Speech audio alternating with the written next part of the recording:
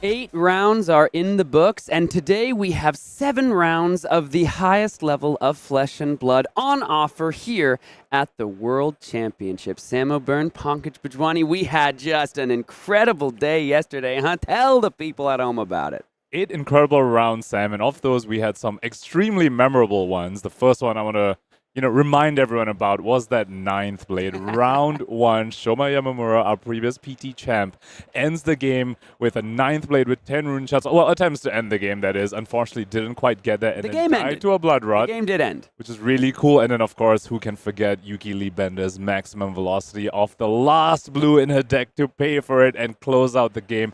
What an incredible day 1 we had, but that was just the beginning. Just the beginning, because at the end of all things, at the end of our draft today, and then the 4 all-important rounds of Classic Constructed, we will have our 3rd ever World Championship Top 8.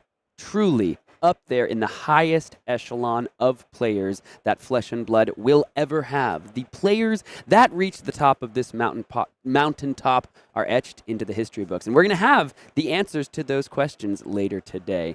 But before we can get into that, before we can truly crack open the codexes and learn of the fate of these players, we have, of course, some more limited rounds to get through. So before we get into it, Pankaj, set the stage for me a little bit, right? How's it, you've been in these type of situations before. You've gotten one draft out of the way. There's another draft still to go. How easy is it to be able to pivot? Just talk to me about the draft experience sitting in this seat.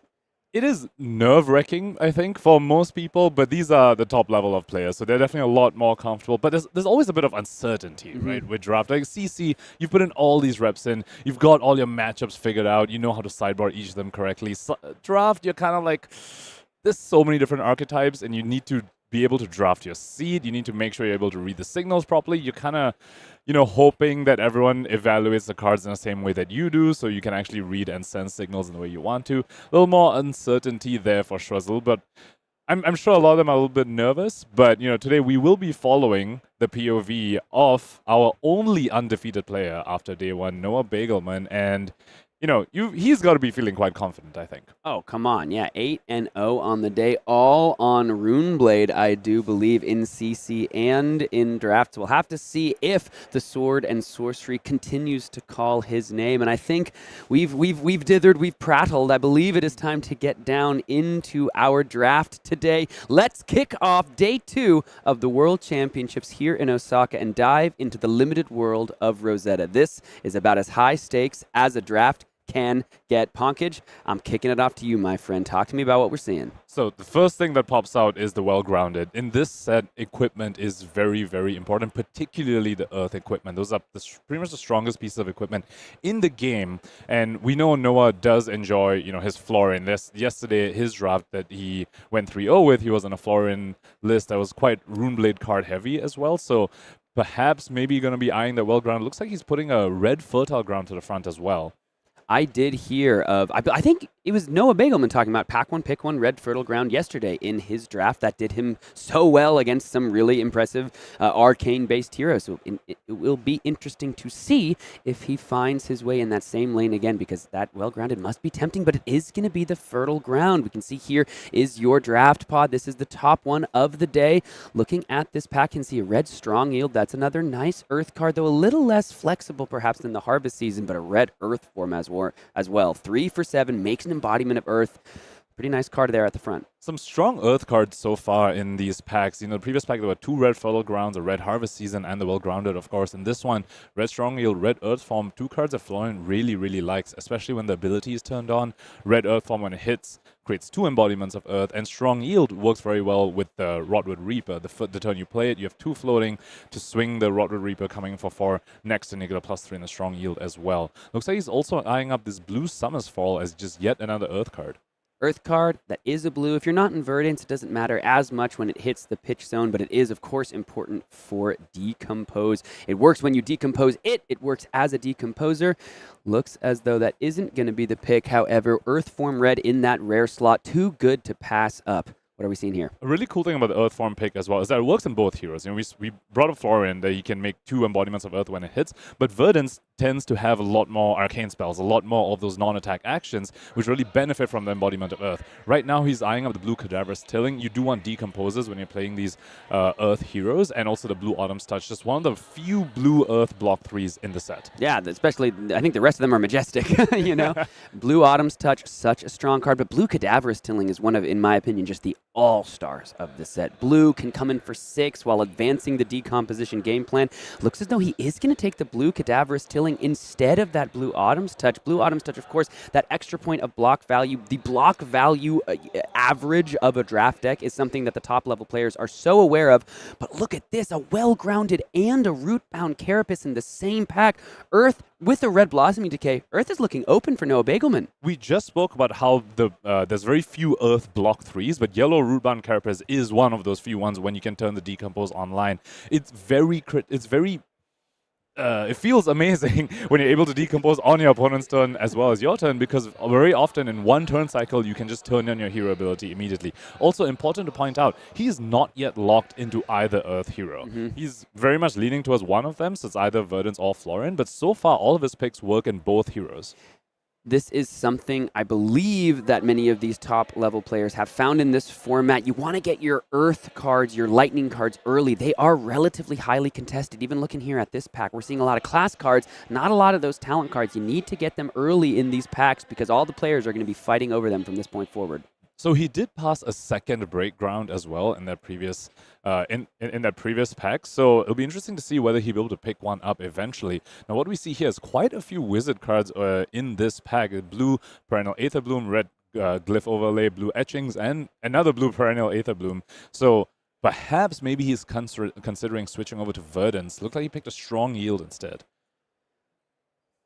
Strong yield. Again, harvest season, you always get the value. You do have to find the attack on the next turn to utilize that strong yield, something that can be challenging to utilize. Brush Off, of course, so good against the arcane heroes because of its ability to work on just those 0 for 3, the zaps, if you will. Looking like a lot of lightning and wizard cards in this set. Blue Malefic Incantation, not exactly where you want to be, but sometimes that rune chant in a format where you really only got a couple ways to prevent can do a lot of work.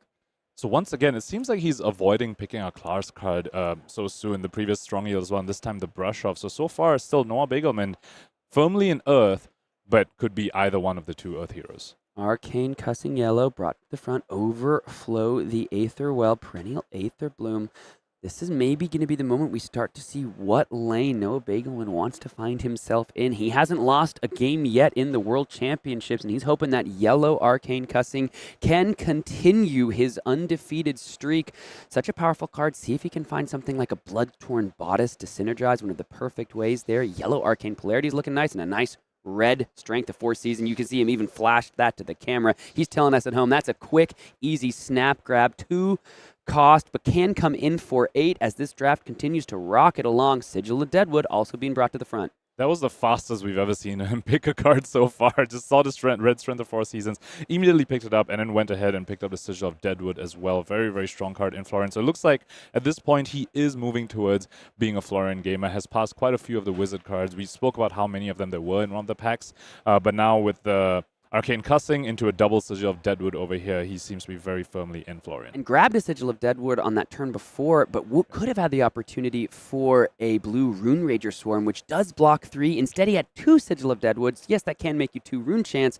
I wonder if he wanted to have that blue 3 block, knowing if he could have just had the magic knowledge that he was going to get another Sigil of Deadwood on the next pack. So the great thing about Sigil of Deadwood in Florian is that it turns on the weapon the turn it comes in, and it turns on the weapon again on the following turn because it makes a rune chant when it leaves the field, and maybe even 2 rune chants. And it's in that rare slot, so not always easy to get. So interesting. That last pack, we had 3 cards for Florian. This pack, 2 cards for Wizard.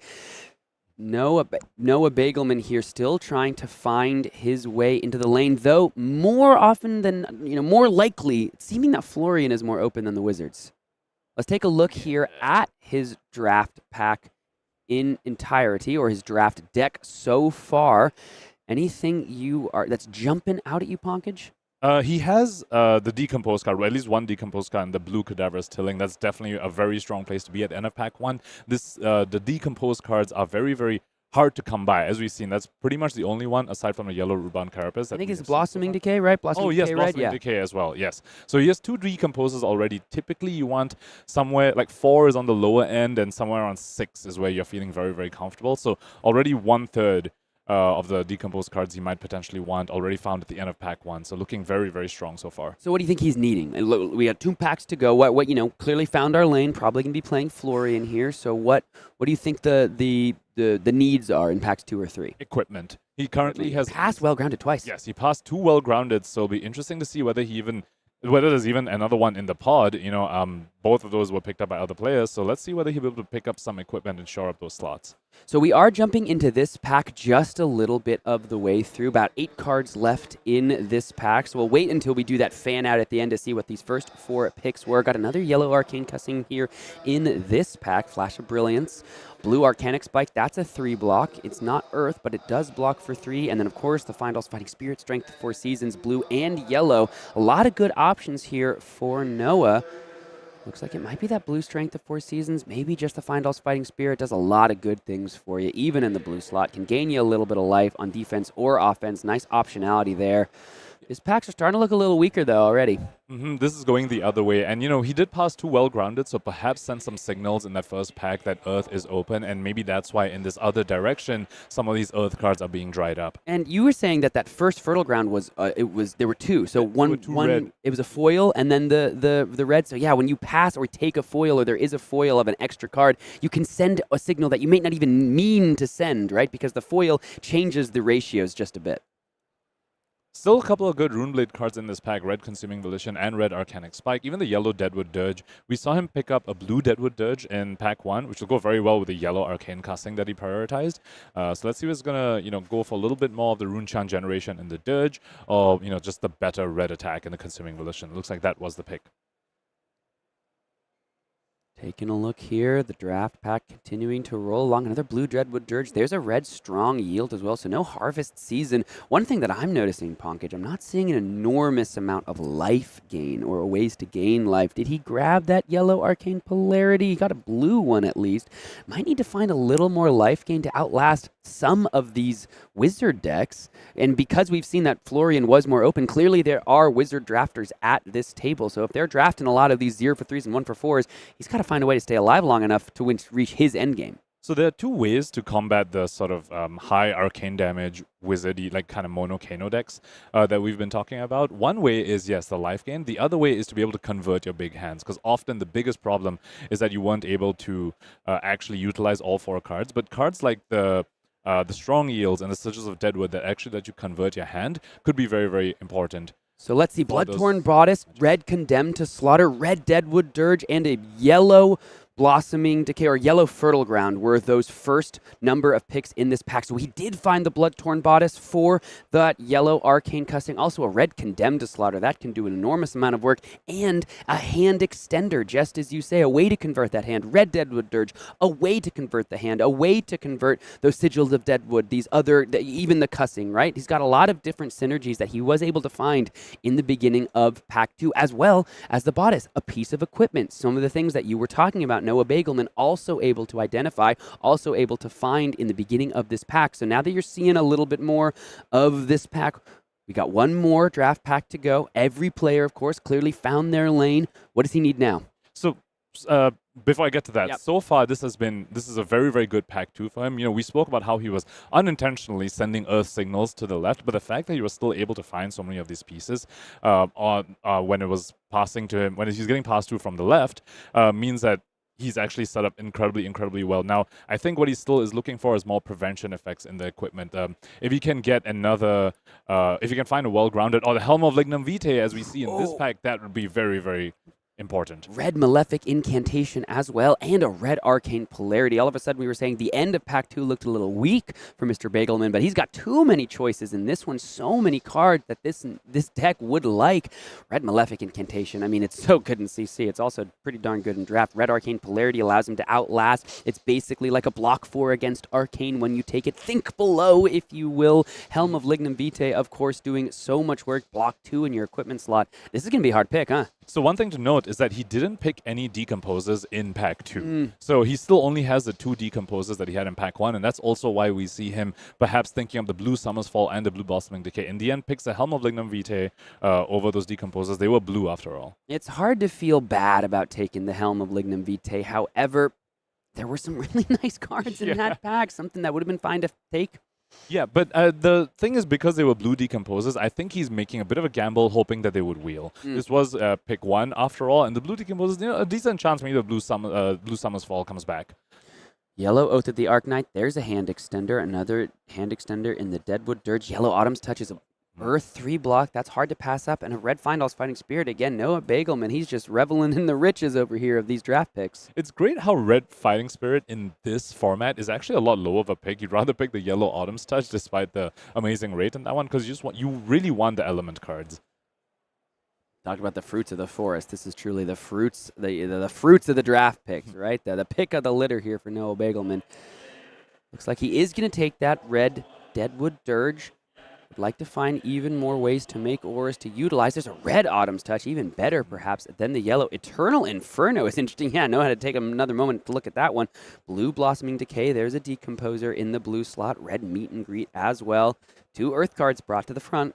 He is quite low on decomposers so far, like still just the 2, and a lot of his cards do benefit a lot from the Florian ability. He has multiple Deadwood Dirges, he has multiple Sigils of Deadwood, so he really wants ability turned on as soon as possible. So, we see him bring these blue decomposers to the front, but he's really wishing that he finds some red, maybe even yellow, like decomposers, like a yellow Cadaver's Tilling. Taking a look here, yellow hit the high notes as well. No Beygelman getting kind of whatever he wants out of this third draft pack. Many more picks to go, however. Blossoming Decay Blue does find that Decomposer. Let's see, Red Hocus Pocus. That's a nice card. Does a lot of good things for you. And a Red Blossoming Decay. There is a Decomposer in your red slot. Though I will say, I think it's significantly less impressive in Florian than Verdance, right? It's not a great rate whatsoever, even though it's tough because it's your red. So you're happy to have a red Decomposer, but it's not like it does things at the rate of a red card normally would. It is pretty much the worst of Decomposers, but aside from, one thing that we didn't bring up is aside from the Florian ability is that he also has that red Strength of the Four Seasons, that he really wants to get Earth cards in the Banish Zone, so if you just have a somewhat decent Decomposer, like a 2/6 Decomposer, like Blossoming Decay, kind of also works with the strong yields, you know, in terms of the cost curve, so... Oh, that is actually true. That up. With multiple strong yields, the cost curve of these 2-cost attacks probably really nice for no here. Another red Deadwood Dirge. He is just getting everything he wants in the Dirge department. Does he have enough auras to make them all work? They do block 2, and they don't work incredibly well when you have no auras. Though, if you have 3 on the same, let's say you draw them all in the same hand, you already have an aura ready to go. That could do some major work. Would have loved to find a Rune Hold release. I'd have to imagine there are other Rune Blade drafters at the table snatching that one up before they can get to this seat. Rune Rager Swarm as well in the yellow slot. If you can make all of the auras work together with the Deadwood Dirge, a little bit of a go again. But no, just going to take that red Deadwood Dirge. Too hard to pass up. A lot of Deadwood Dirges in Noah Bagelman's deck. So, it is an extender, as we spoke about. Yep. One way to beat those wizard decks that just want to send Arcane at you is be able to convert your hand. Deadwood Dirge can be one of the best extenders, provided you meet the condition that you have an aura already. The Sigils of Deadwood, though, can potentially help with that. Goes ahead and grabs a blue Autumn's Touch. Very, very solid pick for this pick 6. Yeah, super happy to see that. Would Noah Bagelman be there? Is a Runaways. Would be pretty poetic if he picked that card here, given that is the name of his testing team. Have a Consuming Volition as well. Maybe he's just going to take it for the memes, though. It is a nice card. Didn't have the Well-Grounded because passed 2 of them earlier in that very first pack, so he's going to grab the leg slot there. So now we have 3 pieces of equipment. That was one of your needs. That was one of the keys to success from your eyes. Oh, the Yellow Oath of the Arcanine. I think that came around on the wheel. And it's an extender. It's just yet another extender that he could be looking for. Like he picked up a Sigil of Earth. We did speak about how he needs auras to sacrifice to a Deadwood Dirge, so Sigil of Earth could be one of those.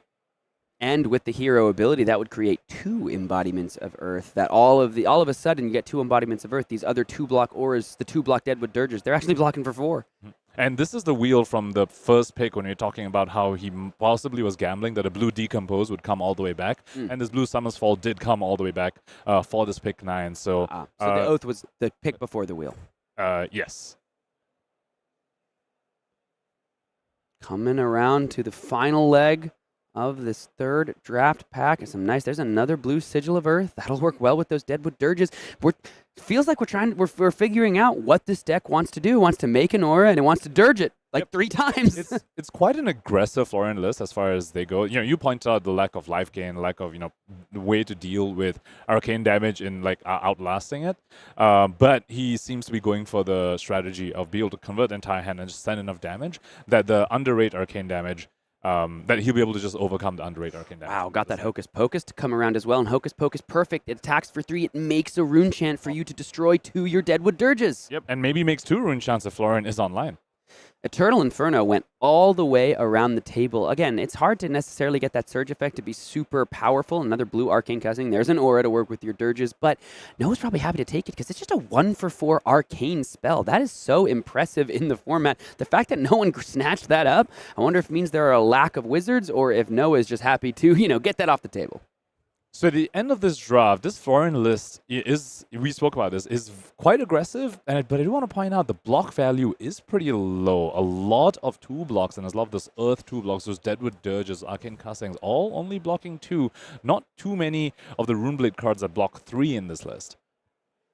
Hopefully going to be utilizing the offensive value of what he's got with those Deadwood Dirges. Maybe the Sigil of Earth's being destroyed as well, making some embodiments of Earth. But if it's an aggressive deck, who gives a crap about the block value of the cards? He's just trying to use those Deadwood Dirges to put all of the arcane damage pressure on the opponents. Those strong yields, I was talking about how, it's a little easier to get the guaranteed value from something like a Harvest Season. But if this deck is looking to be aggressive, he's probably happy to get that +3 value on an attack. He's going to be looking to keep his hand. They're probably going to attack for more than they block for. He's going to be looking to keep those cards, utilize the strong weak yields, utilize the Deadwood Dirges, and that's going to be nice.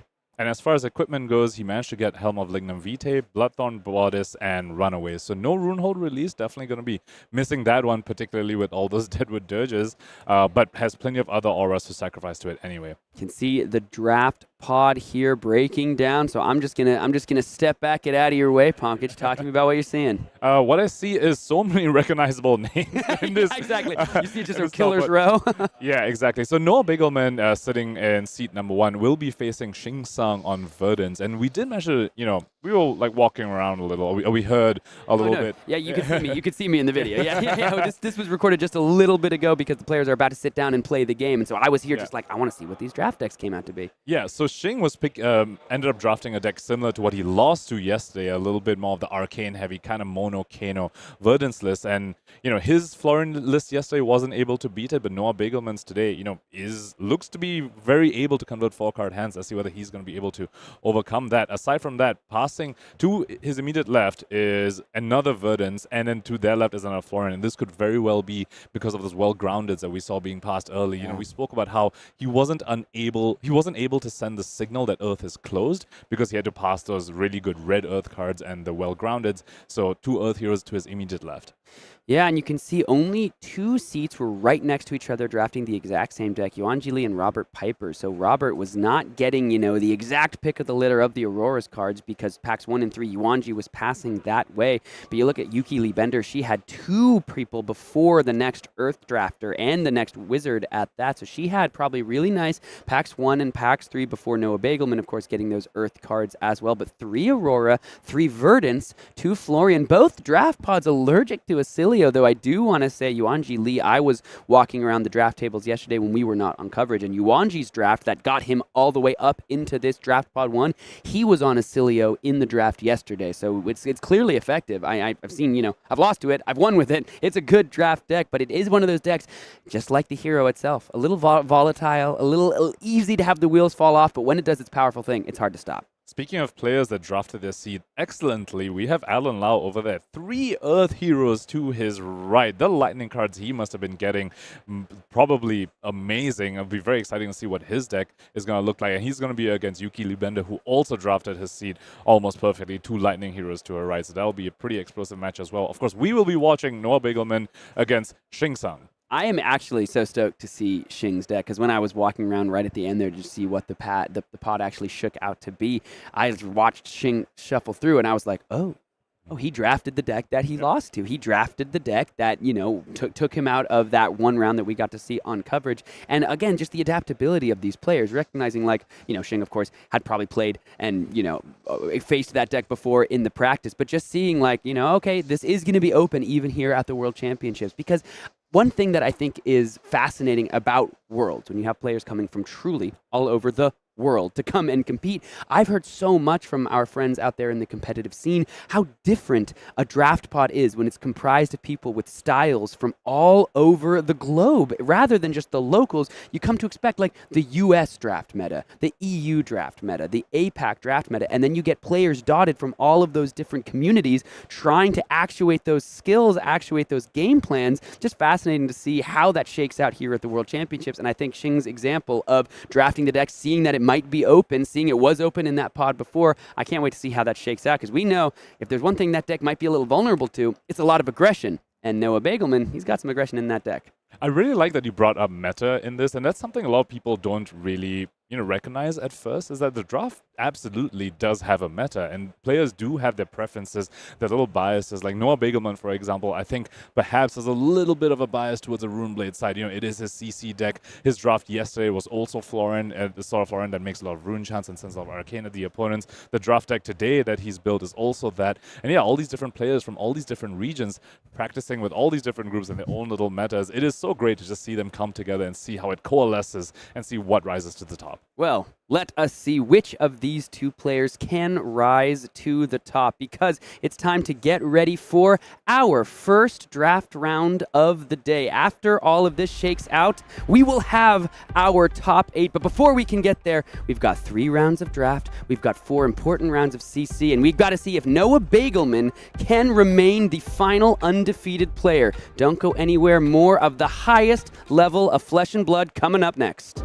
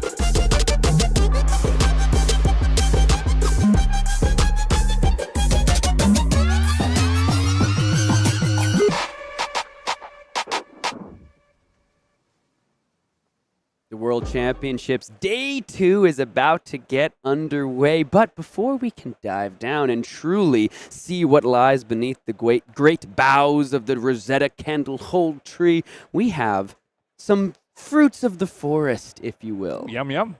Oh, okay. I thought you were about to hit me with like more than that, and then No, you said fruits of the forest, No, so I know. say yum, yum. Yeah, I know. Well, let's talk about the fruits of the forest, because we have here some gorgeous, gorgeous accessories provided by our partnership here with Ultimate Guard for some new offerings at the merch booth. These are available here in Osaka, but fret not, these and potentially even further offerings will be available at events moving forward. I mean, dude, These are gorgeous. these are insane. Yeah, I was just thinking to myself, I need to pick up a new binder. The one I have currently is kind of small and it's like almost full. And that binder on the bottom red has totally caught my eye. That looks so incredible. That portfolio was actually given out for the first time. It was revealed and given out for the first time to all of the members of the Team Cup on Thursday when they showed up before the round began. Trevor Baker, Premier Director of Organized Play, just was like, hey, also, check this out.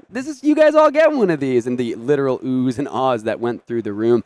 But I mean, dude, the deck boxes, the storage, the Omni Hive, I believe it's called. It's the Sanctuary of Aria. The art on there is insane. I know how much you love the box art, Sam. I know you were raving about the hunted box art Yes, over here, I but was. check out these two Rosetta and I MST know. ones. I'm sure you have your eyes on that. I do have my eyes on that. One of the things that I said to Trevor when he brought out for the first time the portfolio, the Legend Story Studios zip folio, if you will. Can I touch it? You may touch it. One of the first things I said to him was, dude, I'm going to have to unsleeve my whole binder, and I'm going to put in a new binder. Like, how could you do this to me? But This is massive. It's massive. It's great. It'll hold all your Majestics, hold all your Legendaries. You can put your commons in there if you're categorically insane. Let's take a look at these beautiful deck boxes as well. You can see the Mist Veil key art on there. It is the Sidewinder there. I'll pass that on to you. Holds 100 double-sleeved cards for those of you double-sleeve enjoyers. Are you a double sleeve enjoyer? I am not. Me neither. Yeah. I just put them in. I'm a single-sleeve guy. I'm a single-sleeve But also, guy. I like to put my equipment in the snaps. So if this holds 100 double sleeves, I'm sure it also fits the snaps in. So, instead of double sleeving, I use that. I used to be a snaps guy, but I just think it's so clean, just that single sleeve. It's just like, I'll just block. Oh, so you're an animal, is what Yeah, I'm hearing. well- You just put your coal foil mask of recurring nightmares in a single sleeve. If you put it like that. that. You can get these, of course, at the merch booth here in Osaka, but they will be available at events in the future. So if you want to get your hands on products like the Omni Hive with, look at that art, the flow of Aria coursing around through the air. You just got to come and hang out with us and join the greatest competitive TCG circuit in the world, and you'll be able to get your hands on products just like these. Absolutely beautiful. Oh, look at the little meep, dude. You can't, they might not be able to see it, but like little like meep little guy down there. Come on. You can see right here in the art as well. It stores these very deck boxes as well as any cards that you want to use.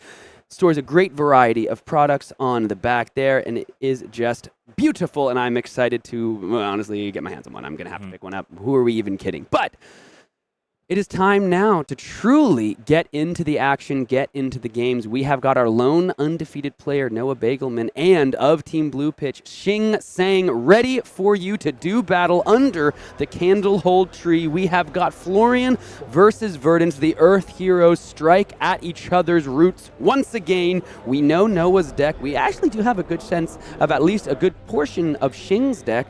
What's your prediction? What do you expect from this game here, Pankaj? I expect it to be incredibly close. I think it's going to come down to how often Noah Beygelman's going to be able to convert those full hands. We know his deck is able to do it, but will it line it up for him? Those Deadwood Dirges, we spoke about this. If you have the Aura, feels incredible, but if you draw too many of them in the same hand and you don't have a single Rune Chant or a single embodiment of Earth, those are just clunkers. They're not extenders. They do not block. They certainly will not help you block Arcane. Dude, Shing's hand is literally just all wizard cards. Like, I'm telling you, we know the game plan. We've seen this movie before, but for Noah on that first turn, even though Shing was able to go first and come in with the overflow, the Aether, well, for 4 arcane damage, Noah was able to grab that arcane polarity, gain 2 life, so basically block 2 of that arcane while preserving the Sanctuary of Aria. And we were just speaking about this. These Deadwood Dirges, when you don't have the Aura, just do nothing. He's just playing it out. That's just a card out of deck into Strength of 4 Seasons. We also brought this up. He didn't manage to find as many of the decomposed cards that he wants, and you find the Strength of 4 Seasons when you haven't decomposed. That was a 3-card for Sam, and Shing just blocked it out completely because he had an embodiment of Earth. Look at this, pitching away an Arcane Twining and an Aether Quickening to the bottom. So those are going to go very nicely together. You can amp with the Arcane Twinning. You can play the Aether Quickening, give it go again. A nice little 2-card combo in the pitch zone. But first, Noah Beygelman has to think about a Trailblazing Aether that if 4 damage is taken here, it has go again. So I think Noah Beygelman is like, dude, I see the cards in the pitch, I see the cards in the graveyard, I see the cards on the combat chain. And if you're looking at the combat chain here, you're seeing these type of wizard cards. You have to imagine there might be another 0 for 3 in the arsenal, and there is. It's a perennial Aether Bloom. All of a sudden, you can see Noah just a little bit of a head shake there. This is looking to be a aggressive start from a deck that we thought was going to be aggressive on the other side of the table. So I was just going to point out, the Runaways are online now since, the Trailblazing Aether already came in and dealt damage this turn. So that is 1 point of prevention Noah Beygelman has access to. Does go ahead and use it while Shing is setting up this pitch tag. With the rate this game is going, Sam, I'm not even sure if you're going to reach this. So Noah Beygelman saying, I'm just going to cash this in right now and hopefully survive. Shing did find a couple Earth cards in that hand, starting off strong yield red, pitching away. The Findall's Fighting Spirit got 2 floating. Can we extend the hand like we've talked about? Going to be a Findall's Fighting Spirit here, so coming in, gaining a life up to 13, threatening to equalize those life totals. No embodiment of Earth for Shing here, so can't just block this out as cleanly as the turn cycle prior. And this is exactly what Noah Beygelman needs. He managed to convert his 4 cards, maybe not the most efficient. That was a yellow in the pitch, and he has 1 floating. It's a yellow attack, but regardless, still able to, send use all 4 cards on offense. And as we are talking about pitch stacks, I do want to point out the yellow fertile ground in Noah Beygelman's pitch stack. By the time he gets back to that, very likely will have the enough Earth cards in the banish zone to go ahead and gain the life and counteract the Aether Quickening that was in Shing Tsang's pitch stack at about the same position. Counter pitch stacking, some of my favorite parts of Flesh and Blood. 2 3 blocks committed there. Again, these are another underrated part of drafting the kind of all-wizard action deck. They all block 3. Every single one of those cards. And sometimes 4 with the embodiment of Earth. In the previous turn, Shing didn't pitch any Earth cards, so he didn't get the embodiment of Earth. But, sometimes they do block 4 instead, and especially when your opponent has something like a strong yield, that can be very, very important.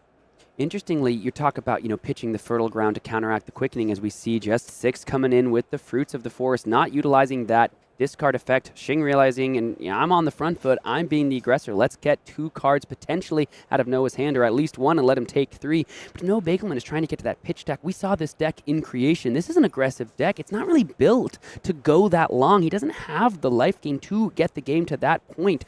So you have to wonder, is he going to be able to find the aggression to put Shing enough on the back foot that that's how the game extends? And a physical attack like this makes that exact game plan very, very awkward. This is one of the few times he will be able to use his hand defensively to his fullest extent. But if you use it defensively, how much aggression are you actually going to be able to send? Because when you're against a deck that has the inevitability that Shing's deck has, you do need to just put on the gas. Look at this. We might just be utilizing the Helm of Lignum Vitae here, even without any decomposition. That Deadwood Dirge, we talked about it. Another Dirge. 2, yeah. A blue Dirge was played at the start of this game for no value, and now a red Dirge is used to block with. This start hasn't been the greatest for Noah Beygelman. What's in the arsenal here? It's going to be a Blossoming Decay, so we start the decomposition train. Earth, and action. Maybe that Helm was the second Earth card needed for this decompose here. So now life gain for Noah up to 14, coming in for 8. We have the strong yield at the start of the turn. So this is exactly what we talked about as well watching this draft, right? The strong yield's actually doing pretty nice numbers, doing nice work in this deck as he's trying to move forward aggressively on the front foot. He also has a red Fertile Ground in the list, so getting this first decompose off, very, very important for that. Because once he can get that online, if he can get back to a yellow Fertile Ground, if he can resolve his red Fertile Ground for full value, that's how he can counteract all this arcane damage that Shing is sending at him.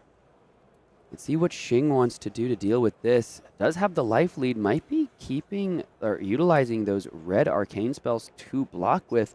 Twining a nice 0-cost 3 damage arcane spell. Noah being very disciplined, however, with the Sanctuary of Arya. Have to imagine he's going to use it for an important surge at some point in this game. Speaking of important surges, we also have to point out the 1 red brush off that Noah Beygelman did draft. You combine that with the Sanctuary of Aurora, you could potentially just break Shing's turn when he was gambling or maybe hoping for the go again on something like an Aether Quickening or a Trailblazing Aether. Twining, just going to be the play here for Shing. Coming in 4-3, also want to take a look down here. Did find the hold focus. Inkline Cloak, going to be harder to find use for in the Verdance deck, most of the time at least, but the hold focus can be so important to get a perfect, critical surge over the top. Couple that with the Staff of Verdant Shoots, just as a way to make sure you can either extend your turn or just simply win the game. So, looking at Noah Beygelman's hand here, looks like he has found a Dirge, this time with a Sigil, and the brush off that we were speaking about, Sam, coming out and preventing this arcane twining completely. This is exactly what we had described the brush off would be in the deck to do. A 0-for-3 arcane spell, you get the brush off, and utilize it perfectly to cover up that 3 damage. So Sigil of Deadwood and Deadwood Dirge in the hand for Noah Beygelman. Looks like they might be going to the pitch zone. Will be very, very strong when we come back to that with Florian's ability online. You play Sigil of Earth, you Deadwood Dirge it, you make 4 rune chants and 2 embodiments of Earth. So now he's going to send an Earth form, no Florian ability, but still threatening 1 embodiment of Earth. How much is going to matter if Shing just sends Arcane? We're going to have to see. But so far, 7 damage is still quite a big number. This was feeling dangerous for Noah to start things off, but I feel like he is actually doing a great job of extending this game, presenting good threats, made an embodiment of Earth off of the Earth form here, and is setting up such a powerful pitch stack, while Shing able to use the cards to defend, but just like we've talked about, classic Flesh and Blood, able to use these 2 cards here to convert into 4 damage. That's hard to stop, but the question is, are these big attacks from Noah going to do enough to get back to what is looking to be a powerful pitch stack once that Florian ability is online? You get the satisfaction. Pop the bubble, coming in for 4 over here, threatening embodiment of Earth for Shing, and also threatening to destroy the embodiment of Earth on Noah Beygelman's side. Not that is really going to matter. You can hear Noah say you get the satisfaction of popping the embodiment, even though it doesn't matter. Always love to see players from truly opposite corners of the world finding communion, finding conversation, and laughs, and laughing throughout a game of Flesh and Blood. Truly the great game language that connects us all. Yeah, I was going to say that, but you got that before me. Ha! Ha! Take that. Ooh, red arcane polarity in Shing's hand over there. If Noah Beygelman creates any rune chants, could see that have some value. Huge impact, though. Could be a little clunky if no rune chants are created on the turn. Strong yield. Blue one. You know, we spoke about the extenders. He does have some of them. Unfortunately, some of them are blue. But in any case, I'd also do want to point out the Sigil of Deadwood going the pitch stack. The previous turn as well, the Sigil of Earth with the red Deadwood Dirge. He's putting a whole bunch of his Aura creations back into the deck to come back to them when the Florian ability is online. No, Beygelman is playing this excellently so far. There's the red Blossoming Decay number 2. We talked about these not being the most impressive on rate. However, here, still 5 damage that Shing has to think about, and the little incidental life gain doing a good job of keeping Noah in this game until he can get to that point in the game where his hero ability might carry him over the top. Yes, and the ability is on right now, which means every aura he creates from now on will create 1 more, and Fertile Ground is going to heal. That was in his arsenal over there, able to convert this entire hand. But 1 blue strong yield, maybe not the greatest, but this was an excellent turn cycle for Noah Beygelman. Hugely important. That 5 life gained, just massive in a deck like against a deck like Shing's that is looking to just make this evasive arcane damage so impossible to get over. But that 5 life gain truly might end up being the difference by the end of this game. And the arcane polarity there, no value. Has to go to the bottom again. Shing is able to see, like, there's going to be a lot of rune chance at the end of this game. This arcane polarity might be helpful to get there. Unfortunately, though, that doesn't seem like it will help Shing's game plan. Him surviving isn't really going to help. He needs to be the one putting on the pressure. I think that red Fertile Ground set him back so incredibly far. You know, we speak about this arcane damage. It is evasive. You can't really prevent it.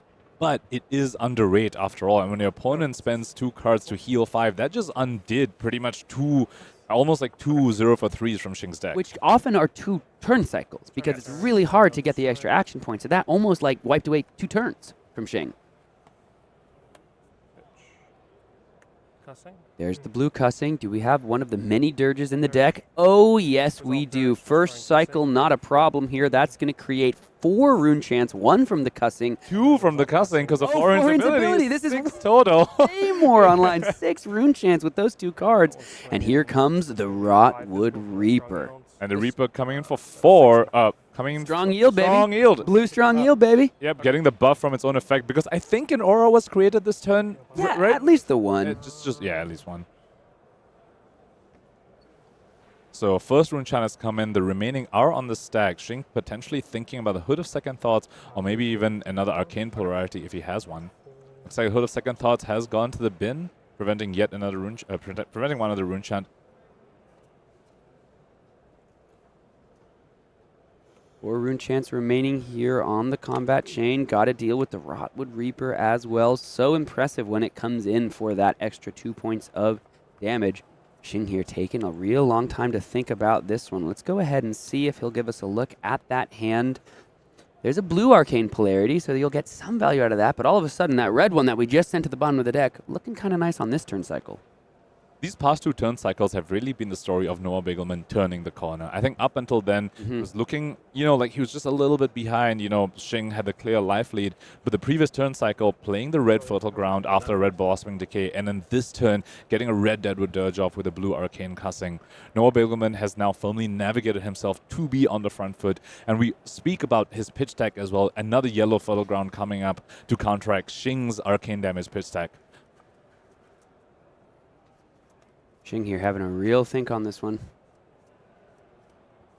So if you're sitting in Verdance's seat, Punkage, if you're looking at this deck, I mean, we don't know the exact timbre, right? But is it going to be a massive discard with amping, hold focus, a huge wide chain once you've worked through this Sanctuary of Aria? Is that really the way to do it here, you think? Or is it just slowly grinding the game out? How do you do it? It's quite hard to rely on the go against Surge, Yeah. but with the amount of arcane damage spells he has, I think what Shing needs to do is just not get baited on needing the go again to have a functional turn. If you just keep chipping the, say 1 for 4s or 2 for 5, with the amp you make it a 2-card, an arcane damage for 5, for example, you can chip enough and not rely on the surges, and that's potentially something he would have to do. After the rune chance, Shing all of a sudden down to 11, the life lead in Noah Beygelman's favor at 12 here. Coming up on like the 4th or 5th turn of this game, turn 6, of round 1 of the World Championship, day 2, round 9 of the total tournament, round 1 of the day. Shing having a long, hard think about the position Noah Beygelman has put him in. 5 physical damage still on the stack of this combat chain for Shing to think about.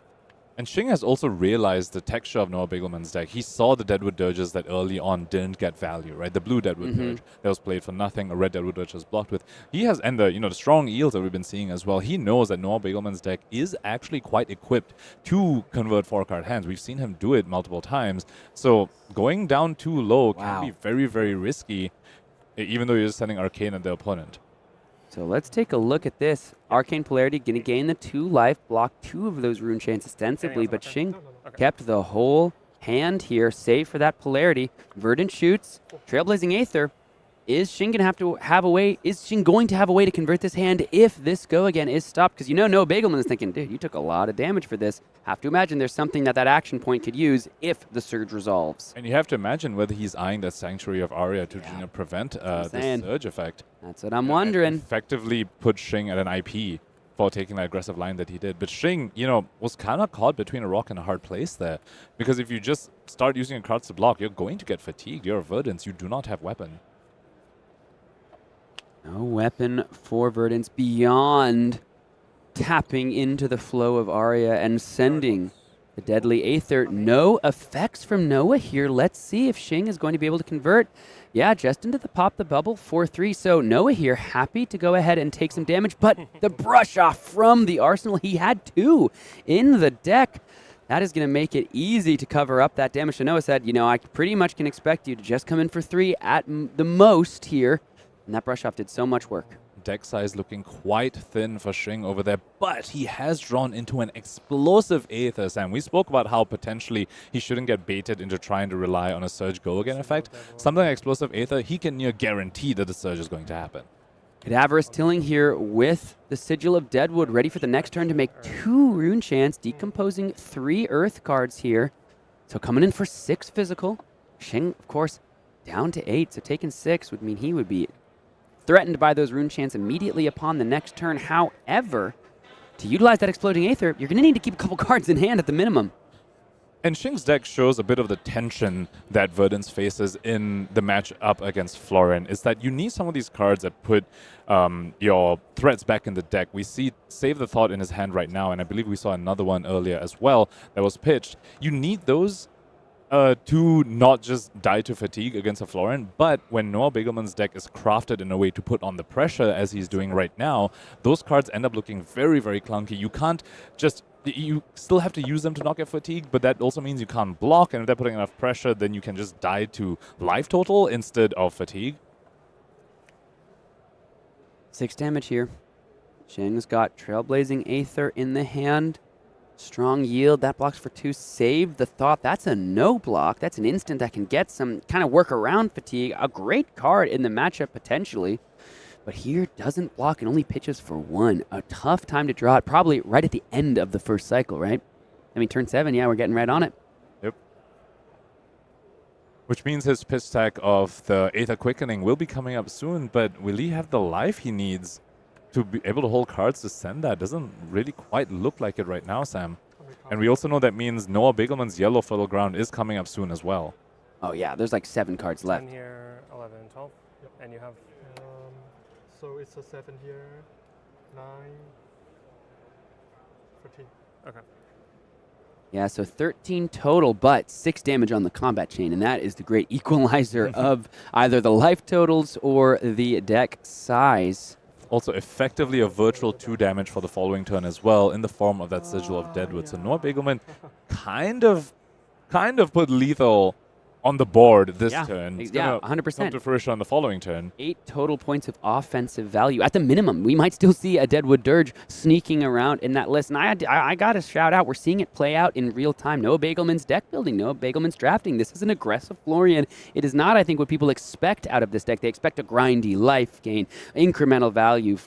Noah worked through a tough early game, worked through a lot of offensive pressure from Shing, and then just found the Decompose, found the Deadwood Dirges at the correct time, and pitching them away for a powerful second cycle. This is an aggressive list that is not always, I think, the most easy to find in a draft in any given pod. He navigated the draft expertly. I mean, we saw Shing's Florian list yesterday, right? Losing to a Verdance strategy similar to what he's employing right now. And a big part of that was that we saw him IP several times because he wasn't able to convert when the Verdance was only setting arcane damage. But Noah Beygelman has found a solution to that. You just play a lot of these extenders. Some of them were blue. He played blue Strong Yield, blue Sigil of Deadwood, for example. Where he's saying, this is how I beat that arcane damage strategy. I just have better numbers while at the same time threatening fatigue. Here comes 7 physical damage from a red Fruits of the Forest, but that Exploding Aether had to be used to block. You imagine Shing was hoping to use that for offensive value, and I think that red Save the Thought is just headed to the arsenal. Might be too little too late at this point in the game to get 3 non-attack actions back into your deck from your graveyard, as Save the Thought does. It also creates a Ponder, but at this point, you're going to buy a couple cards here on defense because you don't want arcane damage if you're a Noah Beygelman seat to become, devastating. Blocking the red Explosive Aether, though, that is such a blow. We saw him agonize over that decision, finally coming to a conclusion that because of the red Save the Thought, the card you need to have for this matchup, because of how clunky that is, it kind of forced Shing's hand, and he had to just block with that, explosive finish a card in the form of the Explosive Aether. Look at this, though. Noah Beygelman taking the damage there, going down 2-4, making 2 rune chants. They might look like lightning, but they are born of rot and leaf here. Let's see precisely how Noah Beygelman wants to continue this turn. Took a lot of damage to do it. Down to 4 against a Wizard. That's always a dangerous prospect, but Consuming Volition coming in to Arcane. Sanctuary of Arya still online, but if you take this Arcane, all of a sudden there's a very real on-hit effect thanks to that Consuming Volition. But with 2 cards in hand, 2 floating, I have to imagine there's more from Noah Beygelman's side. A fertile ground seems to be what's being telegraphed over here with exactly 2 floating. And Shing is also recognizing that this is arcane damage, Consuming Volition with the on-hit as well. If the arcane deals any damage, Noah Beygelman is going to force cards from Shing over here while he's already ahead and threatening fatigue. Consuming Volition, crazy piece of art on that card. I remember it was one of the first ones I saw getting in the game. I was like, yo, it'd be like that? yeah, it does. It is quite terrifying for sure. Sigil of Sanctuary in response, eat up one of the rune chants, create an embodiment of Earth, but another one still. That is going to be taken, but we're going to utilize the embodiment of Earth to block for a total of 4. There's the fertile ground from the hand, so gain a total of 4 life all the way back up to 8. Nice little use of the sequencing there from Shing, though, right? Still take the arcane. All of a sudden, no, if I take 1 damage, it's a break point. Here's 4, but the embodiment of Earth from the Sigil of Sanctuary there, enough to just cleanly block with 1 card. And now, here's that Arcane Quickening coming in for 4.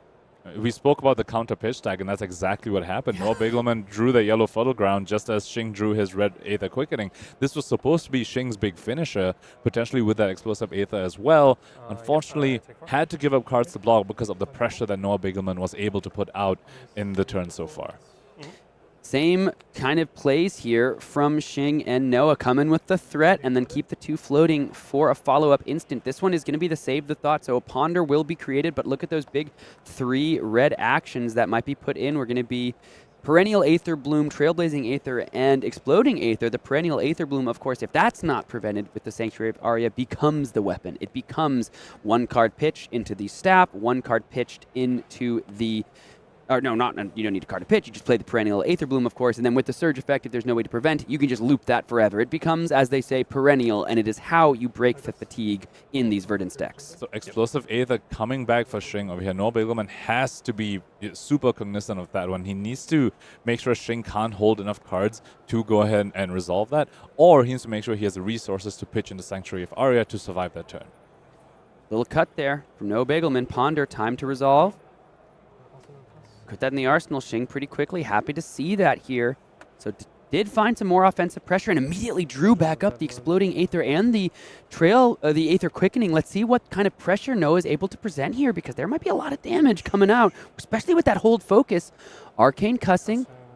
Well, so far, not like he's not able. Okay, with the Dirge, now he's able to. I was thinking he's setting up for the following turn. No, but these were stacked together. These were pitched together. We're seeing the pitch stack right here. Yep. So that's a total of 7 rune chants, I want to say. Yep. So 3 from the yellow cussing because of Florian's ability, and then 4 from the red dead, which is 7 rune chants. Does he have an attack to go along with it? He's reaching for the bodice. Might want the 3rd resource.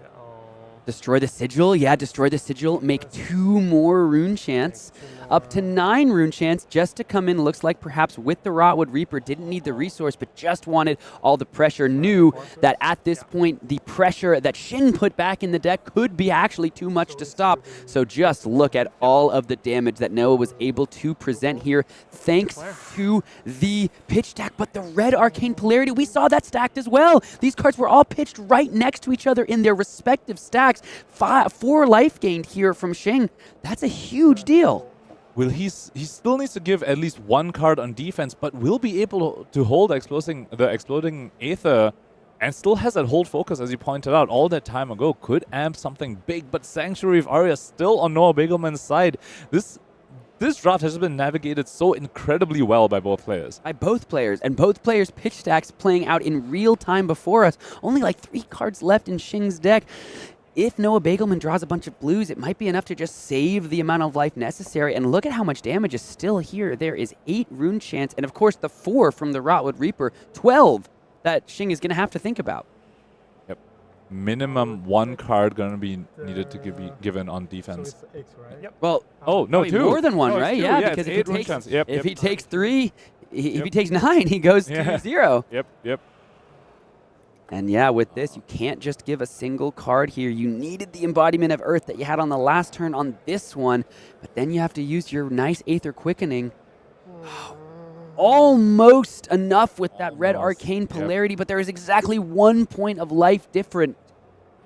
So it looks like the Exploding Aether might just go right back into the pitch zone. Shing, it can't really resolve that on this turn. Needs to hold too many cards. And we spoke about it. When the Exploding Aether was put back into the deck, we said Noah Beygelman needs to make sure he can put the pressure on to not let Shing hold those cards to be able to resolve that. And popping the bodice over there didn't need the resource. Did it just to send the extra 2 rune chants on this turn, taking a full extra card from Shing to prevent the Explosive Aether play.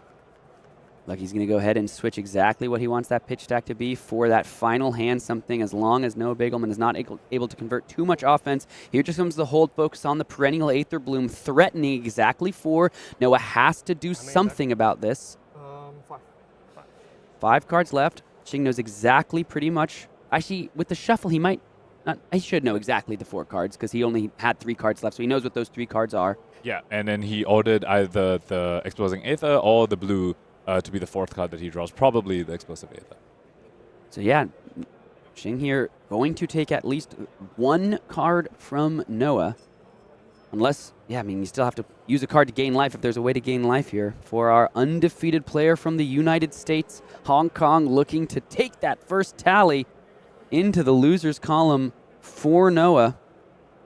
What a nail biter of a finish! What a beautiful dude! Yep. The pitch stacks in counterplay, in harmony, in a concordant discord, as they looked to each fight against each other's pitch stack, was like perfectly exemplified in this game. You really got to see high-level, limited play at the highest level play out in real time. That was just beautiful to watch. It was almost scripted, it felt like, because it was. That's what a pitch stack is. Well, and especially when you know what you're watching your opponent's pitch decks, so you're like, okay, I guess I need this red arcane polarity. We saw like, oh yeah, that Deadwood Dirge, I can use that later, and that's exactly the turn that they were both played out. Yep, the yellow Fertile Ground to match the arcane spell on the other side. All right, so the question for Noah here is how many times will he activate the Sanctuary of Aura? He's kind of being forced to use it over here. You know, something like Arcane Polarity, you can't really play here because you would have taken the lethal arcane damage before you could actually resolve it. So if you want to activate a Sanctuary of Aura, the most efficient way would be to pitch 2 blues and you get 3 prevention. Shing might be in a pretty good spot here. You have to utilize a lot of... But if you only use it once, you get to keep a full extra card for offense. You do go to 1, but if you take enough cards from Shing, maybe that's a play Noah Beygelman's going for. Yeah, does he have the hand extenders now at the bottom of the deck? You know, Noah's only got like 1 card or 2 left there as well. He's going to macro, looks like a couple blues. She's going to at least block 3, but the thing is, after the Sanctuary is gone, I don't think Noah has any other life gain at instant speed. I don't think he has any other prevention, so if Shing is able to keep the right amount of cards... And that's potentially why he actually used the macro 4 times total there, pitching 3 blues for it. Can he send enough pressure? 4. They'll take at least 1 card from Shing. So take 1 card from Shing, but he has the Exploding Aether and a 0-cost spell. It's a blue. It will come in for 4. He only needs to give 1 card on defense here. Does he have the 3 block, though? Does he have the 3 block? He's got a Chorus of the Amphitheater. I think his only 3 block is the blue. Oh, the only 3 block is the 0 cost. The only 3 block is the 0 cost. So he's got the Incline Cloak, but he doesn't have a Sigil. We are exactly seeing, we talked about the block value of both of these decks throughout the game. We've talked about how great it is when you draft the Wizard deck. You have that 3 in the bottom right corner, but here, when all has come down to the final cards left, you've used a lot of those cards to block. Shing here has navigated himself to a position he could win the game after being down by so many different axes, but will the block value of these cards come back to bite him? So often that one single point of value just is coming back and biting Shing again. Previously, we saw that with the 9 Rune Chant play. You just needed 1 extra life to hold a full extra card and resolve the Exploding Aether.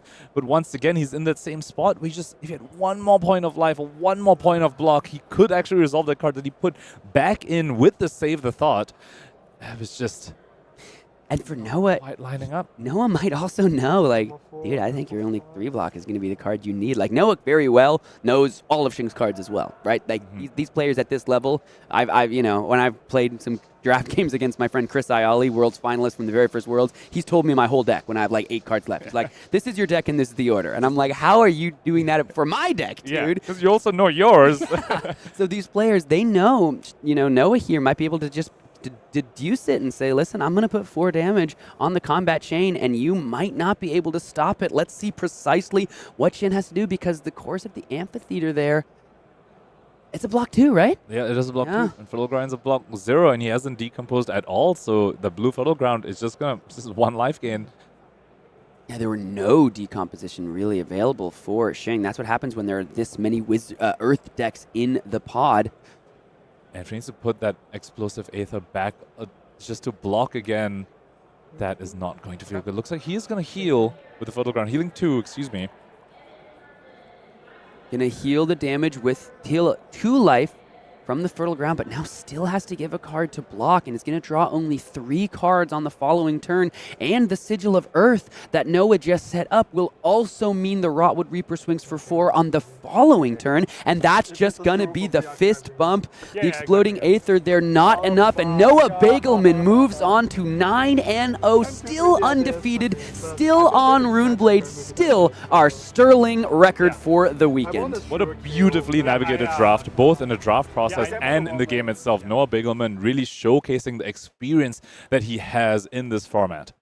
What a game. That was beautiful. I mean, what a game. Gorgeous. Yeah. You talk about limited, you talk about classic constructed, you talk about, limited is not every single player out there cup of tea. But when you watch a game like this, you really get a sense of the depth, the kind of complexity, and the true beauty of getting to watch Flesh and Blood on a slightly different axis. The decks are less powerful. The cards are less synergistic. You have to utilize all these other skills to find your way to victory.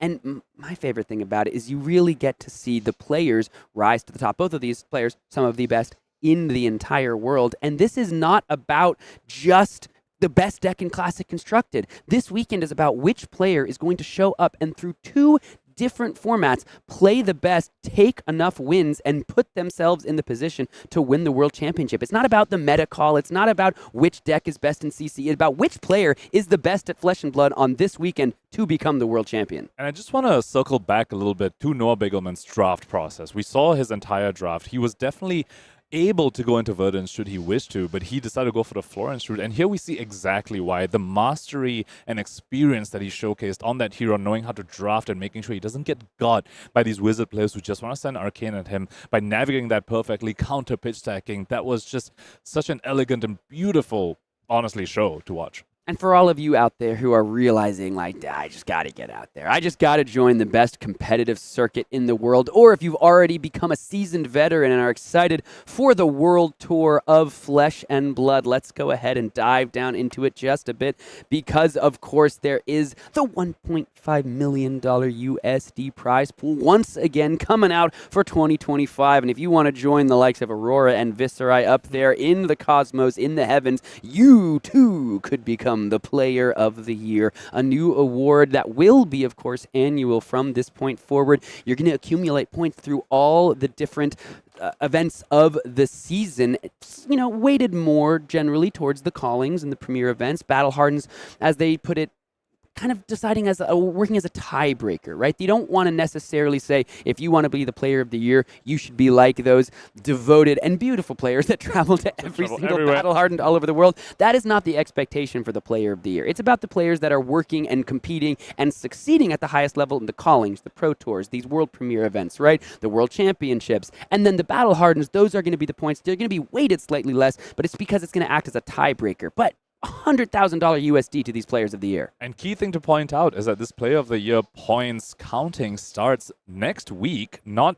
next year like the rest of the World Tour, but just next week, Valhalla Hiroshima. So, start getting out to those events, start getting these points, and perhaps you could be the Player of the Year. Of course, next year we've got so many incredible premier events. The World Championship returns to the United States of America. We've got the Pro Tour coming to London and APAC, and then 60 Battle Hardens, 22 callings, and 50 national championships. And as we saw this weekend, national championship, not only a ticket to become your national champion, but a ticket into the Team Cup as well for the World Championship. $60,000 on the line for that one as well. I love that all three of the major regions of Flesh and Blood already being represented with the marquee events next year. World Championships happening in the US, Pro Tour happening in Europe, and another Pro Tour happening in APAC as well. It's going to be such an amazing year for Flesh and Blood, and it already has been an amazing few years. 2 rounds left of our draft today before the Classic Constructed kicks off again. We've only got one undefeated player left. Let's see if Noah Beygelman can continue his reign of terror. It's coming up just for you in a couple seconds.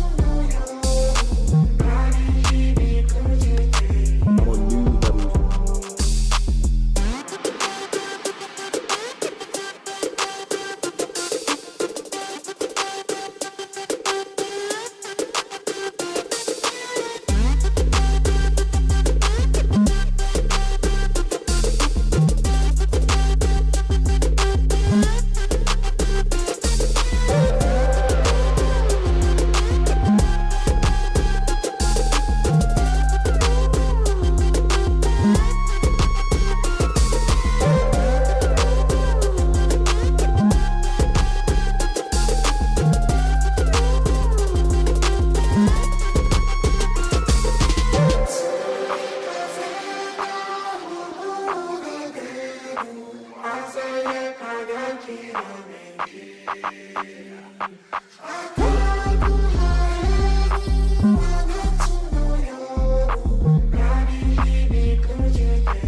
on new levels.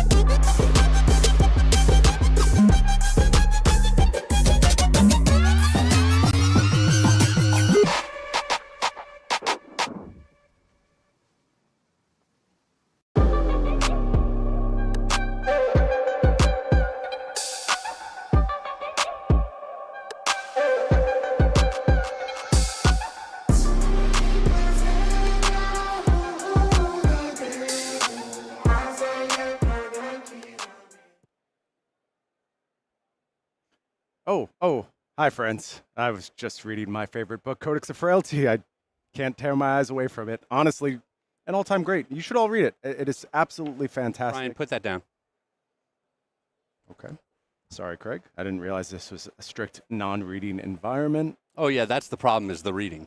Trying to better myself, understand a little bit more about It's not the world. material. I am a little poxy, though. Like, it's just, I feel disease-ridden, like a little frail, actually. Did you bring your Can 95?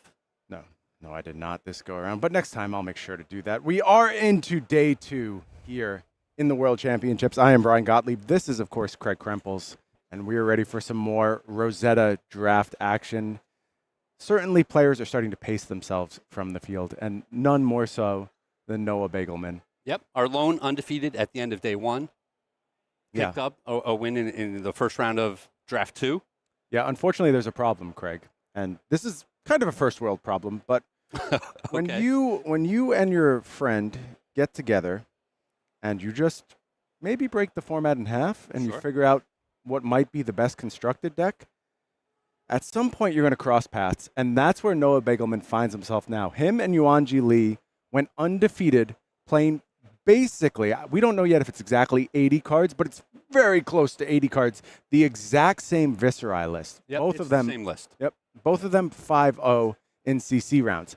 Then they put up 2 nice draft performances. Noah Beygelman with the 3-0, Yuanji not far behind with there. the 2-1. Yep. And now they've both won their first rounds on day 2, and that means it's collision time. And Craig, those are your boys. That's Team Runaways going to be taking each other on. Team Runaways, and to your point, it is actually the ultimate treat when you get to run into one of your teammates late in an event where you're both in prime position to make top 8. It's actually the best spot to be in. How about doing it with the highest stakes possible, Yep. too? At the World Championships of Flesh and Blood, you see your mate who you've been working on with this deck, and I hear they've just been ceaseless with the development of Viserai. And in fact, they splintered from the rest of the Runaways team. Only those 2 players are playing it here in this tournament. Yeah, most of the team went with Zen, but we did have players all over the board in the decks that they played, and the 2 of them went into a dark room together, and they didn't come out until they had cooked up quite their own spicy little concoction, and they're crushing this event. And that's what's so impressive about this limited run from the 2 of them, is that they are so much more confident. Not that they think they're slouches at limited, but they're so much more confident in the constructed portion. So making it through the limited with these spectacular records means they really feel good about their chances to top 8. It's an incredible spot to be in when you're playing for the highest stakes possible. Can you tell me a little bit about what makes their Viserai list just more interesting? Maybe that's not fair. What makes it unique from everyone else's? So they've definitely integrated a few more of the defensive tools that you see.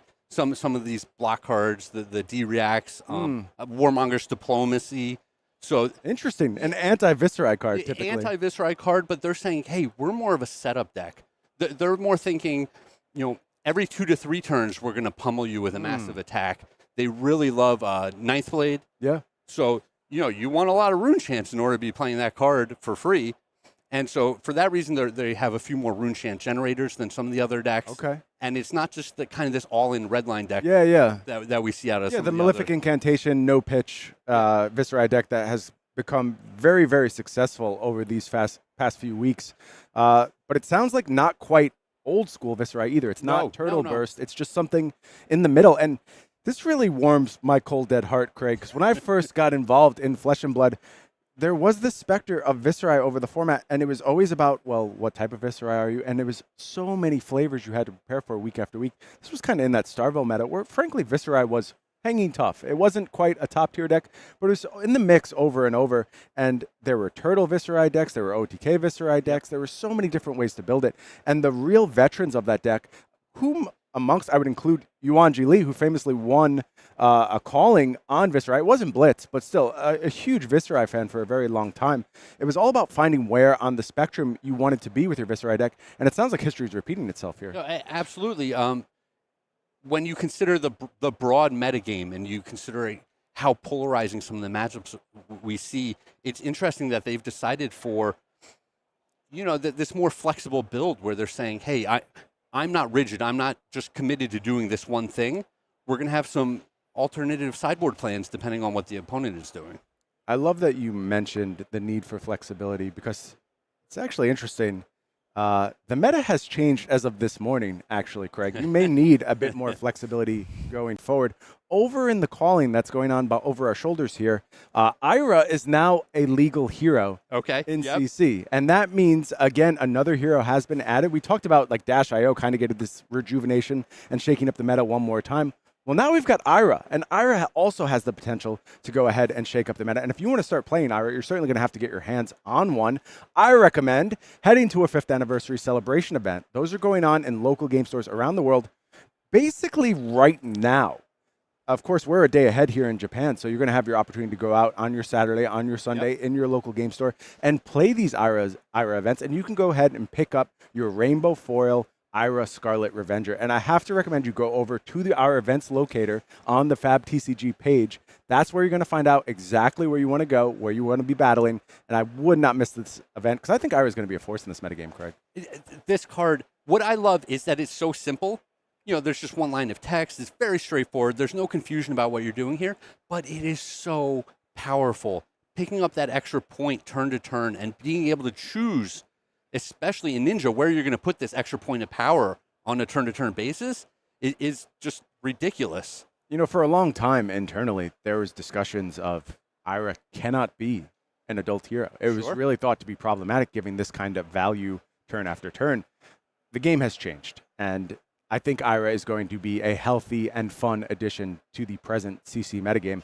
But she's going to be powerful. If you've never faced turn after turn of Command and Conquer for 7, Erase Face for 7, all these 2-cost attacks, it's really, really challenging to go ahead and find your game plan forward. And I think Ira is going to do the same thing as Viserai. Just this flow across different points on the spectrum. It can be more aggressive. It can be more mid-range. It can be pure defensive. You want to go ahead and set up your flick-flack Ira deck. That's a real way to play Ira. So I'm so curious if players are going to congeal around a specific build or if it is just going to be this ever-flowing, ever-adapting form of Ira we see enter the CC metagame. Yeah, it's exciting having that space to explore that journey of discovery, as you like to say. Absolutely. And we'll see, it's another opportunity for the players to go into the lab, turn off the lights, cook up something pretty spicy, and then come out and show us all what they've got. Such an interesting metagame for Rosetta. Obviously, the release of Rosetta sends things into a tailspin, but then there's the Dash.io shakeup coming in the middle of it. Then there's the Ira shakeup. There's still one more shakeup, Craig. There's Jarl Vertraethy coming out. We will not stop talking about Jarl if we start talking about Jarl. Okay, how about we talk about some limited instead? It sounds like our players are ready down in our feature match area. We're going to head down there, and there you see on the left-hand side, it is our final undefeated player in the entire tournament. It is Noah Beygelman, sitting at 9-0, drafted Florian here. Going to be taking on teammate, testing partner, fellow co-conspirator in the Viserai mines, Yuanji Lee on Aurora. Well, as you said yesterday, he's kind of an early adopter of the game, so he's a bit of an ambassador. He's a voice of many players out there, pretty outspoken, and just an all-around good guy. I think he is very supportive of the game and the players at large. Nice full equipment suite here for Yuanji. That is an understatement. That's a pretty juicy equipment suite and potentially a big edge as we go through this game. I never saw any gloves. I got these at the Impact 3. I never saw any gloves. Just tripped the light fantastic, kicking things off here. We assume this is probably followed up with I think I got Aurora hero ability. Going to go ahead and make that embodiment of lightning set up for a future turn. Yuanji wants to get off to a fast start here. Yeah. Oh, dude. One of the things about Aurora is often on the first turn, you're not going to be able to pressure too much damage, but you do want to make sure you set up that embodiment for the next turn. Looking over Noah's deck list, Craig, is there anything that stands out to you about how he's going to want to approach this matchup? I have to say, Noah's version of Florian is my favorite archetype to draft in this entire format. Well, it was interesting seeing his round one win. He had a lot of game into the Wizard, right? These things like the brush off and a lot of life gain. And those cards, sometimes are not as effective playing into Aurora. 4-4. Yeah, Aurora can just get in the arena very quickly, look to blow you up. Although a nice start here from Noah as well. 4 rune chants already made on the back of that Deadwood Dirge. And that is, of course, going to go ahead and power up that Rotwood Reaper. 8 damage on offer here. Looks like it's time for Yuanji to go ahead and get value out of that Sanctuary of Ari. I'm not expecting a long game here, honestly. I think Yuanji's going to really try and get this done as quickly as possible. So it makes sense if you find a window for that Sanctuary, you want to use it. And with the triple blue hand, it makes a lot of sense that this is that window. Sure. It is interesting seeing the Aurora decks have to balance this. Hey, I want to be all gas, right? I want to hang on to my cards. Yeah, I'll definitely be willing to race you. But there are those turns where you just don't have it, right? And then you still have to get the maximum amount of value out of each card in your hand. It is just going to be Deadwood Dirge here from Yuanji. Cashing in that embodiment of lightning to make a couple of rune chants. So an anemic turn from the Aurora, but that was an anemic draw. That was a 3 blue, 1 yellow draw, including a Deadwood Dirge. So Yuanji found a good spot to be defensive. Yeah. Now let's see what the next turn brings. And, round one, we saw this late game, the second cycle, a lot of pitch stacking and setting up for late in the game. This matchup is not that. I think, in the previous round, we saw players sacrificing a little bit on the current turn to make sure they had some gas for the late game.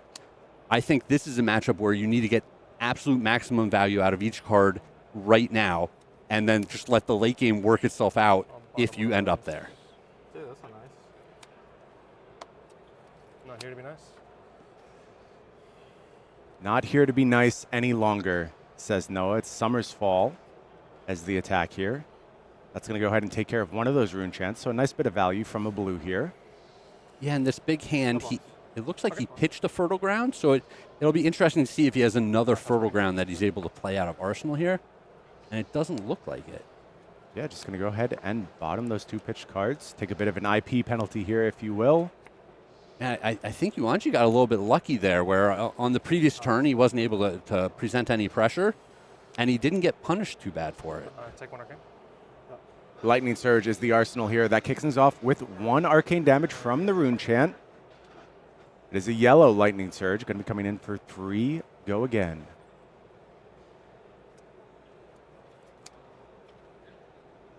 Yuanji's still with 4 cards in the grip. Noah starts planning out defenses, kicks things off with Consuming Volition. Yuanji says it's time for a little equipment action here. Another rune chant joins the party. Every indication from Yuanji is we're looking to play fast here. Starfall, follow up here. Lightning card has been played. 2 go again on offer. I take the 1 arcane. 18. I like how he's kind of spreading out this arcane damage a little bit by a little bit. If you show your opponent all of it at once, it makes it easier for them to game plan their turn, right? You can find the window for the Sanctuary for sure. Rune Rager Swarm gets go again as well. Chain continues. Still 2 cards in hand for Yuanji. And a More lot of defenses. reds blocking here. A great conclusion here with hit the high notes. Damage is going to leak through. 3 damage, and Yuanji maintains an arsenal for the next turn. Noah committed everything to defense on this turn cycle. Yeah, we saw he had that kind of awkward red-red-yellow hand. Definitely better to be blocking with that than taking a whole pile of damage and just presenting one attack on the way back. And now the action comes back to Yuanji's hand. Does he have another explosive turn in him? Oh, this is a good start. Red Malefic Incantation. This may be the card that drew both of these players to Viserai in the CC rounds. Here it's going to try and do its thing for Aurora. Followed up by a Sigil of the Arknight and a blue pitch available. And that Sigil is going to get cashed in. Yeah. Yeah, Yuanji being very deliberate with the timing of these cards. Cashed in for a Splintering Deadwood. Yeah, it just puts it into my hand if it's an attack action. Okay, okay. Yeah, is a miss on that Sigil of the Arknight there. Not an attack action revealed, but still. For 7. And you see exactly what I'm talking about. In other matchups that are very fatiguey, you wouldn't want to burn through a blue card to potentially draw a card that you can't play this turn anyway. But this is a matchup that is not about the second cycle. It's all about who's going to win the game on the first cycle. This was a great no embodiment turn from Yuanji. Played a little bit slower, a little bit bigger on this turn cycle. We saw a lot of go wide on the previous turns here, just making the most of his auras. A nice 3 for 7 coming down. Malefic Incantation set up. Really good stuff from Yuanji thus far. Once again, Noah's forced to make some defending decisions. I want to destroy this and make a range. Yeah, and an additional, Game actions, you know? in quotation marks, rune chant added there. Rune chant sacrifice to create a rune chant. Yeah, it's funny because that's one of those on hits that Yuanji does. Rather, Noah does not need to worry about, right? Yeah. Strong yield here from Noah. Ooh, that's nice. They're online. How about a Blossoming I agree. Decay? A little Importantly, bit awkward though, for Noah. A lot of one blue Noah. attacks. A lot of blue attacks, but now Florian is online, and that is a large, large deal. Hopefully for Noah, he'll be able to now go ahead and put together some of those turns that just produce rune chants that Yuanji can no longer interact with that Sanctuary of Aria gone. Yeah, and he's also picking up additional value on his helmet, which is very important in this matchup. Yuanji just going to take the 3 here. Here, move. Strong yield set up for the next turn cycle for Noah, but Yuanji again playing a full grip.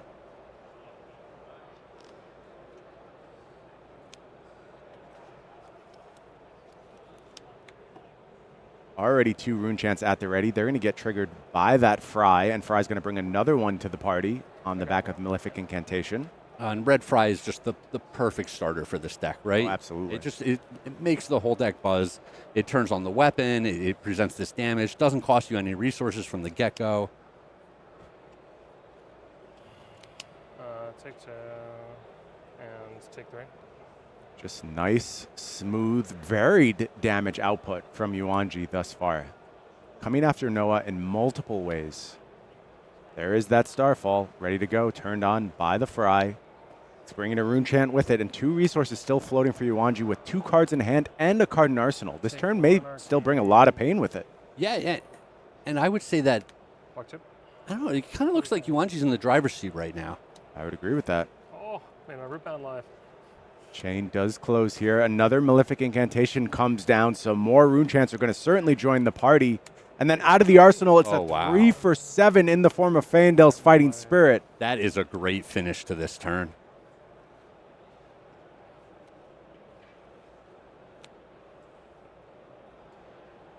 Explosive stuff from Yuanji. This is tough for Noah. With that strong yield at the ready, you really, really want to keep some cards for the next cycle. Yeah, and he was looking to keep a lot of cards for the next cycle. Yuanji has certainly thrown a wrench into those plans I'm here. trying to root bound, but this way I end on a rune chant. No, it's a better play. I'm just trolling. It's going to be turned on eventually. Appropriately, over there on the equipment suite for Noah, it is a Runaways, Very thematic. ready to go.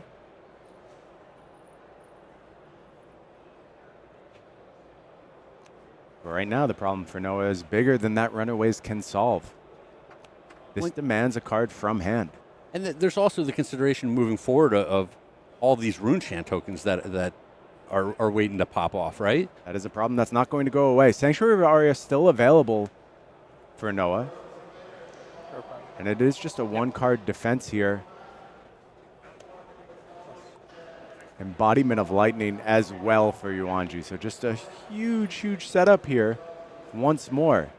And he has 11 life total and some of the equipment left to work with. So he's going to be able to keep a fairly large hand if he wants to. Strong Yield has popped. Noah needs to make something of this hand. Arcane Cussing comes down. Make 4 from Dirge. And a Deadwood Dirge. Okay, we're doing it. Yeah. Putting some stuff together here. Go to 7. Yeah. Yeah, up to 7 rune chance. You understand why Noah wanted to keep the cards now. Yeah, absolutely. Yuanji at 11, though. We're not in that lethal range it's fine. yet. I'm just gonna... Oh, you're saying here, yeah. Whatever. Oh, What sure. I can use Is the actual last resource card action here for Noah. I do like the dice sampler we're using to represent the different numbers on the board. Yeah, try a little bit of everything. See what works for you. 7 rune chance. And it is just Rotwood Reaper, but that's a big Rotwood. It is a big Rotwood, but if Yuanji wants to, he can take all of these rune chants. He can throw some equipment in front of this, just one card out of his hand, and still come out of this turn. Yes, certainly options available to Yuanji. Can keep multiple cards should he want.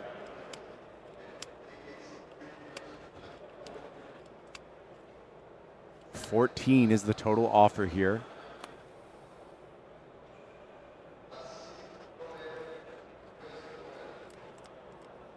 Noah kind of playing a virtual 5-card hand with the help of that strong yield.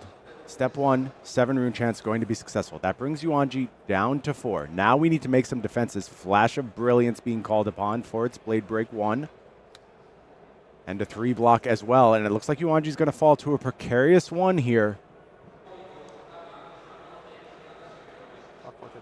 I don't know, you say precarious. I think it's right where he wants to be. Could be. The 3-card hand, the embodiment of lightning, a lot of rune chants going on, and it's going to be tough for Noah to navigate out of this. Yeah, needs to find a blue heavy hand, I think, to navigate those rune chants, but also needs good defense values at the same time, I'm expecting.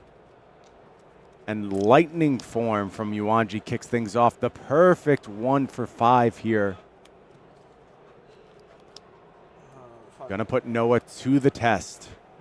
Some mixed damage. We still have that Starfall. Like, this is a good turn.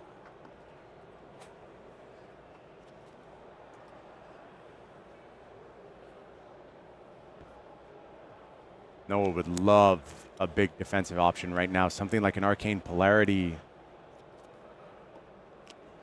And this is part of the richness of this limited format, because in round 1, like I said, we saw all of the game planning. We saw the second cycle. We saw the late game where they had to get every little bit out of the resources the second time through. And this time, no, it's about haymakers. It's about now. It's about taking the damage.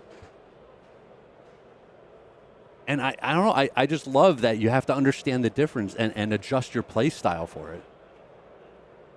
2 cards are going to be demanded here. That Runaway is still ready to stop 1 more Rune Champ potentially, but it looks like it's just going to get cashed in here. Yeah, very importantly, no heal on that Fyendal's Fighting Spirit. Both players at 1. That's a big miss here for Noah. And now this Starfall carries with it a Rune Chant. That is also lethal. That's going to demand a card being invested into that Sanctuary of Aria. But you still need to defend that Starfall, Craig. Yeah, Noah's running out of cards quick, and yeah, and Yuanji just flashes a card here from Arsenal. He is confident he's in a good spot. Oh, because you have 2 floating. Yeah. Fertile Ground is offered, but it's not enough, and Yuanji takes down Noah Beygelman, and now the 2 teammates sit atop the entire tournament at 9-1. Yeah, it's just incredible game planning and resource management. It's funny. It's hard to pick up on, but Yuanji had to use his equipment to get the resource before attacking the additional time, because otherwise he doesn't have the Rune Chant there to get the resource. And, you know, an additional red attack on the back end, it's possible he was rewarded for being one of the few Lightning players in the draft, like we said yesterday, and just a super solid run. I thought that was a really well-navigated game by Yuanji. Like I said, I really appreciated the variety of looks he gave Noah. He had these big go tall turns. He had multiple rune chant turns. He had just go wide, ping, ping, ping turns. He was all over the place in his approach. And I think it put Noah up to a series of very, very difficult decisions for him to be able to go ahead and find good defensive options. And I think Noah did a good job. He navigated that game very well, got the Florian ability online, had that big turn where he generated all his rune chants. Yep. Just not enough to go ahead and close the door. Yeah, we saw the early turns when he was decomposing, having to do it with those yellow attacks. And I think just a few extra points of damage early in the game would have meant that Yuanji had to be blocking with more cards in that mid game. And then he doesn't have all of those cards to be presenting that super wide, super aggressive turn. Very true, Craig. Talk to me a little bit about... Even going to one, and then the Vandal's Fighting Spirit doesn't gain life. Like, all of these little factors were critical in the game. Yeah, I thought it was a really nicely timed game by Yuanji. Talk to me a little bit about Runaway's draft prep. I'm assuming you had a hand in that as well. Was there any kind of predilection for these players? Obviously, these players ended up on different sides of the spectrum here. Is there a Runaway's preference for the draft environment? I think there is not a team consensus, but I do know that certain players have preferences for things that they like to draft. And as they get more specialized, we'll have team meetings where we have that expert in one draft strategy, and they'll do an entire write-up for the team and then present it in a PowerPoint slide to be like, hey, this is my thought process going into this hero. These are the nuances. These are some of the critical picks. These are the cards that'll push me in a certain direction. And then, you know, the team as a whole can discuss it and analyze it, but we know that this person has been drafting, let's say, Verdance over and over and over and showing lots of solid results. So you don't want to argue with this person. You want to be able to assimilate all of their knowledge and then take it to the World Championships with you. That's what good teams do. They use specialists to learn more and more about the environments. One other hero I really want to hone in on, particularly your team's opinion on it, because it hasn't shown up in either of our two drafts. It's Oscilio. Both times players neglecting to draft Oscilio, but our internal data shows Oscilio quite a solid pick. It was the fourth worst hero. It won the fewest number of pro quests, but it was still a healthy percentage of those pro quests. Sure. It's absolutely a viable pick. I do think there's an element of risk to Oscilio. You really want to be the sole Oscilio. We saw opportunities in our feature pods for there to be a sole Oscilio, and no one took them. Does your team avoid Oscilio out of principle, or is it just you need certain signals that really push you in that direction? So I think the fail state for Oscilio is so much higher than the other heroes. Like you're saying, if there's another Oscilio out there, you're in a lot of trouble, right? And even if you're the only Oscilio drafter, you still need to draw the right mix of cards on a turn-by-turn basis. But the ceiling... Really high with that hero. I do want to point out, to get to this stage in the tournament, Yuanji had to 3-0 a different draft.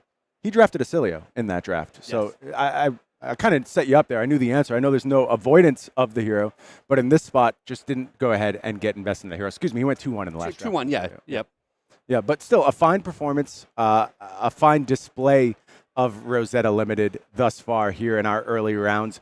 Of course, we're getting close, though, to turning the page and heading to a new limited format. It will be the Hunted in just a few months. I think we should go ahead and take a look at that Hunted trailer one more time. No, you keep teasing me, and then you don't tell me what the things do. I don't care. I don't care about you, Craig. We're going to take a look at that trailer, and then we'll be back with round 11 in just a few. Do not go anywhere.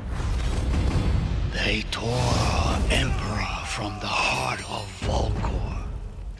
This grievous regicide shall be punished.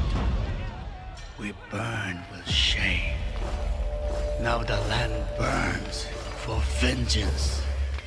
The guilty cannot hide from us. The children of the dragon will scorch the corruption from this great dynasty. Volcor trembles as our thousands march forth.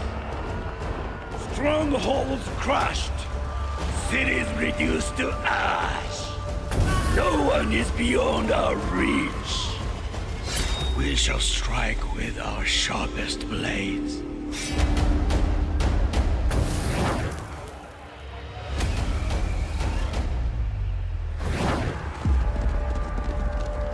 The Hunter follows the hunted.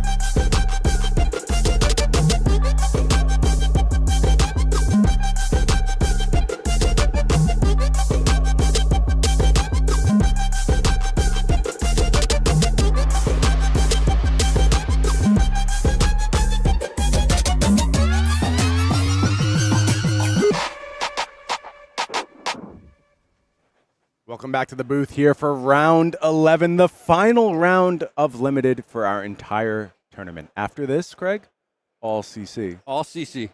All CC going Right down into the stretch. top 8. Mm-hmm. Which will also be CC. CC.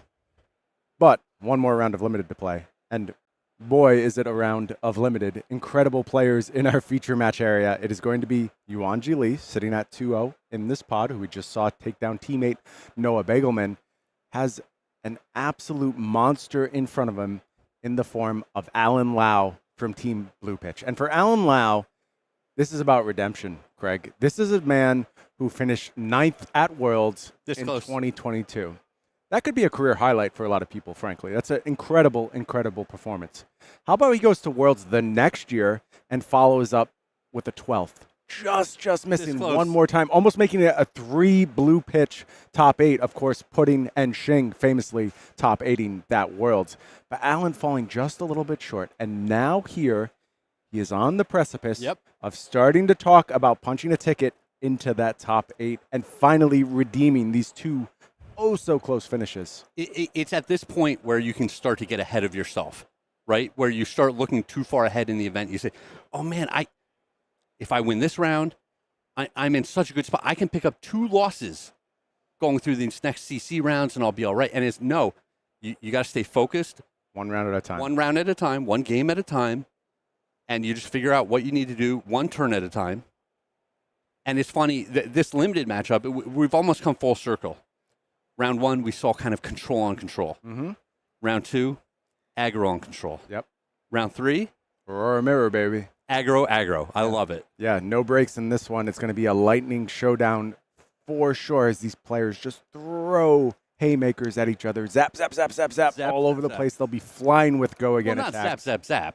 Not quite zap. Not but, zap. Zap-esque? Fry? Fry. You just go fry. Ping, ping, ping. Actually, What Craig do and I are What do rune chants do? Craig and I are presently working a shift at the fryer, our food section here at Worlds, quite close to the booth, Craig, and I feel like I've, just tossed the fries a little bit today. Are you getting a little hungry over there with the smells? No, it smells very like meaty to me, and I'm that's vegetarian. For you, it might be, but I don't know. The smells a lot. I will say that. Brian, But, were you born without taste buds? Is that the problem here? I don't think so. I mean, I love food, so I'm assuming. I got to be careful. I can't take too many shots at vegetarians. That's right. Yeah, James White is a fellow vegetarian, so you'll be banned from this booth real quick, my friend. Craig's out of a job. Yeah, something we've all been looking forward to for a long time. I'm also looking forward to Prague. I want to go and I want to play some Hunted. And you just saw the trailer for the Hunted. Obviously, excitement starting to reach a fever pitch at this point. Stop. You guys need to stop showing the promo. I cannot afford to just travel all around the world all the time playing this awesome game. How about we take a look at the promo? We'll go ahead and look at Arachne slip through what did the I just cracks, say, Brian? Greg. Not only is this full art, it's cold foil.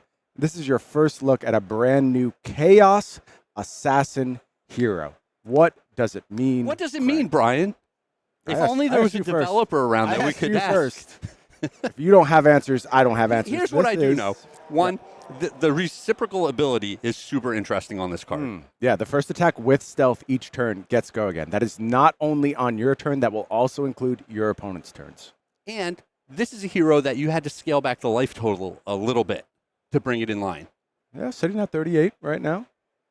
which tells me that it was a little bit too strong at 40. So there's definitely something here. Yeah, classic heroes that have low life totals that prove themselves to be too strong, like Riptide, Oscilio, Kano. Kano? What do you mean Kano? I cannot believe you just ragged on Kano when it was a big problem for a while. Maybe Arachne slip through the cracks will also be a problem. I suppose we'll see. I think it's going to be an exciting addition. Is that a development thing? Slip through the cracks? Is that what you guys are trying to tell us? You tell me. How did this Arachne end up in this spot? Oh, it slipped through the cracks. But this is not the only card on offer at this event. You can go ahead and get our Fabled package. And this is all for sale right now. And I'm just going to tell you, folks, these events have been selling out.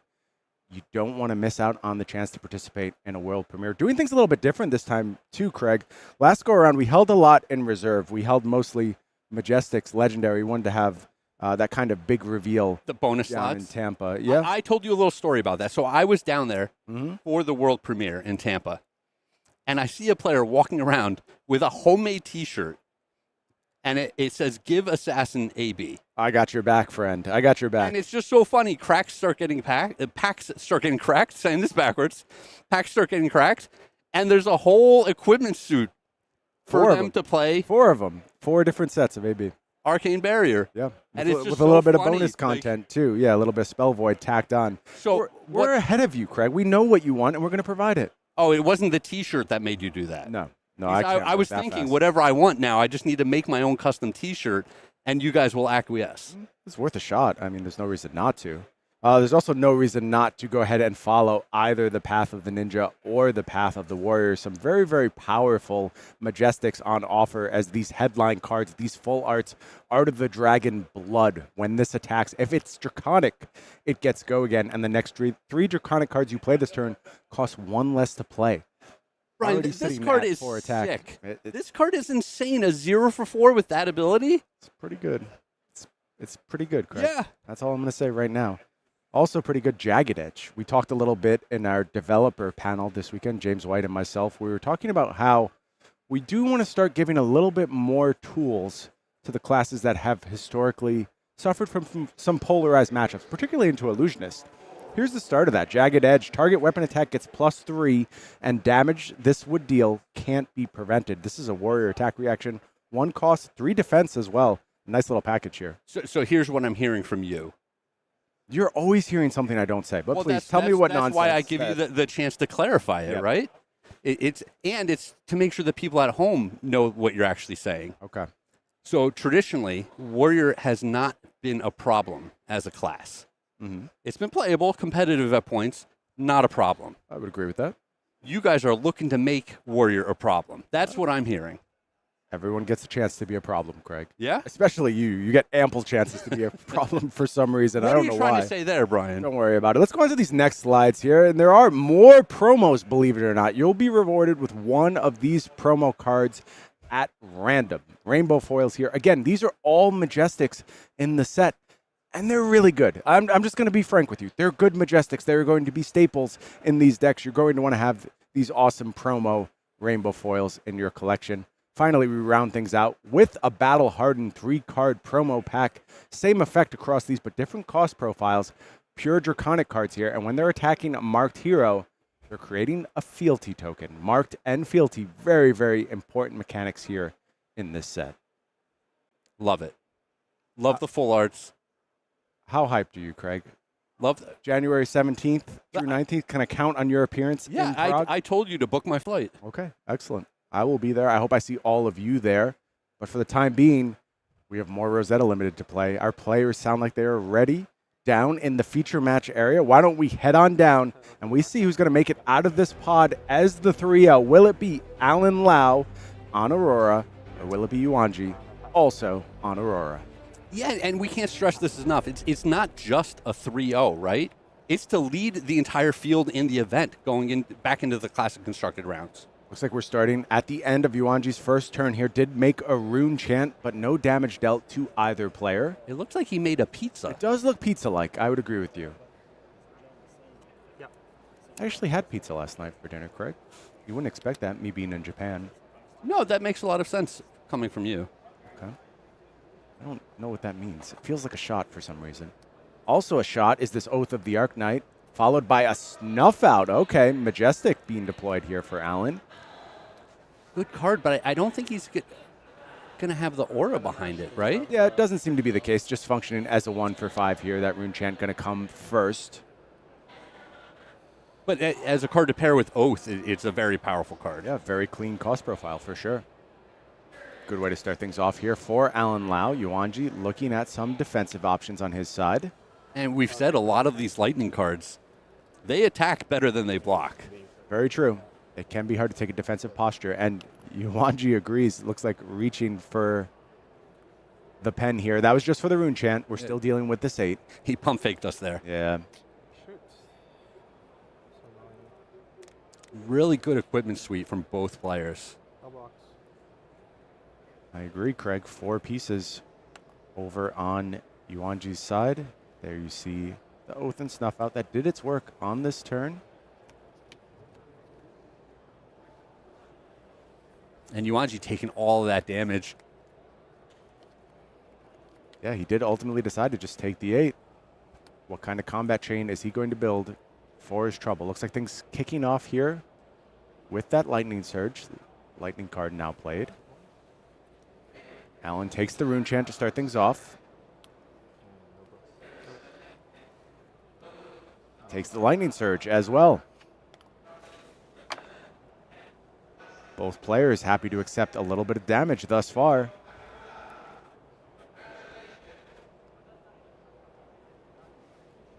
Mirrored suites of equipment for both players here, but Alan missing the chess piece. Starfall also does its thing. 2 more damage to Alan. Closing things off with an Arcanic Spike here. And this is powered up. This is coming in for 7.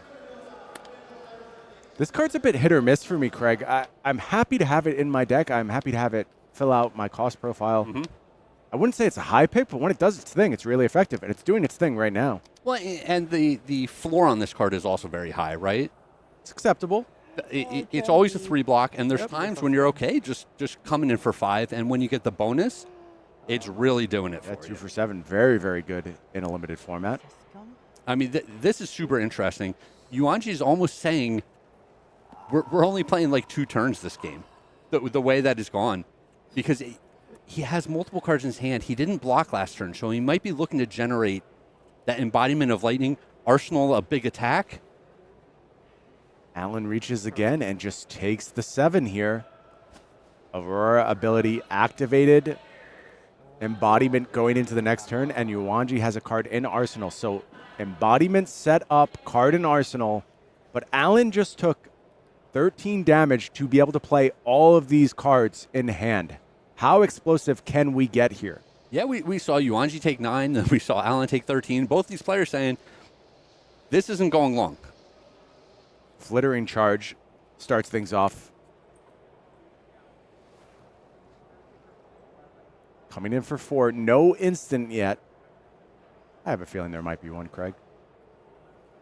You think so? It's just a guess. Look at you. Just peering into the future. It is the Electrostatic Discharge. A yellow one here. A little bit of a respite for Yuanji, but still. The turn continues.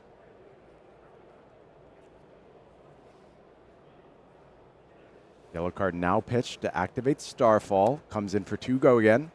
Yeah, and both of these players need to be aware of that potential 1 point of extra damage coming from the equipment. No blocks again. Let's see how far we can take this. Yuanji now down to 5. Yep. Activation on the arms. It's going to bring a rune chant to the table.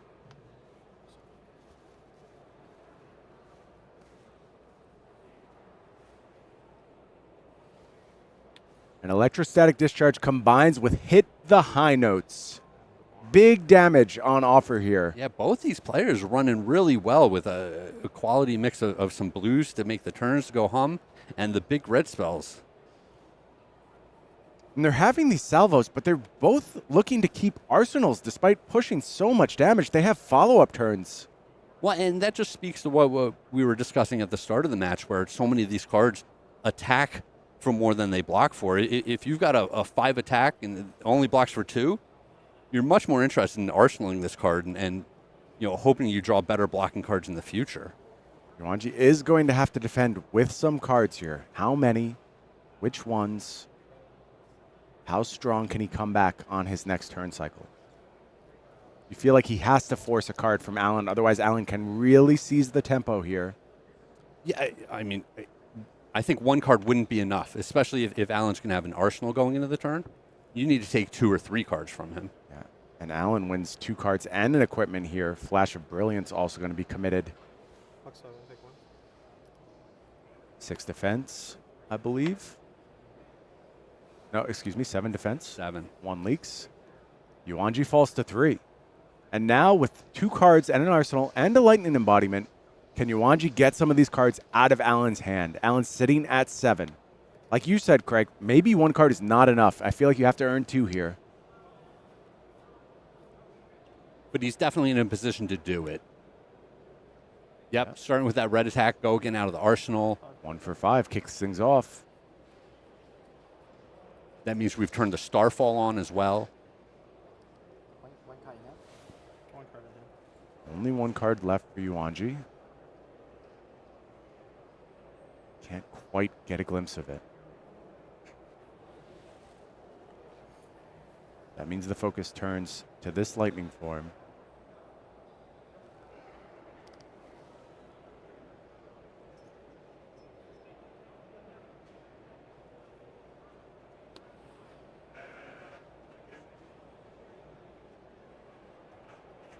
Still a lot of equipment on the board. Still a sanctuary on both sides. Yeah, great point, Craig. So a lot of Defensive decision options. points to balance here. And Alan really having to think here. It's all about denying potentially this on hit. How important is this embodiment of lightning to Yuanji's future plans? And Alan has to consider the same thing Yuanji was considering on the previous turn. If I'm blocking, if I'm preserving my life total, how much am I willing to risk? And how many cards am I going to be able to take from him on the next turn?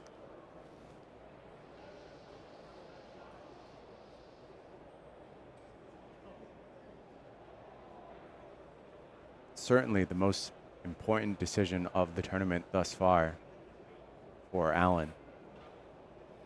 Deep in the tank. And he reaches for the pen and falls to 2. Falls to 2. Follow-up here is Arcane Cussing. And we expect that to be followed up by a Starfall, potentially. Rune Chant as well.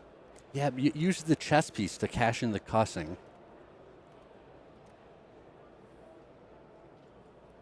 And 2 and 2 mixed. This is going to demand probably the Sanctuary plus another card. This is nice. I like the way Yuanji set this up. Really did a good job of bringing Alan down to that break point and then finding 2 separate ways to challenge it with the Starfall and the Rune Chants. Oh, interesting, though. A Sigil of Conductivity here, and this actually opens up Twinkle Toes as well. Massive. This really, is really absolutely important huge. play from Alan. Oh, yep, yep. And then you got one more. So only going to take 1 from those Rune Chants, and that means this Twinkle Toes can defend Starfall. The perfect card for Alan Lau.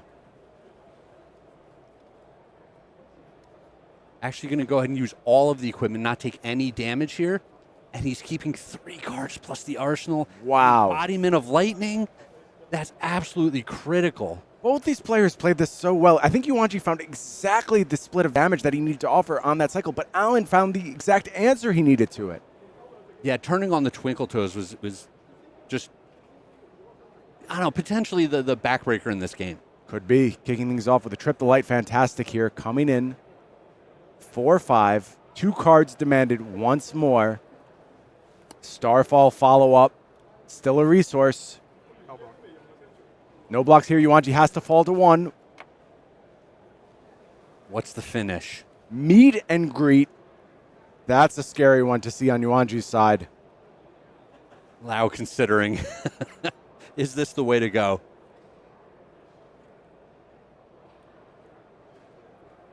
I mean, you have to think you're taking the opponent's hand if you send the meet and greet here. For sure. I'm curious what the alternative is. When I saw 1 for 5, I was like, perfect. We're in business.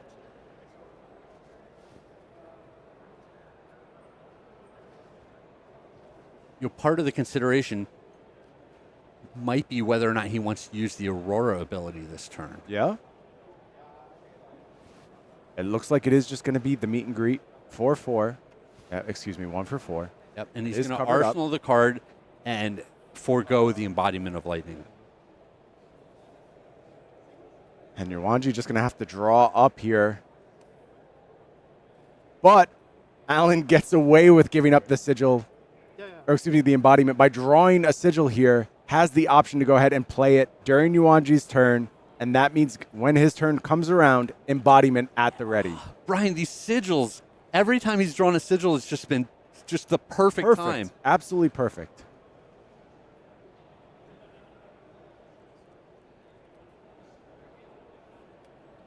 Embodiment available. Kicks things off.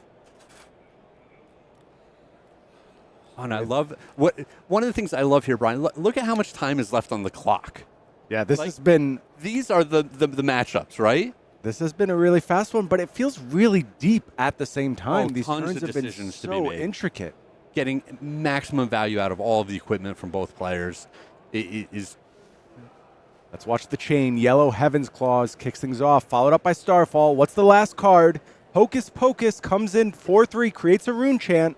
And that's going to be it for this turn. Oh, man. But Arsenal is preserved, and Yuanji has nothing. Still at 1. Still has the Sanctuary that's going to protect him from the Rune Chant, but... Lightning Surge out of Arsenal kicks things off. Again, demands a 3 block.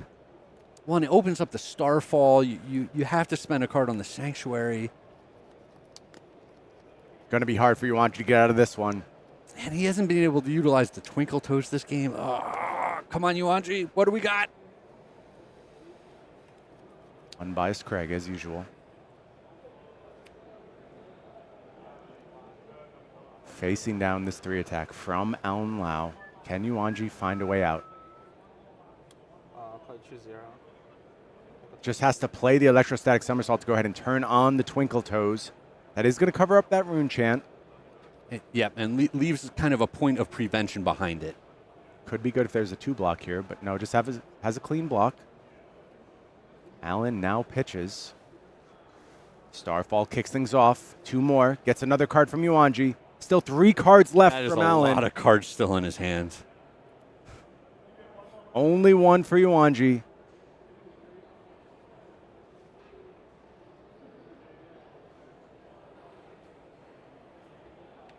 Pitches once more. An electrostatic makes an embodiment.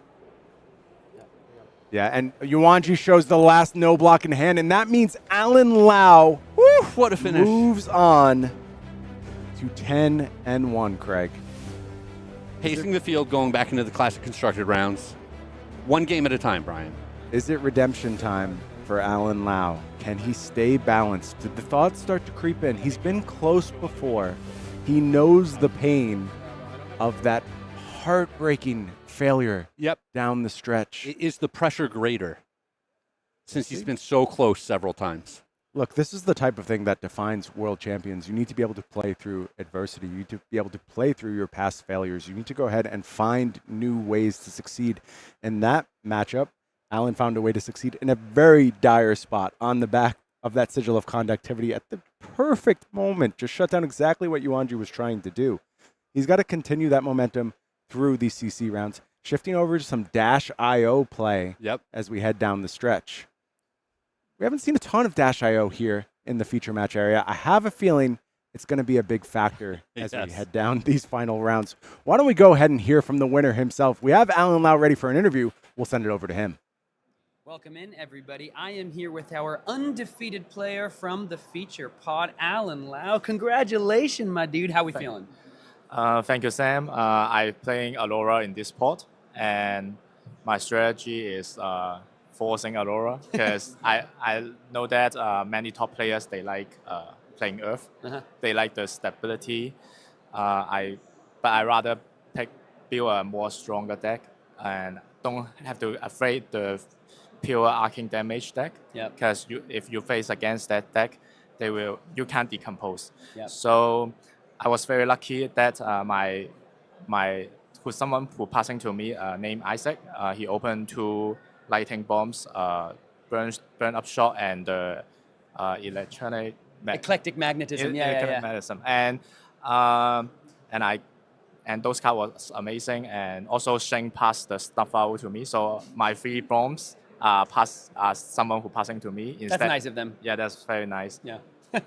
Well, fantastic. It was great to watch you, navigate the draft well. And it's always nice when your opponents hand you the cards you want to play. And like you said, it does take, a certain amount of chutzpah to say, listen, I know Earth can be a little more stable, like you said, but having the power of those lightning decks, if you can find the right cards, you can just clearly go pretty fast. Yep. Yeah. So we're moving on to CC. Tell me about your deck. You're X-1 on the day, taking the mantle of blue pitch into Classic Constructed. Tell me about your deck and how you're feeling about the rest of these rounds. So I'm playing Dash IO in the Classical Construct, and I was feeling pretty good of it because I think she is the best Argo deck in the format. And she have an edge against the popular Viserai and Auroras.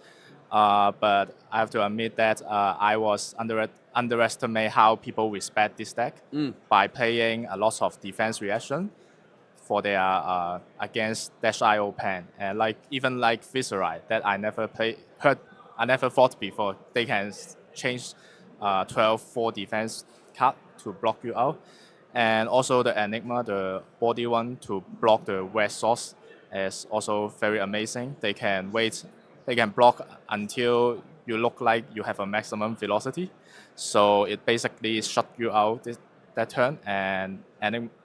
But overall, I think there are still a lot of Argo decks in the top, and I was pretty okay with it. Yeah. Essence of Ancestry is a hell of a drug. Being able to just block a maximum velocity for no cards. It's pretty good. Well, congratulations on the draft. Congratulations on the day. X-1 so far. I know you've been very close at some of these events, so I hope this is the time you really break through and make it into the top 8. Yeah, 4 more rounds to go, hopefully. 4 rounds to go. We'll see you there. Don't go anywhere. Exactly right. 4 rounds of CC to go. Craig, anything you heard from Alan there that really stood out to you as he tries to go ahead and punch his ticket to a top 8? It was interesting just hearing him reference hey, the challenges of playing into a lot of D-racks, a lot of 4 blocks is, kind of what he's worried about, but he's doing his best to make his way through it.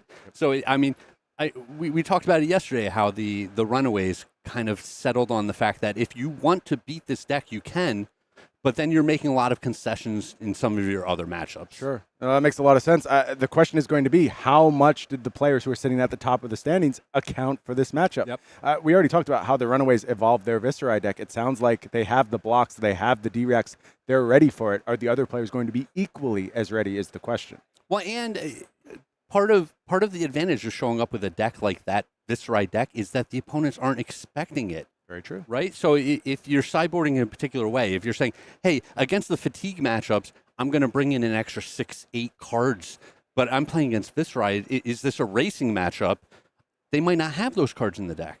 Yeah, it's certainly a guessing game you'll have to play as you get paired into those matchups. It looks like there are 3 10-1s left at this point. We're going to run over standings in just a moment. We'll get into who they are. Some names you may be familiar with. A bunch of slouches is what I'm hearing. We'll see. We'll see who's doing well. But I have to mention also Alan's Team Blue Pitch member, Shing, is at 9-2. Yeah, just still right in the mix. Right in striking distance. Of course, top-aided Worlds last year. Yep. Only fell in the finals to Alexandros Agiriou, the reigning world champion, for one more day. Enjoy it, Alexandros. But again, it feels like whenever Blue Pitch does well, it's a team effort. We're used to seeing Pudding and Shing in the mix all the time. Yep. But maybe this go around is a new combo, looking at that Alan Lau Shing combination. I have to say, if you get to X3 in this event, I think you're good. For the top 8 at the end of the event. Correct. Yes. And right now, Alan's sitting at 10-1. That means you're asking for a 2-2 record. Don't start down doing the that, stretch. Brian. Don't put the record. jinx on them. Look, I promise it's starting to leak into his mind. No matter how mentally strong you are, you get in these positions and you start thinking, you start fantasizing, you start daydreaming about what it might be like to go ahead and be the world champion of Flesh and Blood. Yeah, but this is where having a team is that extra advantage. You get together with the other guys, you ask them how they're doing. Your focus is a little bit on the other people, so you're not just in your own head the whole time. Especially a team like Blue Pitch, who is just routinely in these scenarios. Yep. Great point, Craig. Let's look at the standings. Let's see where things stand after our limited rounds. And numbers 1, 2, and 3. My gosh. All sitting undefeated. Alan Lau, we talked about. Excuse me, not undefeated, X and 1. But absolutely pacing the field at this moment. There are no undefeateds left in the tournament. Alan Lau sitting at 10-1. Then there's this guy, Mackl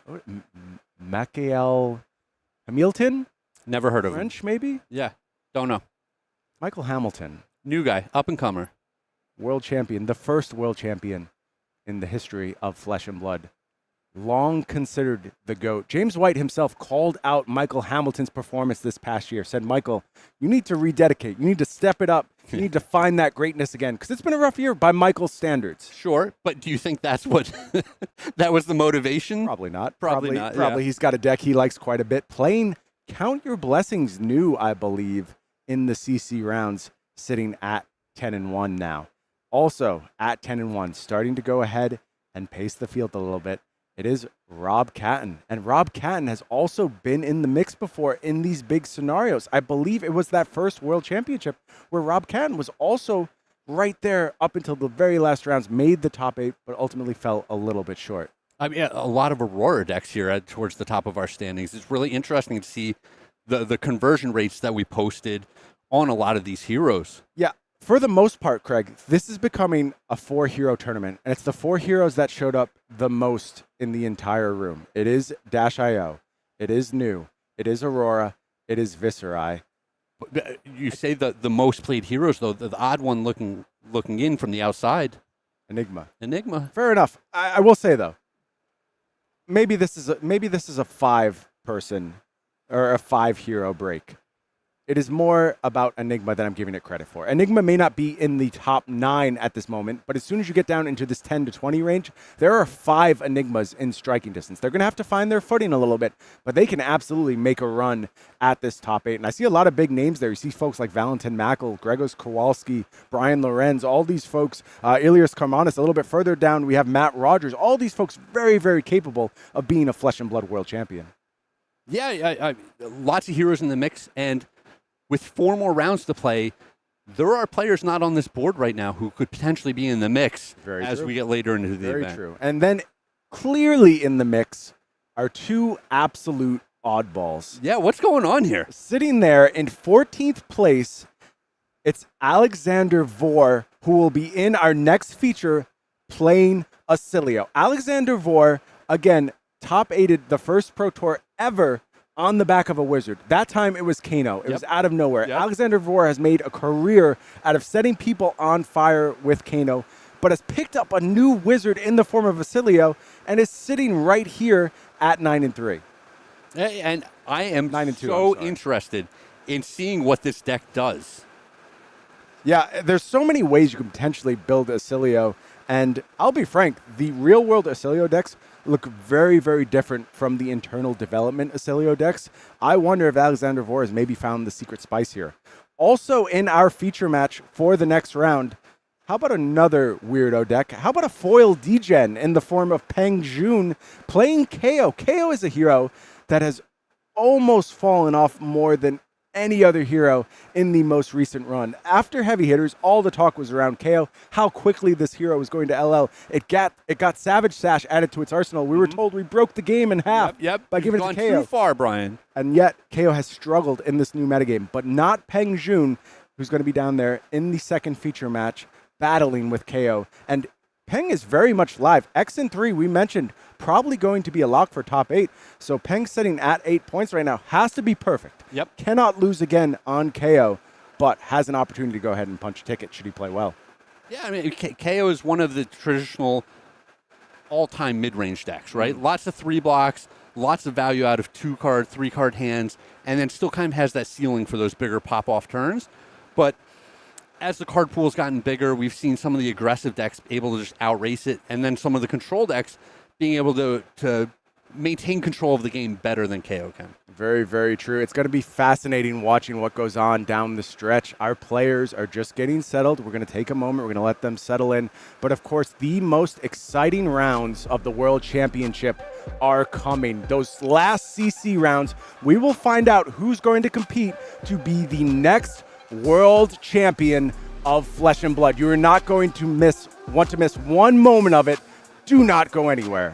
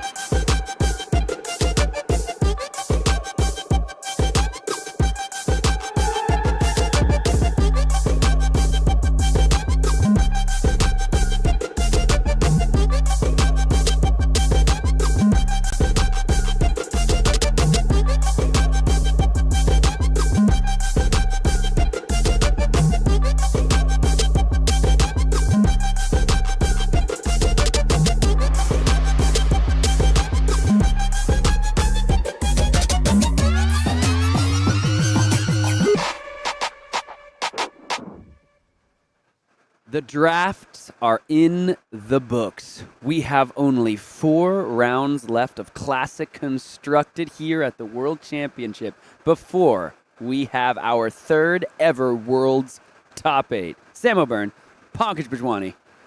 Could the stakes be any higher? This is it. This is where the nerves are at its highest. This is where the players start playing for those win and ins. The last few games before they're locked for top 8 or when they're knocked out. The stakes are as high as they can be. The exaltation, the heartbreak, both rise to unprecedented levels. Let's go ahead and take a look at the heroes that made it into day 2. So we don't see here, which heroes are at the top. I think we got to check that out a little earlier. But if you're looking here at your screen, these are all the players and the heroes that made it to day 2. They were X3 and better at the end of the day yesterday. And if I'm looking at this list, it looks pretty similar to the list we saw yesterday, save for one major difference, Enigma. I mean, still second best represented in X3s, but man, a little bit of a tumble there. In classic illusionist fashion, I would say, she was most represented and didn't convert as well as the aggro counterpart in Aurora into day 2. Aside from that, the remaining, 4 of the top 6 heroes, very similar to yesterday, Dash.io, Nu, Viserai, and Zen. I do want to point out some of our, less represented heroes that actually managed to convert. The Bravo. Count Your Blessings Bravo right there. Managed to convert to day 2. Dash.IE, not entirely sure which archetype, but you have to imagine maybe Count Your Blessings as well. And the Prism and the Lavaya as well. Very, very interesting, few little heroes that managed to squeak into the day 2. And we are going to be looking at 2 of the heroes during this next round, round 12 here. 2 of the heroes you're seeing here with a little 2 next to their names. We are going to be watching both of them in their respective games here for our next round. So I believe, without further ado, it is time to get down into it. This is where the rubber meets the road, the pedal hits the metal, the classic hits the constructed. It's time to dive into our round 12, and we have got 2 well-known, fantastic players, both from the United States here, but one of them is on a hero that not many picked to be at this point heading into the weekend. Not many picked the hero to be here, but I'm sure a lot of people picked this player to be on that hero because it is Alexander Vore piloting Oscilio, our newest wizard from the latest set. Well, one of the 2 new wizards. Very, very combo-esque gameplay that this player is known to enjoy. We are going to be following Noah Beygelman as well. We did follow his draft. Unfortunately, picked up 2 losses after rounds we covered, where he was 9-0 and after now dropped to 9-2, but still very, very much live. Is going to need to get through this Oscilio, though, in the form of Alexander Vore. Alex Vore, Oscilio, of course, a deck that is known to do some pretty ridiculous things, some pretty huge blasts to oblivion, to send their opponents to oblivion. This deck, however, it can be a little, susceptible to some disruption. It can run a lot of these instants that don't block for anything whatsoever, but when it finds those combo pieces, can just go absolutely bonkers. Noah Beygelman on the other side of the table, I was talking a little bit to him and his teammate Yuanji Lee, who's also doing very well, the same record as Noah, both X and 2 on the same deck.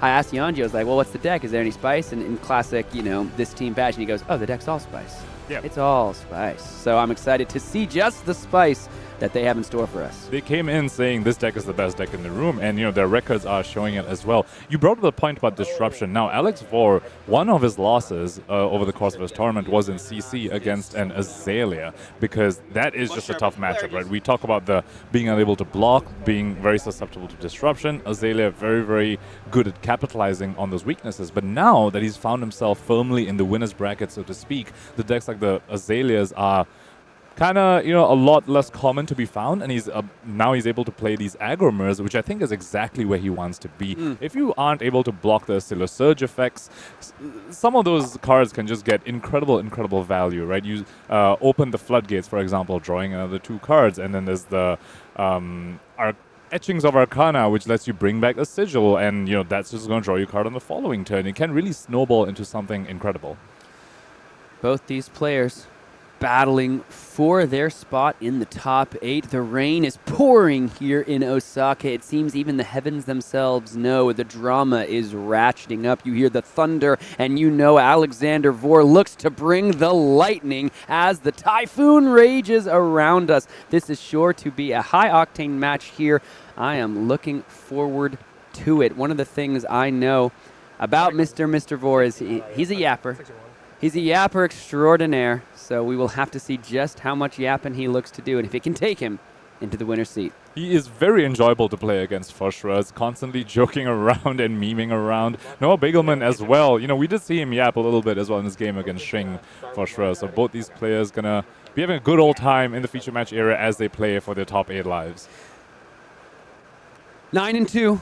Both of the players, 36, place 40. Round 12 is underway. These players need to go, I believe, X-1 over their next 4 games to make sure they hit the top 8. Every single win is critical. Tunic goes to 1. It's time to get into it. Ponkich, set up the match. So equipment loadout over here immediately from Alexander Vore. We see the Lightning Greaves and we see the Aether Bindings of the 3rd Age. Very, very common for the Oscilio list. These are kind of stock standard. What isn't completely stock standard, though, is the Flash of Brilliance in that headpiece over there. Some Oscilios are, you know, like the Crown of Providence instead, to just have a little bit of mitigation for opponent's disruption. On the other side, Noah Beygelman is prepared for his matchup, has AB3, has not skimped on the AB, is respecting the Wizards, and has a full, you know, Arcane Barrier that you typically need against a Wizard.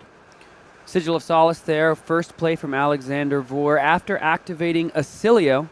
So a couple different instant speed activations, one of which filtered a card, the other gained Alex 3 life up to 39.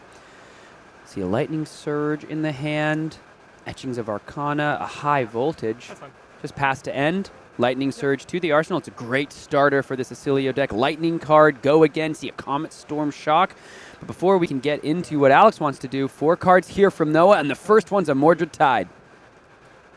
Looking to be a strong start for Noah Beygelman. Pitching a Warmonger's Diplomacy, not a card you typically see in Viserai lists. It's a bit of a scorched earth sort of card. Say you don't get to have a turn, and neither will I. But you know, neither of us will play the game for a little bit. So, but that's going to a pitch zone over here. Wants to leverage the, you know, the rune chants being created by Viserai's hero ability. That of course is not a Runeblade card, so will not make rune chants. The Swarming Gloomveil, however, will coming in with the 2 rune chants. 2 rune chants. Yeah, the Gloomveil itself, and it's going to be making 2 on the back once the Viserai resolves, which means the Gloomveil will have all modes turned on. Yeah, if he resolves, all the modes will be on. Mordred Tide, we'll see how many rune chants are created off of 4 cards. The first 4 cards, you know, Noah is able to draw, so not setting up for a big 5-card hand, just ripping it out, getting the rune chants flowing. Not always the way you want to start is to just activate your Grasp of the Arknight when you have the Mordred Tide rocking, but it'll depend on what that final card is here from our Viserai player to see if this Mordred Tide becomes more than just 3 points of value. Rune chants being taken here, which means Succumb to Temptation, a card will be, you know, a card that came out in Rosetta will be able. It will be it will instant speed. It can come out at instant speed, Sam. The Succumb to Temptation, which will give the Swarming Gloomveil on hit discard.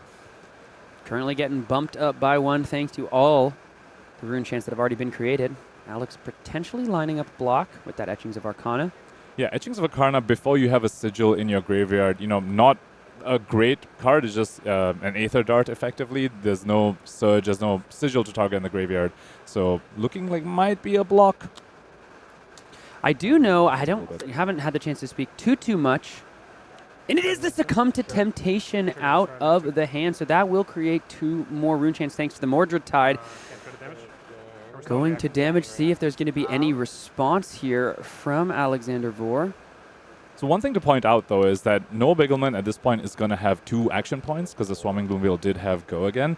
Won't be able to use the second action point, so has made the call that Succumb the extra 2 rune chants because of the Mordred Tide turn, and also getting to look at Alexander Vore's hand and pick a card to discard. He decided that that is going to be worth losing an action point. Interesting cards here. You could take the blue, as all of those cards, save for the etchings, do cost 1. So yeah, the blue card is just going to go ahead and get discarded. So we've got still that Comet Storm, still the Eclectic Magnetism, and the Etchings of Arcana as well. And then the Reaping Blade comes in with those 4 rune chants as well. So the Mordred Tide ended up doing a fair bit of work on the turn. 7 more damage that Alex Vore has to think about and deal with. Haven't had the chance to talk too much to the players that brought the deck from my little neck of the woods, Arcane Games and Events Pro team.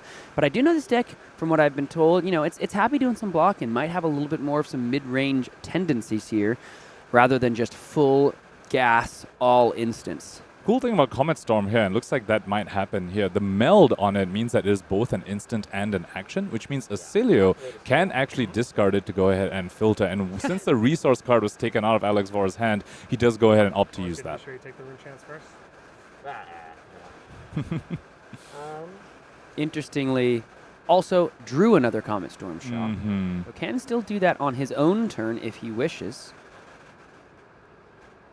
So with no resources, the Eclectic Magnetism and the Comet Storm, both kind of awkward cards. Works for me. Gonna block 3 with the Eclectic Magnetism. Such a cool card. Can do so much work in this deck. Yeah, I'll be interested to see whether he's running any of those Eternal Infernos. We saw that card being passed around, wielding through the drafts, but with Eclectic Magnetism is something a CC Oscilio list might be able to actually capitalize on with the search effect. Drew another 0 for 4 there in the Flittering Charge. So let's see if Alex just wants to present 8 points with these 2 0 for 4s. Volzar has now seen 1 lightning card be played, so the lightning rod begins to feel the electricity building. Lightning Surge with Go Again, of course, being played from the arsenal. So in terms of information that Noah Beygelman has, he knew that was the 1 Comet Storm in Alex Vore's hand. He saw that being discarded, but he saw the 2nd Comet Storm being discarded now too. So he's still, there's only 1 unknown in Alexander Vore's hand from Noah Beygelman's perspective, which is that Flittering Charge. Looks like that's coming to a combat chain, which means Noah Beygelman knows that the Etchings of Arcana is going to go to the arsenal, and there's no way for a Flittering Charge to get Go Again. Noah blocking with the Succumb to Temptation here. Looks like might just be lining up another block. Noah also being happy to utilize the cards for defensive value. Only 2 damage, but now only 2 cards for Noah to work with. See if Alex is able to string together some more offense. He's already down 9 life, 29, playing 38, as Alex is going to go ahead and draw back up. Next turn, however, his Tunic will be at 3, which would have made all the difference on this turn.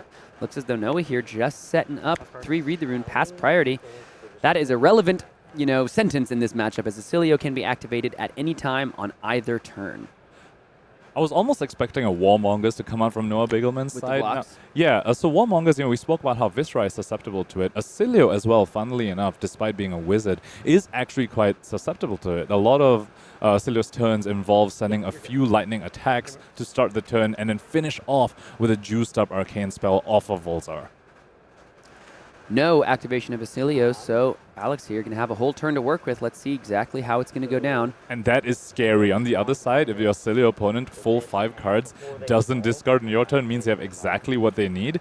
Let's see what Alex Vore can cook up on this turn.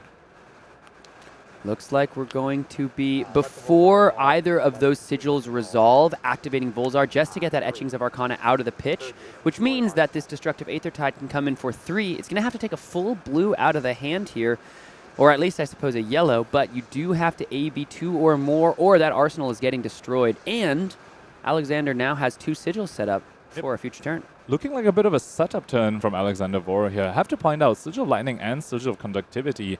If Noah Beygelman sends any Arcane and forces a Sigil of Conductivity, Alexander Vore will be left with 2 embodiments of Lightning on the start of his turn.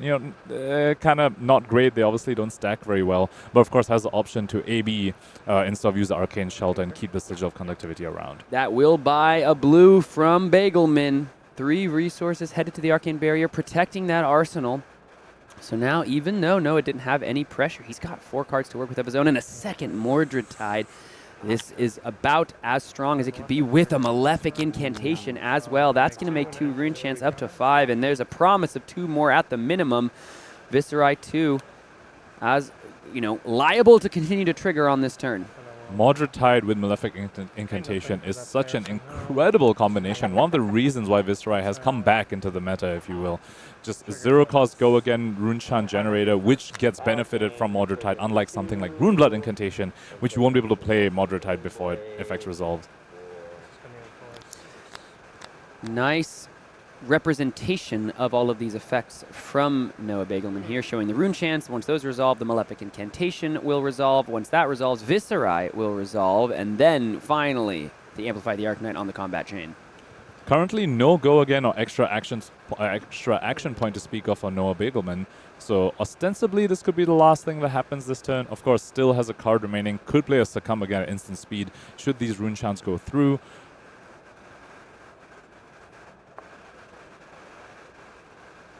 Switching some dice out for the stream there. You can see why that blue was really no problem for Noah to utilize on the last turn. Didn't need it. Protects and Amplify the Arcanite, which is huge. And most likely gets to keep a card for the arsenal as well.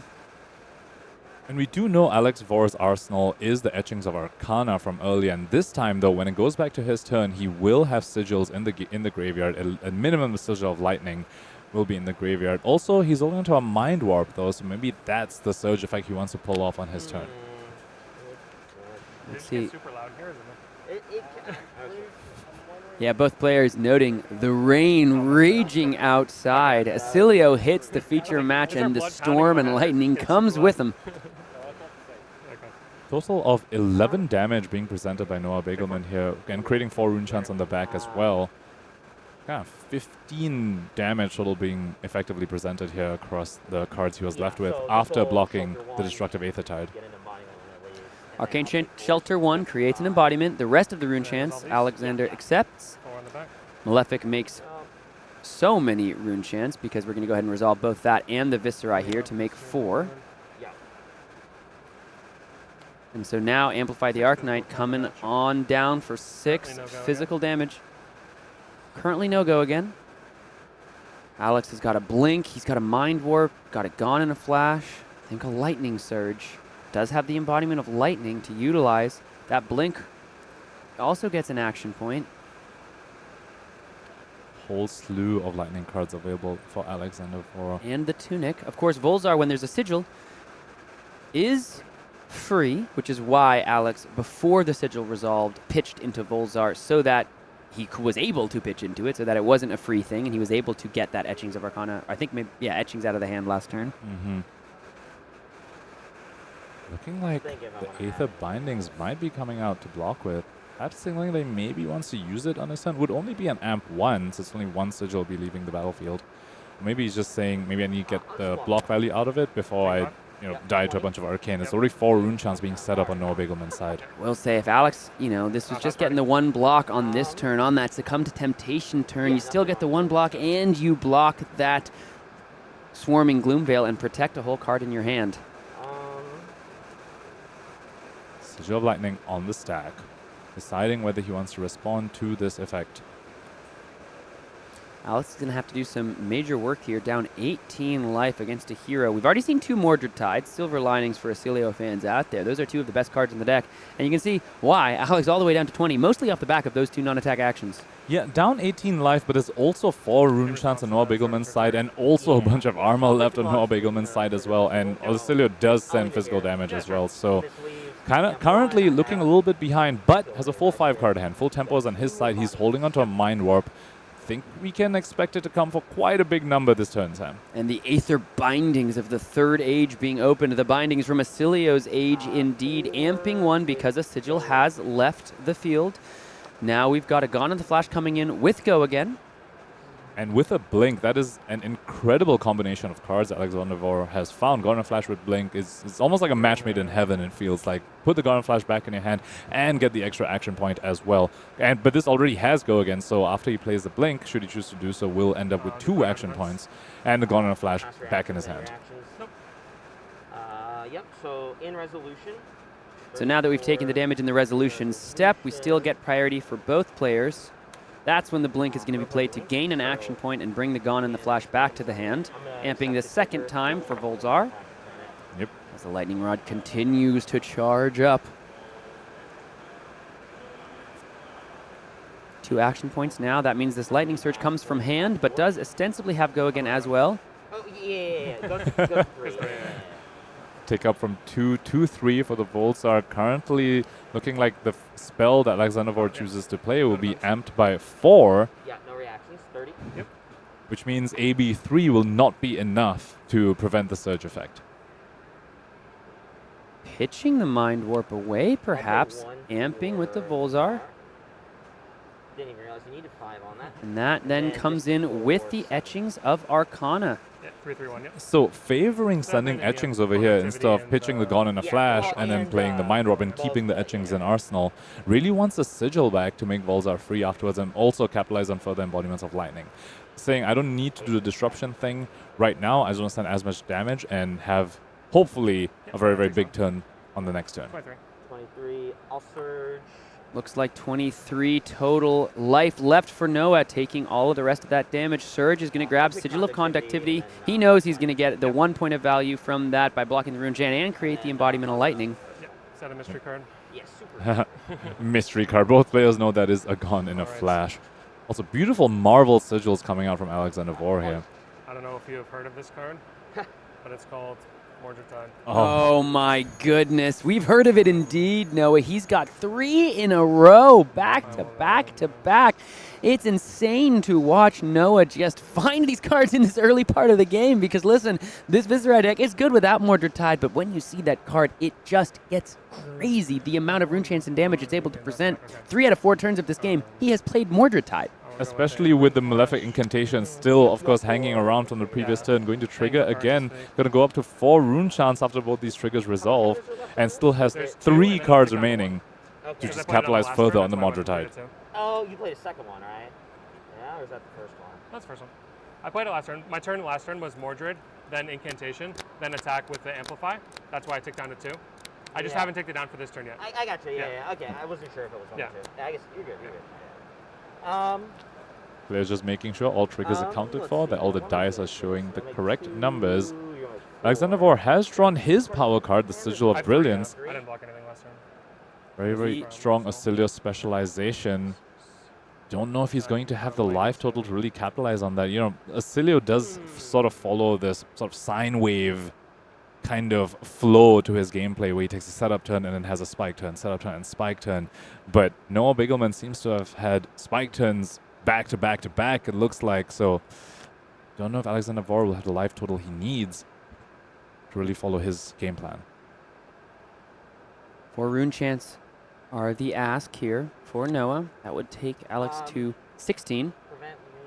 Sigil of Conductivity going to create that embodiment of lightning and block 1, so now down to 17.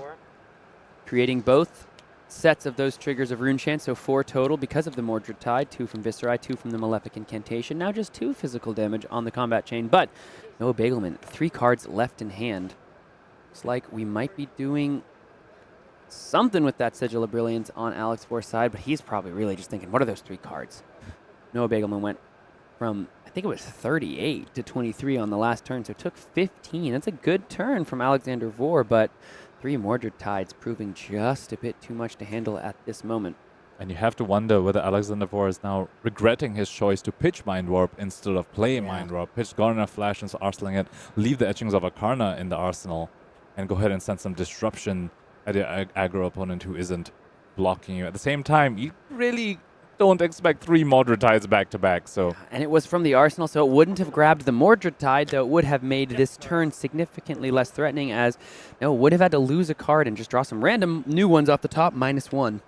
Swarming Gloomveil, maybe the best card here in this situation. Of course, creating the 2 rune chants, but coming in 4 with Go Again, and if the damage is taken, then all of the rune chants must be taken for the rest of the turn, as the damage cannot be prevented.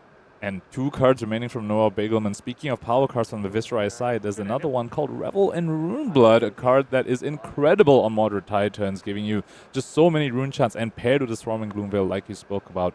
If this Gloomveil hits and Noah Beygelman has a Revel in Runeblood, we could just be seeing the end of this game right here, Sam. 4 damage on the chain with the Swarming Gloomveil.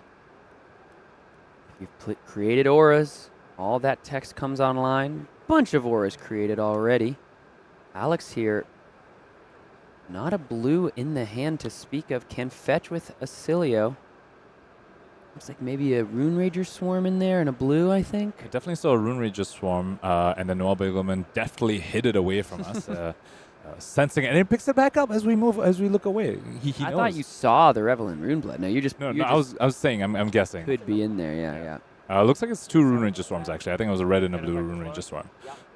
And Alexander Vore playing a little bit with fire, saying, if you have the Revel, fine, I just lose. But luckily for him, not having the Revel here. Even though this is no Revel, this is still pretty tough because this is all Go again and all of these rune chants as well. So Alex is already down to 5, has to deal with 3 more physical damage. All the rune chants as well, they're being taken for the rest of the turn. Like you said, the Revel and Runeblood would have closed it out thanks to the Swarming Gloomveil's on-hit effect. Here's 3 physical. Alex is going to have to take this, or block this, because he knows with the Go again, something more is probably coming. And now here comes 2 Arcane, 1 physical, but make 2 rune chants in the back. So interestingly, Noah Beygelman could have used that Rune Ranger Swarm to swing the Reaping Blade, which would have sent 5 damage total, which would have been lethal. Except Alexander Vore still has armor up, so instead Noah Beygelman says, I won't force a card from you anyway. I'm just going to sit on these 2 rune chants in the back instead. Alexander Vore down to 3 here. Okay. Had to block with a card. You're good. Yeah. Alexander Vore got 3 cards left in hand and a card in arsenal. What can he do from here? Given that those are all 3 Mordred Tides out of the deck from Viserai. It's going to be a little more fair, a little more, down Main Street. Well, until a Revel and Runeblood comes out, that card definitely feels unfair as well sometimes. At least it's not going to pair with a Mordred Tide. Yes, you know true. what I'm saying? Succumb to Temptation as well could be something. It can be a little bit rough sometimes, but let's see whether Alexander Vore can navigate himself out of this. I mean, he is in the 9-2 bracket for a reason on this deck. This is not, he is used to this to some extent.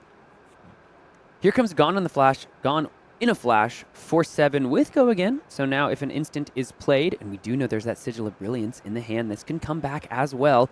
Bolzar's already amped 2, and now we've got a Mind Warp in the hand. Can we amp enough to make the Mind Warp get over AB3, Surge, and rip a card out of Noah Beygelman's hand? We also have to call out Alexander Vore's discipline with that Tunic counter. On the previous turn, we saw him pitch the Mind Warp. He could have actually used Tunic, maybe blocked an extra card and used Tunic to activate Volzar and save some life that way. But he's saving that Tunic counter, I believe, perhaps for a Lightning Greaves turn. This is really massive. We've talked about Revel and Runeblood as a card that can feel unfair and end a game, but it's being used to couple with the Face Purgatory, trying to remove a card from Alexander Vore's hand. He does have some outs. He can pitch to Volzar and play the Sigil of Brilliance, but then that's just the end of the turn, and Noah Beygelman gets to draw off the Face Purgatory as well. Huge decision point here from both players. Noah to activate this effect by blocking with those cards, but now Alex, what's he going to do to try to get around it? He also can't leverage the Gone in a Flash going back to his hand, because if that's the only card that goes back to his hand, he will just have to discard it when the Face Purgatory resolves anyway. So look at that. Mind Warp is going to get discarded here as Noah Beygelman draws another card back up to 3. Pass reactions, and then once again in the resolution, amping with the Volzar, bringing back the Gone in the Flash to the hand, playing the Sigil of Brilliance. Now does he play it for another 4 points of value now, or arsenal it? Volzar, unfortunately, amping 3, but thanks to the Face Purgatory, that saves the Mind Warp. Tunic up with Lightning Greaves and a Sigil of Brilliance on the board as well. Alexander Vore is actually set up to have an absolutely massive combo turn with the Gone in a Flash. Should you choose to arsenal it? And it looks like that is going to be the option. Had the action point, had the ability to play the Gone in a Flash, saying that's not going to be good enough. My opponent's still at 23. I just need to hope they can't send too much back at me, and hopefully have an incredible turn off the back of the Sigil and the Lightning Greaves with the Tunic that I've conserved so well over the course of this game. Let's see what Noah Beygelman is able to string together with just 3 cards. No more Mordred Tides for you, buddy. You got to play a little more fair moving forward. Can't even just activate the Grasp of the Arcanite with the blue, give him the 2 rune chants already on the field. So it's just going to be Reaping Blade plus 2 rune chants. This is massive for Alexander Vore. Such a break. No Spellbound Creepers. Instead, the Null Rune Boot sitting there in the equipment zone. Alexander Vore here has some major decisions as he leans back and studies the arena. This might have been the break he needed to have a little more agency and at least make this game perhaps just a bit more interesting. Or it's a succumb to temptation, and he has to block this rune chance, and that's the way Noah Beygelman gets his action point back. That is something we've seen him do already in this game. Or, like you said, it's just a break. You know, we did see the Revelant Runeblade and the Ninth Blade being blocked with on the face Purgatory. Two cards that, if the rest of your hand doesn't line up, those cards feel very, very awkward. Warmong's Diplomacy in the pit zone as well. There could be indication that Noah Beygelman just didn't have the turn he needed, and maybe this is the break, as you're saying. Or it could be a succumb to temptation. No, and that's what Alexander Vore needs to think about right now. And we just took a peek at the hand. Looks like it's a Haunting Rendition and a Runic Reckoning, so it is just a complete brick. The only attack in the hand was Ninth Blade of the Blood Oath, and it was committed to the face Purgatory block. Runic Reckoning would get no value, and Haunting Rendition is a block card. It literally just blocks. And that's not a card that can head to the arsenal either, so it looks as though we're going to AB2. Alex is playing around the Succumb to Temptation here. What's he going to do against this Reaping Blade now? He had some respite. Does have the Flash of Brilliance. Can just cash it in. Go down to 1 should he choose to do so. That makes every rune chant from here so important, especially because the Lightning Greaves right now, the only arcane barrier. You can't get rid of those. Agonizing decision right now for Alexander Vore. That's the Flash of Brilliance to the chain. Thinking on blocks. Thinking on blocks. Oh, we know, buddy. We can tell. Huge moment here from both of these players. Sitting at 9 and 2, both very much alive. They can each take 1 loss and still make their way to the top 8, but that's it. Every other game in these 4 rounds. Discard Lightning Surge. Listen here, he's going to activate the Flash of Brilliance, discard a Lightning card to bring a Sigil back to the hand, which allows him to draw a card from the Sigil. Drew into another Sigil, not a Sigil that stays on the board, it's a Sigil of Solace. However, Oscilio's ability does allow him to change any one of the 3 cards in his hand right now into a different one off the top of his deck. It's so interesting because the Lightning Greaves could make an insane gun in a flash turn, but then you have no AB, and all of a sudden Rune Chants can just end the game. That would give Noah such a different line to just be able to win the game. But that's where Sigil of Solace comes in. You just, heal back up to 6. Now, Noah Beygelman needs to make that many more Rune Chants to actually try and finish you off that way, but all your Motor Tide's already gone, so it would need to be something like a Revel and Runeblade. See another Runic Reckoning in the hand there. Rune Flash, so a lot of ways to go a little wide, convert the hand as we saw him do in that draft gain a couple hours ago. Electrostatic Discharge is going to be the beginning. Amping the Volzar, coming in with Gone in a Flash. So looking like it's not going to be the Greaves' turn, this turn at least, otherwise probably would have saved the Discharge as another way to bounce back the Gone in a Flash and get an action point. Got the Sigil of Solace, got the Sigil of Brilliance. But no arcane spell to pair with the Volzar. No way to get an action point. Save for the Lightning Greaves, but then you can't let those Lightning Greaves. And you can see Noah Beygelman being a little bit puzzled because his Gone in a Flash doesn't have Go Again right now. So he's thinking, wait, this could be a Greaves turn, but you just played an instant without activating the Greaves, so what are you up to, Alexander Vore? Because if you want to play the Sigil of Brilliance that no one knows is in Alexander Vore's hand, you can't put the Gone in a Flash back in your hand, but you still have this other card. Like, what are your plans for that card? Little does he know that is the Sigil of Solace. 3 damage currently representing to come over the top of this Gone in a Flash. Real think here from Alex Vore.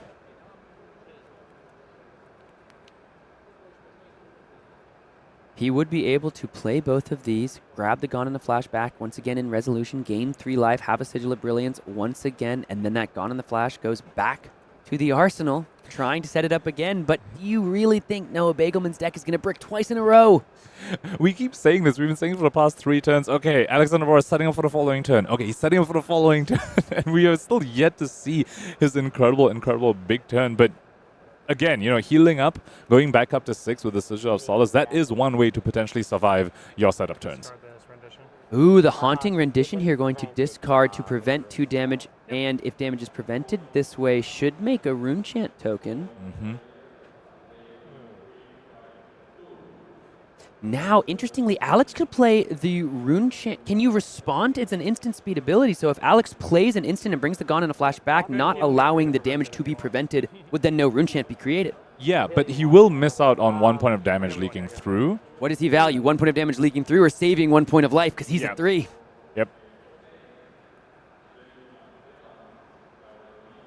the reactions, I will bounce it. Yeah, so now Yep. in reactions going to be played and Oh. bounced. Yep, not in the graveyard, Back back, to the to hand. hand.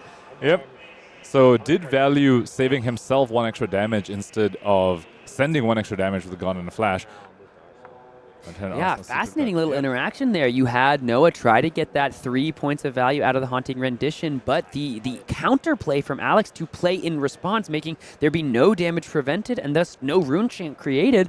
Alex saying, listen, I need all the help I can get. I'm at 3, and we can see the Fate Foreseen there in the hand. Does have some D-reacts. Again, happy to do a little bit of blocking. It just didn't line up because of the Mordred Tides that kicked off this game. It is also an incredible card when you have a Sigil of Brilliance on the field, and also Oscilio's hero ability that kind of gives you access to the top card of your deck. But unlike Dash.io, you can't see it unless you have something like a Fate Foreseen. So I wouldn't be surprised if that is his D-react of choice over the Sink below, which is not something you commonly see in Flesh and Blood. 2 reds being pitched into the grasp of the Arknight. Perhaps the deck did brick again. It is just going to be 1 Rune Chant and a Reaping Blade. Sam, you asked, can Noah Beygelman's deck brick twice in a row? And Noah Beygelman is showing us that apparently, yes, it can. Oh my goodness. That is part of the trade-off, right? You spoke about how his list is a little bit more mid-rangey, a little bit more a little bit more blocky. We have seen the Warmonger's Diplomacies. We've seen the Haunting Renditions. This is the sort of spot that sometimes the deck puts you into. We saw Lucas Oswald actually with his Zen list yesterday in a similar spot as well, where sometimes you're just not able to convert with his defensive pieces. And Viserai already being a Runeblade, being known for bricky turns. Now Beygelman showing some of the weaknesses of this list. Alexander Vore once again getting another break. Hold, Alexander, hold! You have got the Arknight bearing down upon your Lightning Fortress, but you too can withstand and shock back Fate Foreseen. Let's take a look at the top of the deck. We're going to opt. Couldn't quite tell what it is. Looks like it was a blink. Alexander Vore, that can work so well with the Gun and Flash that still hangs out in the arsenal, and he has the Mind Warp in the hand finally to try to push some disruption through. So has 3 ways to get the top card of his deck right now. Has a Oscilio ability, he has a Sigil of Brilliance that'll pop on his turn, and the Channel Lightning Valley. We've been speaking about power cards that have been coming up from Noah Beygelman's side, all 3 Mordred Tides. Yet to really see that from Alexander Vore's side, but that Channel Lightning Valley could be the way he starts bringing himself back into the game. That's an incredibly, incredibly powerful card. Alexander Vore still trying to maintain his seat atop the Wizard Council just because this hero activates with lightning, not the wildfire, does not mean the fire does not burn still within his beating heart. One thing to note about Channel Lightning Valley as well is another instant for the Gone in a Flash interaction as well, and Lightning Greaves should he choose to pop it on this turn. But you pointed this out, Sam, that is his only source of Arcane Barrier. I think if he pops the Lightning Greaves, he needs to make sure that he takes all of Noah's cards, or makes it very, very awkward for him to send any arcane damage back, because that could just spell, that'll be one way to just lose the game when you've been given these breaks.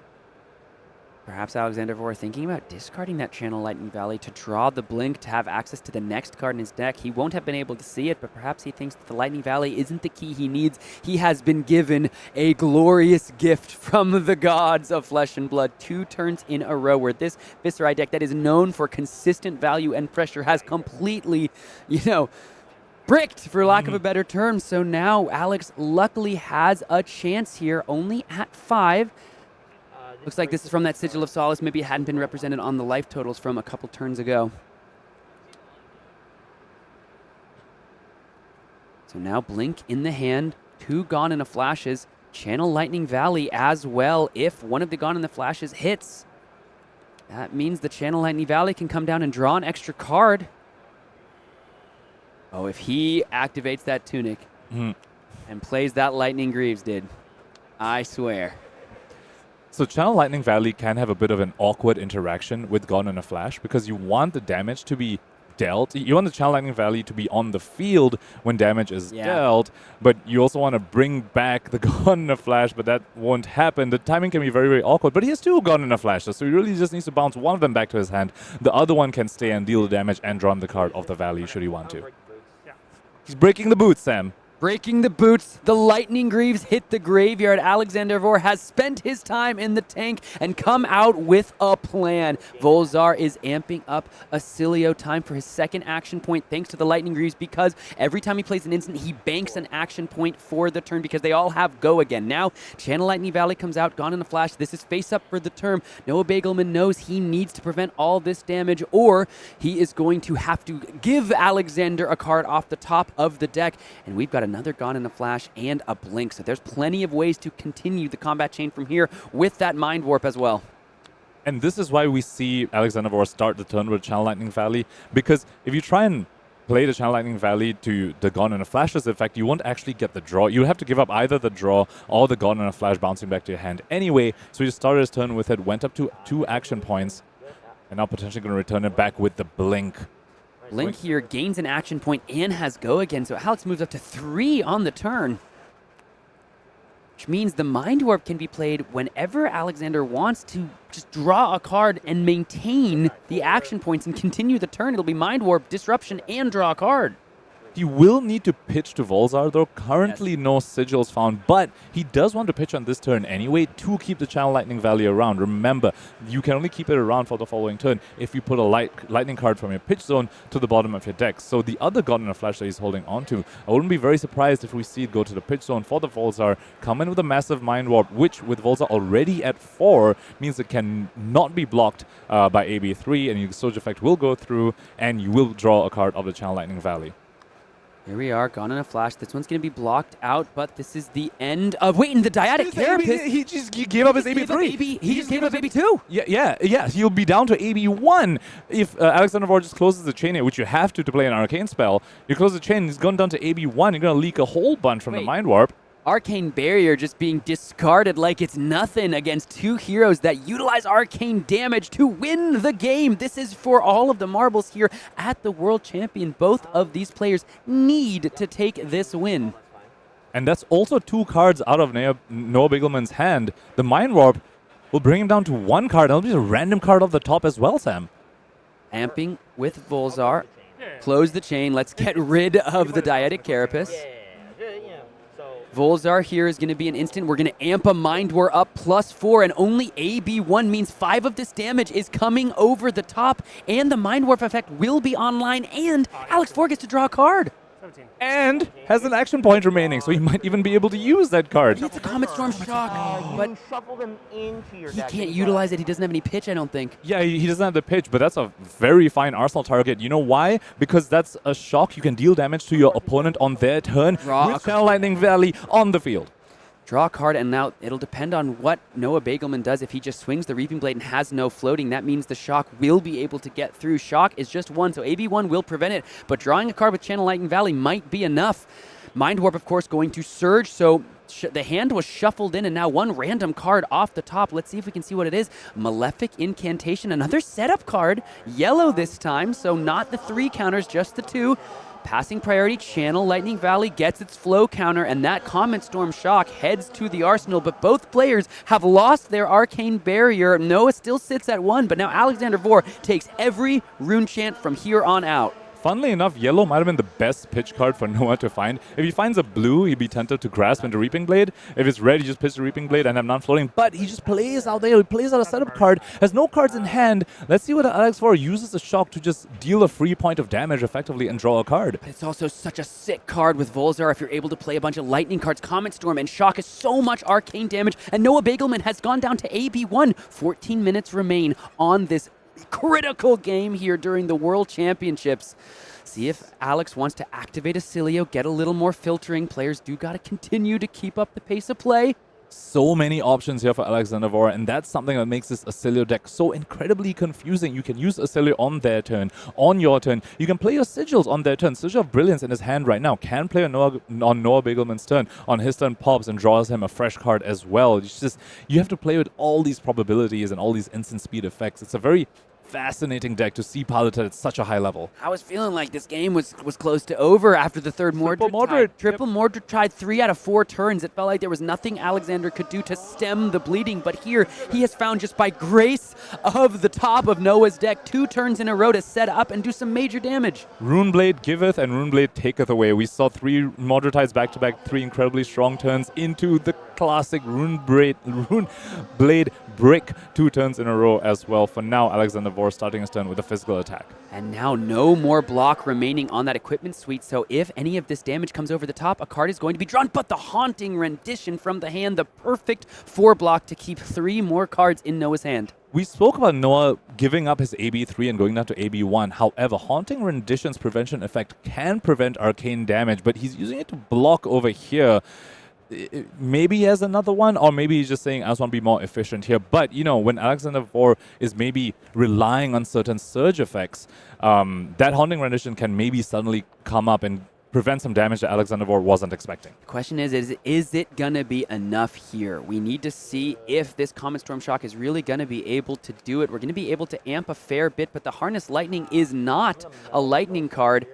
So look at this. We're going to play Comet Storm and Shock, amping 1 with the Volzar thanks to the Shock. So the Shock comes through first. And he's melding it. Yeah, baby. This is a card you don't often see melded because both sides cost 2. Alexander Vore going and do it. But you know what this means? 2 lightning cards in the pitch zone, Sam. This Channel Lightning Valley will stay an extra turn. Oh, you draw first. Sure. Okay, so Yeah, drawing first off of the Shock before the Comet Storm. Draws a second Channel Lightning Valley and a Sigil of Brilliance. Still has an opportunity to resolve Volzar in between these 2 halves of the meld resolving. So now we've played the 1 lightning card for the Shock. He can play either of those 2 lightning cards to amp with Volzar a second time and does have the floating to pump up that Comet Storm even more. But now he's at 5. Noah Beygelman is going to be able to take this damage and stay alive. That might be enough for Noah to put the pressure on. Channel Lightning Valley may not have actually been the best draw here because he's already dealt damage. Remember, it only draws you a card for the first time you deal damage. But it could be a fine card in Arsenal. And now he is doing what you mentioned, Sam, playing out the Sigil of Brilliance and then using the amp and the Volzar on the Comet Storm part of it just to make that taller arcane even taller. Now Noah Beygelman able to just take that damage, go down to 9. Alexander is going to be able to arsenal the Channel Lightning Valley, but let's see how many rune chants Noah's able to create. We can see there's already 2 sitting there on the field, on the arena with those malefic incantations in the grasp of the Arcanite can be activated here to start the turn, which would make a 3rd unpreventable source of arcane damage because those Lightning Greaves have been sent to the graveyard. So one scary thing about having multiple Channel Lightning Valleys is that if Alexander Vore is able to deal arcane damage on Noah's turn, he's going to draw a whole bunch of cards. Here comes Amplify the Arcanite getting pumped up by 3 and 3. So this is 12 physical, 2 arcane, and makes 3 arcane damage in the back in those 3 rune chants. So Alexander Vore is ostensibly dead on board here. Unless there's a Sigil of Solace or another way to prevent these arcane damage pings from the rune chants will do it. And look at this. There's a couple no blocks in Alexander's hand. Does Amplify have go again? Nope. Okay, so there's 2 rune chants and then, yeah, the 12 physical. Yeah, now Oscilio's ability is, of course, online always. You can go ahead and fish for something different. If he finds a way to deal arcane damage on Noah Beygelman's turn, he could draw so many cards because, Sam, he has another Channel Lightning Valley in his hand. He has found all 3 very, very close to each other. Looks like one of them going to be discarded here, though. Gonna discard the Channel Lightning Valley, draw another card. It is going to be another no block here, and you can't pitch to those rune chants because the Lightning Greaves are gone. Those no blocks in the hand, we've got 2 of them. He can only block 6 with those 2 cards and with the Tunic. And there's no way to deal damage to try and draw more cards off these Channel Lightning Valleys. Is this the end for Alexander Vore in this game? Alexander Vore here trying to puzzle it out, seeing if there's anything he can do. He can only block 6 and another one with the Tunic, and that is going to be the game. Noah Beygelman had a couple dicey turns there, but Viserai is going to take him into the promised land of 10 and 2. So now for the next 3 games, he only needs to go 2 and 1 to punch his ticket into the World Championships. Alexander Vore, of course, even though he is now 9 and 3, still is alive in this tournament. All X and 3, all players with 3 losses or less are going to be in the top 8. So he's still very alive in this tournament on pretty fascinating deck. not the end of the road for Alexander Vore here as well, but what a great shout out. Like, we have to shout him out for bringing Oscilio and piloting him to such a great effect. What a masterclass on that hero. Unfortunately, didn't quite able to get there, but Noah Beygelman will be moving on at X2 on that Viserai, mid-rangey Viserai list. Incredible to see that that is also having success. Well, we have got more incredible games coming up for you next, my friends. We have got Mackl Hamilton versus Rob Catton. Both of these players are 2022 World's top 8 competitors, and they are here battling to redux those positions back into this year's top 8. And we have got a hero, 2 of the most represented heroes. We've got Aurora, and we've got that Count Your Blessings new that you've been waiting to see all weekend long. We have got to take a quick moment before we get into that because we've got a whole new set on the horizon, folks. Let's take a look at these slides from the upcoming set, The Hunted. The world premiere, of course, taking place in Prague, January 2025, 17th through the 19th is where you'll be able to pick up some pretty fantastic promos we might talk about in just a little bit, but some key dates here. The world premiere in Prague, January 17th, the pre-release weekend of January 24th, 1,500 events, of course, worldwide. And I will say this again, James White did say it's a pretty cool pre-release promo this time around. I have no idea what it is, but he said you're not going to want to miss it. And then, of course, the set releases January 31st. All these dagger-themed heroes coming out in this set. So if you're a fan of that sort of playstyle, this is definitely the set for you. I, for one, am incredibly excited. Dagger-wielding warriors, Sam. That's not something we've seen before. You know, we've always seen sword-wielding, maybe even axes-wielding warriors, but daggers now coming to the warrior class. It's going to be super, super interesting. Yeah, of course, and we saw that there are more arachnes than we thought possible, and many of them look on from the top of that box art. So we will be letting the hunt begin soon enough. And if someone becomes hunted, they may yet become marked. A new mechanic, of course. If you are marked, certain cards have devastating extra effects. You want to, keep the spider's mark off your back. But just like the assassin marks their targets, the Drakai mark their vengeancers.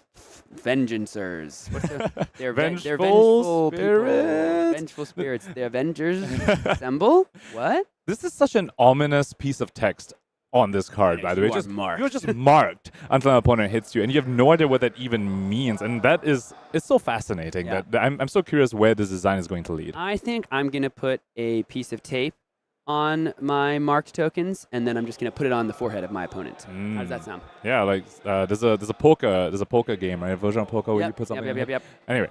I don't think these heroes would like that very much. Fang, the Drakai of Blades, and Syndra, the Drakai of Retributions, 2 of the heroes we are going to be doing battle with in the Hunted 2 of, honestly, my favorite pieces of art we've had so far. I just can't wait to play Syndra. I'm going to say it until the set releases. But when you talk about things that you can't wait to get your hands on, what happened to Arachne? What's going on here? The countdown to chaos comes up shortly. Look at all of these different versions of the hero that we all know and love. And I mean, the key art in the center, dude, all the eyes coming out of the cape and the cowl, the mask sitting there, the blade of just like black and red. It's like, my poor wallet. Yeah. And all 6 of these are being hunted by the 2 royal heroes we just saw, Fang and Syndra. And which version of Arachne is which? This is probably why their job to hunt him down is so incredibly difficult. Well, I say him. I mean, them? There's like, what is he? What is Look at all of them. Yeah. Look at all of them. The countdown to chaos, December 17th, 2024. Perhaps that is where we will finally get our first pieces, our crumbs of the greater puzzle as to what is going on within the spider's web. Make sure you make your way out to the world premiere of The Hunted. But until we get there, we have got much more to come from the World Championships, because 3 more rounds of Classic Constructed are all that brings our players, separates them from these rounds and the top 8, and 2 World 2022 competitors are about to do battle in just a couple seconds. The World Championship continues to rock and roll right after this. Don't go anywhere.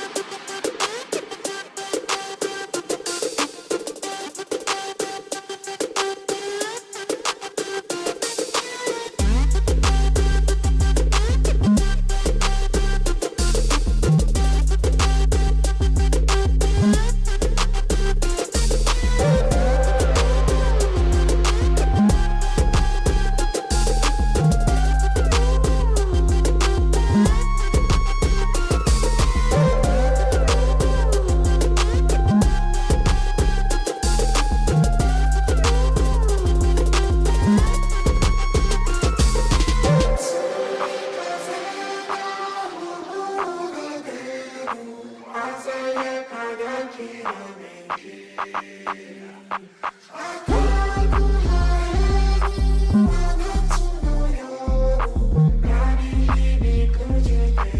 on new levels.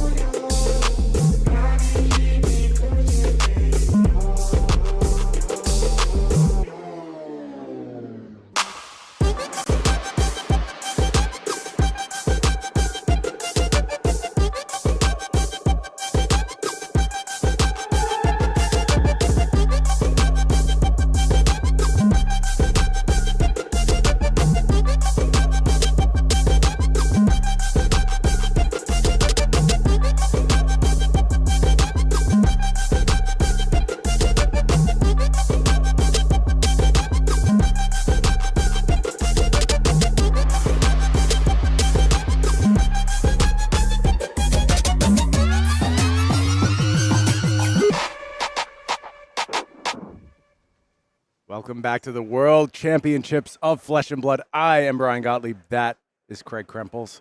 Some Oscilio action. How about it, Craig?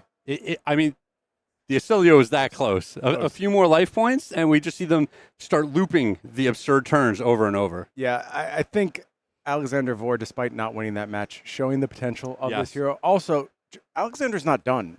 X3, we think, is a virtual lock for our top 8. Alexander is now sitting at 3 losses. Has to be perfect.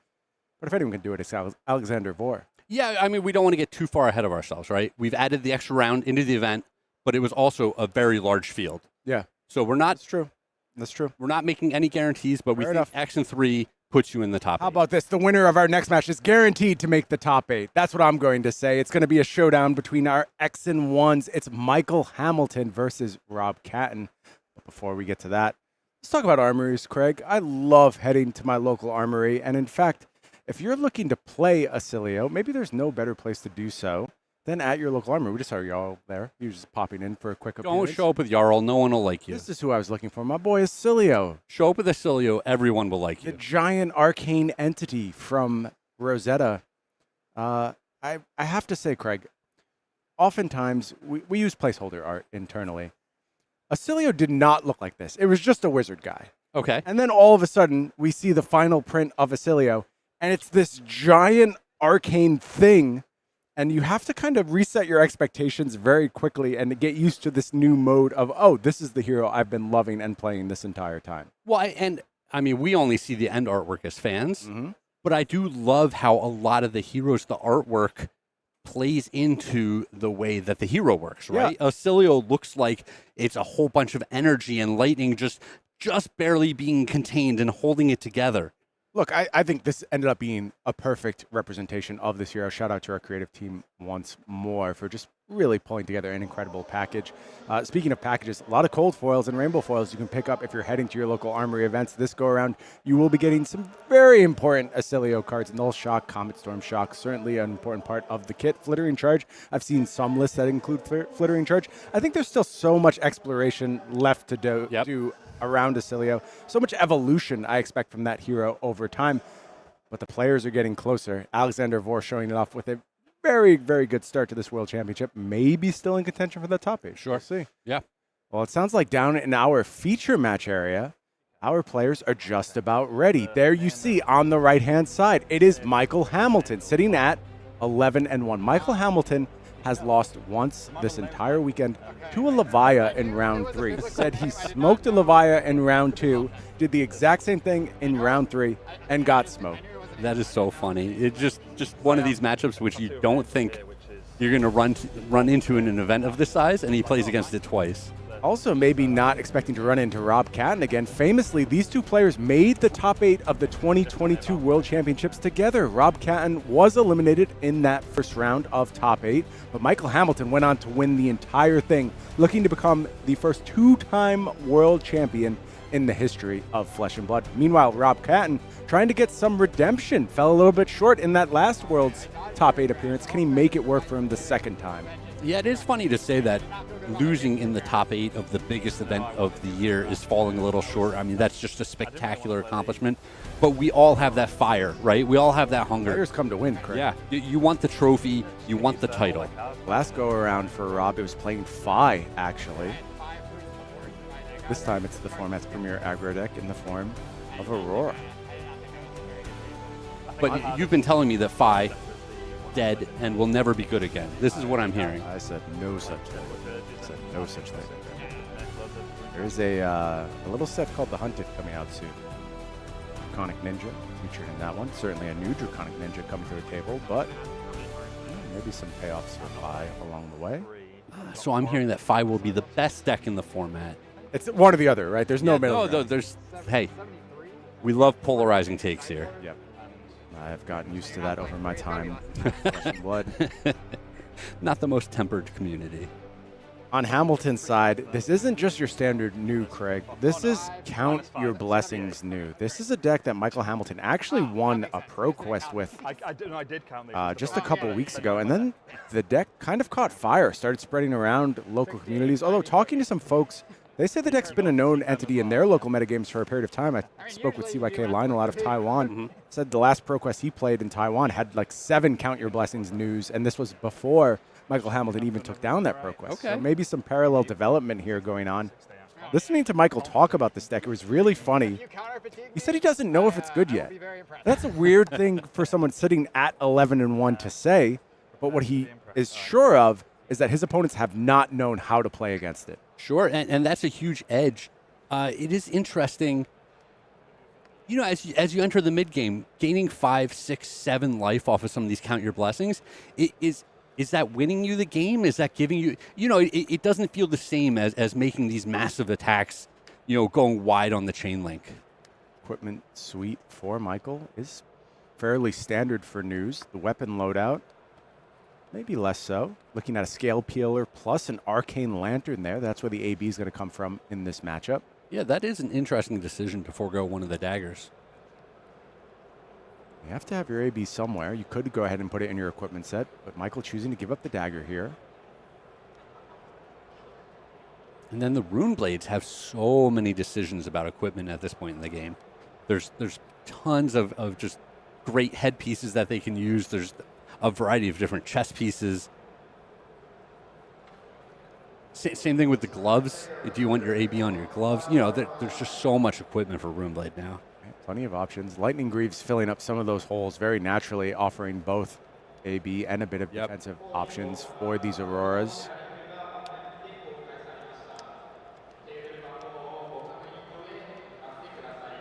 The rain has subsided here in Osaka. You may have heard it in the previous round. It's coming down in buckets. No longer echoing through the tournament hall. And now an air of nerve starting to creep in, I would say. You can tell we're getting to the stage where the stakes are extremely high. Yeah. Yep. Michael Hamilton, however, so used to being in these spots. I spent more time in the feature match area of Flesh and Blood tournaments, maybe than anyone else on the planet. We talked about how a competitor like Shing does display some nerves. I would say Hamilton, the opposite when we get to the tail end of tournaments. Early on in tournaments, I have seen moments of, frankly, humanity from Hamilton. Some missteps, missing tunics here or there. But when you get to the late rounds, absolute killer. Focused, comfortable.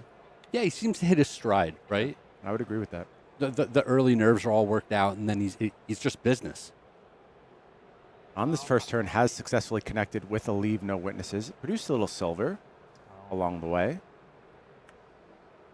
For Rob, we're going to be able to go ahead and make an embodiment here on Michael's turn. Michael comes back with a cheeky Scale Peeler after those cards have been committed and gets an extra 1 damage there, Craig, and that matters. Yeah, the ledges matter. I think this is a pretty big win for turn 1. Leaking some damage, going with that arsenal, getting the silver. You know, this is a bit of everything that you want to be doing. A good setup here from Hamilton. Meanwhile, on Rob's side, Flittering Charge going to come down. Already has go again on the back of that embodiment that was created on the turn 0. 4 damage headed the way of Hamilton. So far, just a fairly standard-looking new deck No actions. in the hands of Hamilton. No Count Your Blessings showing up yet. And Hamilton saying no blocks here. Yeah, you know there's more coming. Second strike, another 4 go again on offer. And again, Hamilton says, send me the bill. Sometimes you can't block, actually. He's Right? pretty happy with his hand. Trying to keep him guessing.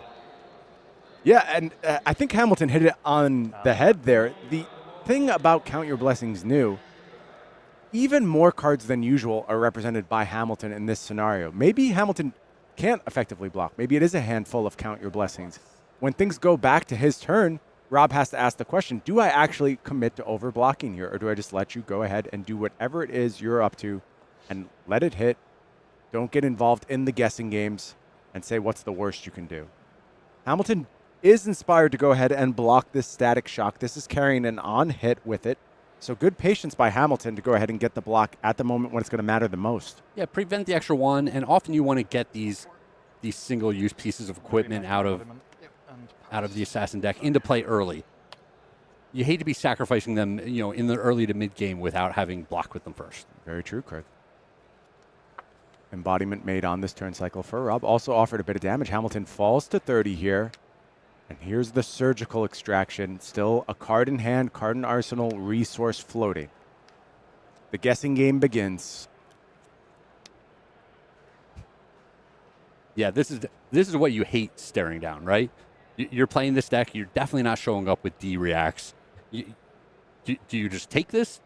Do you cover it? Like, when do you want to get your equipment involved in this situation? It's just such a guessing game when you're playing against new.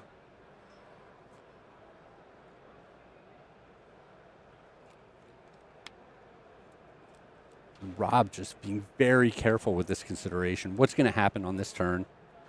Is he losing a card?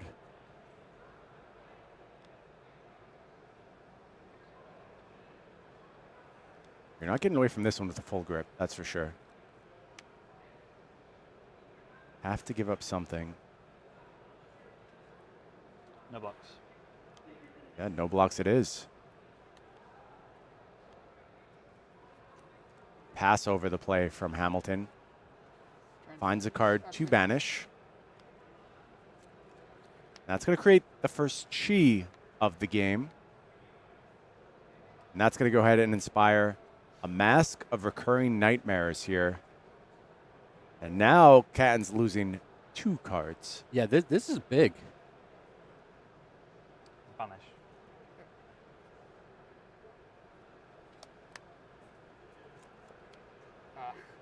And then I believe this does not trigger because you're the one banishing the card, not me, for the contracts. I'm going to call a judge and double check, though. Okay. Judge! Yeah, I was told that's how good it work works, from our players but, here. Go ahead and sort this one out. The I would like interaction to between be surgical sure. extraction and Silver is Mask very of useful. Recurring Nightmares. You are contracted to banish. Hamilton is correct here. It's not going to go ahead and create a enter your banish silver, zone. but I'm supposed to be the you one do want to banishing. double check, make sure your cards are working as you expect them Whenever to, you complete this contract, it's 'cause it's like administer the about rules it's like contracts, appropriately. right? Yeah, a very interesting little nuance in the difference of this card. You are contracted to banish your opponent's blue cards, Correct. but they're the ones Okay. making the banish Correct. in this situation. That is the distinction there, and it sounds like we'll let the judges sort this one out. Go ahead and get it all taken care of, but Hamilton understands the rules well here in this spot.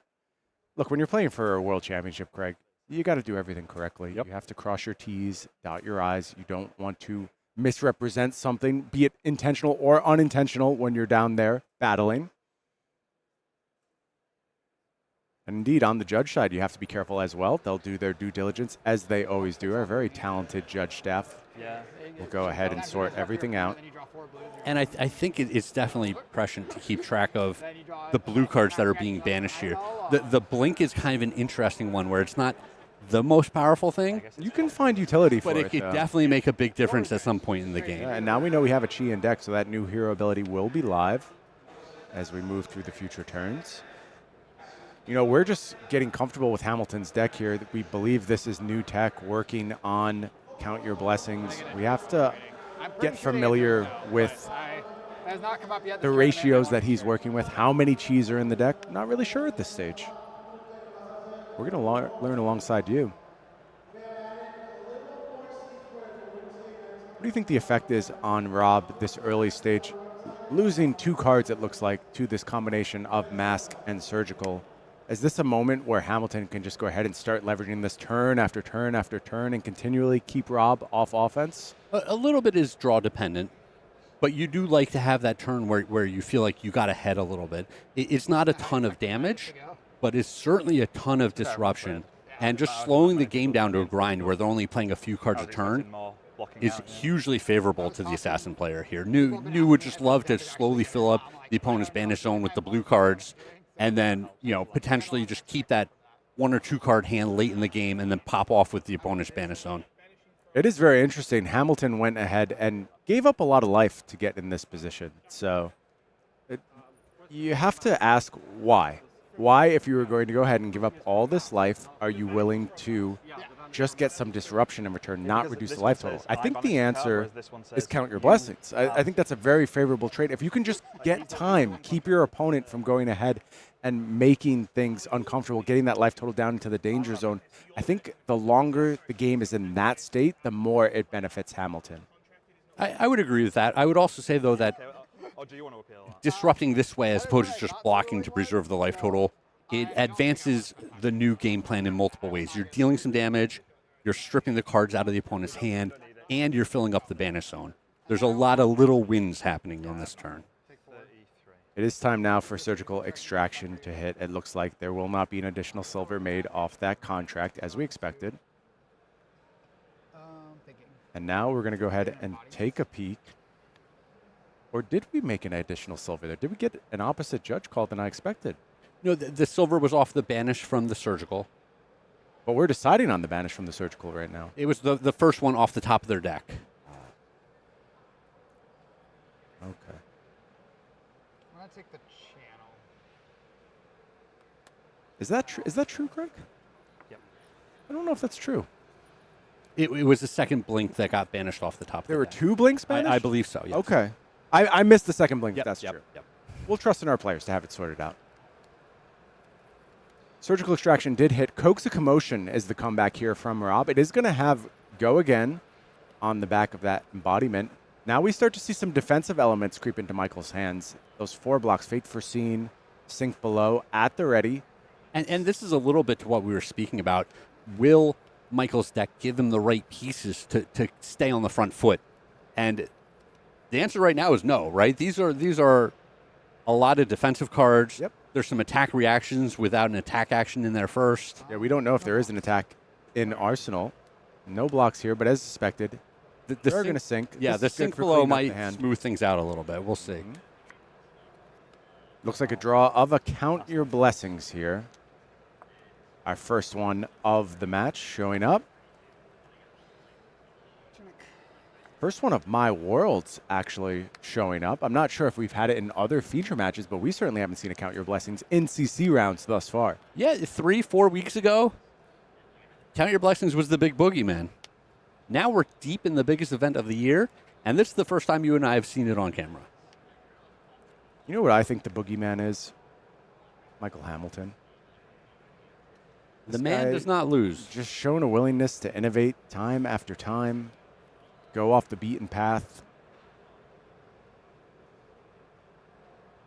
Certainly known as an incredible player. And this has to be a little frustrating if you're Michael. The first turn, very solid turn for him. The second turn, great. I guess that's turn 0 and turn 1 for him. But here he's not going to be able to do a lot with his turn. He's going to leave his opponent with 5 cards probably. Does have a Codex of Frailty. Okay. In Arsenal. I spent some time reading that book a little bit earlier today. How'd that work out for you? I feel extremely frail. All right, this is actually pretty good. Yeah. An interesting wrinkle here. Codex discarding Count Your Blessings. Keep track of how many of these guys are there. Yep. Going to go ahead and get that in the graveyard without having to sink resources into it on this turn. I think that's actually something I hadn't considered, Craig. I don't think that's the ideal line. It's not what you're trying to set up. But it's not a bad out in this spot. Listen, if you have to be discarding, you want to be discarding those early count your blessings. I would agree. And this is an early win for Mackl, getting that Crown of Providence for the first Arsenal disruptive effect, the Leave Your Witnesses, inspiring Rob Catton to go ahead and commit that crown. Yeah, now Mackl has a couple of decisions because he can use the Tunic to deploy the attack reaction, or he could just pitch the D-react that's in his hand in order to play it. Banish top card of your deck. Make a silver. And he's not going to do either of those. Yeah, thank you. Go to the end of my turn, trigger ponder. I'm a little surprised we didn't see the +3 on that turn. It's interesting. We saw Shoma Yamamura famously float attack reactions turn after turn, IP penaltying himself, just caring way more about the value of that card when played than getting the most out of his hand. And we talked about this earlier, Craig. One of the things that sets apart good flesh and blood players from the elites, from the Michael Hamiltons of the world, it's the willingness to IP yourself in those spots, to go ahead and leave yourself with cards in hand. Yes, it is understanding what you're gaining by making that sacrifice, right? Rob Catton slated to gain a lot on this turn. It is that powerful specialization. It's Arc Lightning from the Aurora side. It's going to start the arcane damage rolling. Also provide Rob with some go again for this turn. And this is not a terrible situation for Mackl. When you've got those Transcend cards in your hand, and you're facing a whole bunch of 1 point of arcane damage, you know, you're basically turning those blue cards into 3 blocks. Yeah, not bad. Hamilton did keep a defense reaction in Arsenal here. Going to have that available should he want to. Does not, though. Going to just commit the hiss alongside the arousing wave. I like sitting on it in case there's the lightning press. Lightning press? Yep. Yeah, how about that? Hamilton at the ready with the fate. Does get the op, puts the card on the bottom. Still 2 resources floating, and a Count Your Blessings in hand. Hamilton just ABs here. Yep, the go again triggers. Still another blue available. Tunic for weapon. I'll take 1 physical. Frailty going to reduce the impact of the Starfall slightly. Maybe 1. One more go again ping comes through. That is AB'd as well by Hamilton. And Twine Lightning Fuse, a little go again here, 0 for 4. We know the last card in hand, it is going to be a Lightning Surge. So if Hamilton says no blocks here, Rob can go ahead and pick up an extra 4 damage at his leisure. May prefer to keep that Lightning Surge around for a future turn. Let's see how he wants to play it. It is interesting, the decision of whether or not you take the kind of free 4 damage here. Take 1. 28. And then I'm going to Tunic AB the 1 arcane. Yep. Hamilton going to use the Tunic counter to get the AB. And Yeah. now Rob thinks on this Lightning Surge. Do I want to try and get this 4 damage? Do I want to claim the last card in hand? Or is it more important as a setup card? It turns on the Starfall for sure on the next turn. It's that starter that you want. But the flip side is, you know, Mackl did not have that extraneous card in his hand that he would have wanted to block with. Yeah, there's some punishments to arsenaling that card, right? This last card could be something like a Codex of Frailty that goes ahead and gets a Leave No Witnesses. So it's an interesting decision. The counter. I'm going to take up my Tunic. Hamilton, though, just has to Count Your Blessings, which we expect will probably go to the arsenal here. No, I don't know. I don't have that many extras. Tunic to 1, and then I'm just... Oh, great. Tunic to 1. Mackl, we have dice for that. Come on, man. I just said how much time you spent in the feature match area, Mackl. You need to be prepared for this situation. You know our dice spread well. He actually went through the entire sampler of dice before the judge got him the right one. So Hamilton is now Count Your Blessings rich, has drawn 2 Count Your Blessings here, has one in Arsenal, just a Nick, also I in think hand. this counts as being count your blessings poor. Maybe. You kind of prefer to spread them out a little bit more. Yes, definitely. I will say, though, if this is not an explosive turn from Rob and Hamilton is happy not doing a lot of defending here, it's good to just get that train rolling and load up your graveyard with the Count Your Blessings. Sure.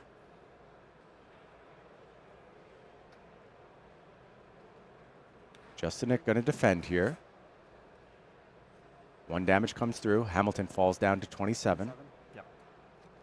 I keep waiting for the Channel Lightning Valley to show up and really push Rob's turn over the top, but we know one was already banished from his hand, so there's only 2 left in the deck for Michael Hamilton to be worrying about. Yeah, very important to track for sure. Embodiment of Lightning comes down, coax a commotion. Okay, that's a tough one for Hamilton. Oh, excuse me. This is Gazoo, not Coax. This is much easier for Hamilton to deal with. A similar card. I mean, this has a lot of feel of that Cheerios Briar deck that we saw back in the day. Absolutely. Yep. 24. Levels just defends here. One more damage comes through. Flittering Charge. Another 0 for 4. As you mentioned, Craig. Feels like Cheerios Briar all over again. Defense. Yeah, and now Hamilton just has 3 Count Your Blessings. One's going to be committed to pitch. A Count Your Blessings is going to be played, and a Count Your Blessings is going to be put in Arsenal. And I don't think this is great. I think if you're in Rob's seat, you're very happy with these turn sequences. You're forcing a lot of damage, and the opponent is not disrupting what you're doing. Agreed. We're only up to 2 Count Your Blessings, so we're not really above rate at this moment when more show up.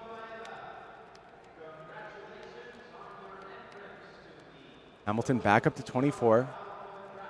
Catton still at a comfortable 31.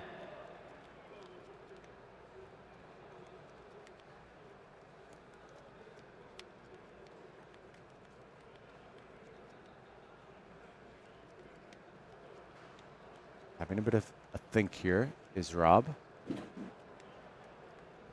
You gave us a little peek behind the curtain when you were talking about the artwork on the new heroes and how it's not the same as you're going through development. You also said at one point, I don't remember if we were on air or not, but that the heroes have different names. They can. Can you walk us through what the names were in Rosetta before, they went through? Here's why I'm not going to do that, Craig, because the names might get used again. Oh, and they might be important. It's one of those things that I will occasionally share. There are some names, though, I'd rather keep under wraps, and I think Rosetta. Man, I feel like that means every time I ask you a question and you it just raises more you questions. Squirm out of it, I feel like, all right, I actually asked him a pretty good question here, but also I didn't get a freaking answer. Get used to it, Craig. Oh, I'm used to it. Gone in a flash, coming down here. Flicker Wisp has been fused on this turn.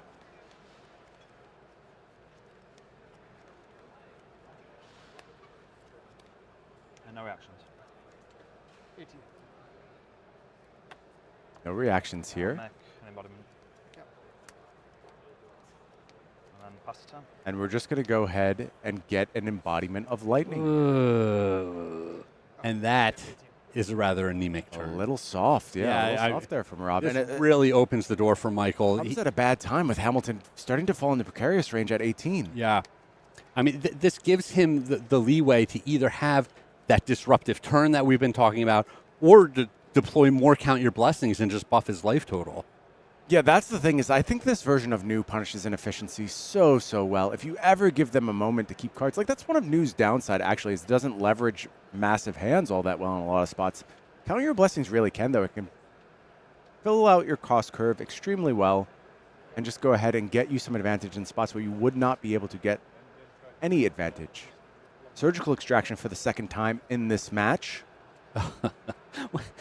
When they have that many cards in their hand, Brian, and all they do is send the surgical, you're just like, oh, come on. Just have to take it. I honestly just think you don't have options here. If you go ahead and get into a war with Hamilton in this spot, the punishments that can come are so massive. You can just hope it's a brick hand, it's filled with attacks, and maybe you get away with it by not overcommitting in this spot. Of course, some of the texture of Rob's hand will dictate the decision here. I mean, we saw it last time, right? Rob saying, I'm more than willing to take 4. I'm not worried about the life total, but if I try to block this and I lose another card from my hand, this is a disaster. So I hope that this is just a clean 4. Maybe you pump it to 7. I lose 1 card, and I'm willing to race that. But if it's paired up with a Transcend, you take multiple cards out of my hand, that's when it starts to turn into a real problem. Look at this. Rob has to go ahead and commit 2 cards to the defense here. Ooh. Is that going to be enough to defend in this spot?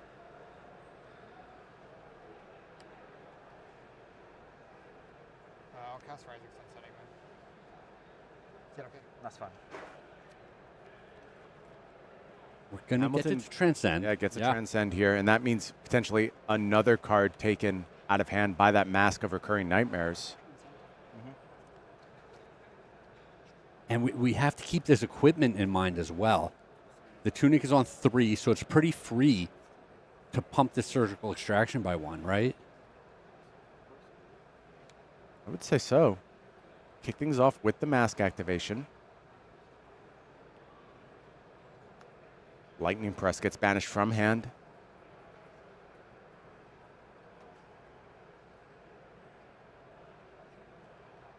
Again, I think Mackl has the decision point here, where with the Tunic, he can either play the Count Your Blessings out of the arsenal,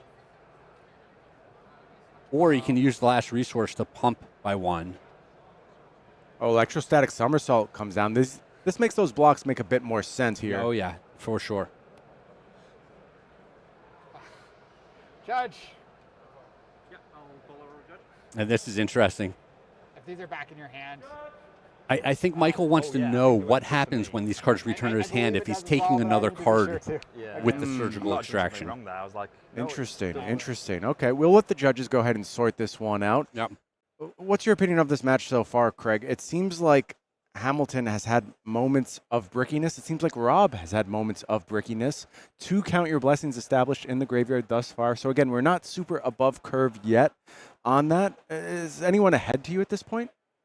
I would definitely lean towards Mackl Hamilton at this point in the game. He's been fairly disruptive. He's gotten a couple of those Count Your Blessings into his graveyard already. So the next ones coming up are going to start feeling so much better when he casts them. Very true. Very true. It sounds like our players have got that all sorted out. They got the information they needed from the judges. We'll head back down to the feature match area. these go back to your hand. And then I'm just going to Tunic and cast the Count Your Blessings. It looks like those cards are going to go ahead and return to hand. Yep, 22. Arsenal. And So he they've does, defended effectively. Tunic, Count Your Blessings. And you're leaving your opponent with an Erase Face, a red card, and the Tunic is on 3, but it's just not a threatening hand, right? Erase Face is an interesting one in this matchup because I feel like it's just a clunker a lot of the time. Might just be damage, honestly. You may just need to have as much damage in your deck as you can plausibly fit in. I don't know if it's a pure put every single card I have available into my deck to try and avoid fatigue situation, but I do think if a card plausibly presents damage, you may want it here. Michael's got an interesting one in his hand. Levels of Enlightenment. That card paired with silver means you can churn through a bunch of your deck. Very true. Get all of those blues into your pitch zone and then choose all 3 modes a lot of the time. Yeah, we'll need some additional blues to pair with it. Does have Warmonger's Diplomacy to potentially do that. And we have a D-React out of Arsenal. Is it the Fate Foreseen cleanly covering up this Entwined Lightning? This is for 1. And just Starfall for 1 here from Rob. Again, another anemic turn. Yeah. 21.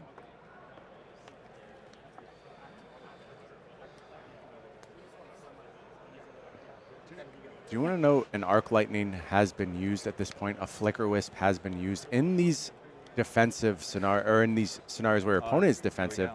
Flicker Wisp, Arc Lightning often is the end game you're trying to get to. Yeah, we see a very deliberate game plan a lot of the times where the players will be pitching those cards early and then making sure they're bunched up in the bottom of the deck for the late game. Let's keep an eye if those ever hit the pitch zone.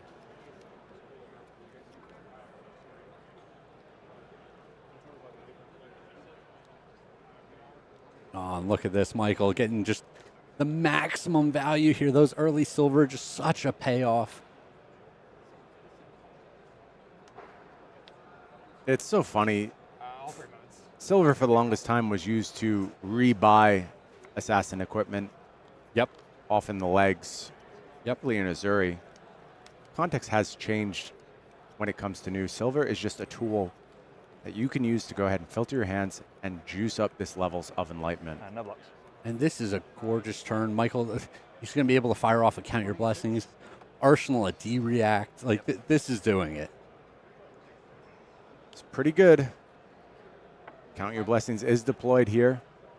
26 to 26. Life totals are now even at 26 apiece.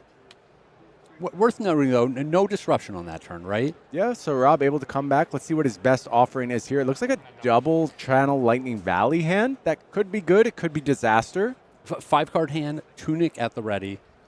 Lots of possibilities. And a Sigil of Suffering in hand. That's not good. The channel Lightning Valleys are cards that you often don't want to draw in multiples because it's so hard to carry 2 of them through to the next turn. Does have an E-Strike that can potentially clean things up a little bit here.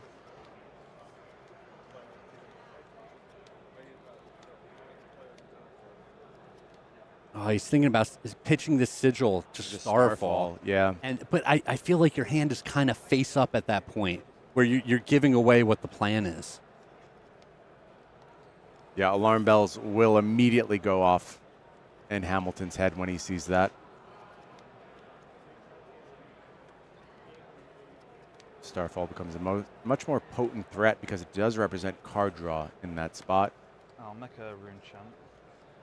Makes a rune chant off the grasp. Play a channel. Wow. Plays the channel straight up to go ahead and get this Starfall buffed up. Okay, so an interesting line here from Rob. Well, we said the other line would make his hand face up. This is as face up as it gets, right? Does appear to be so.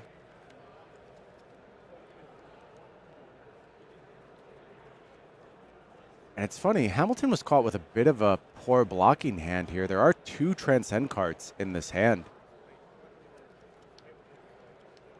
Yeah, he has the D-React in the arsenal. Yeah, it's an interesting spot.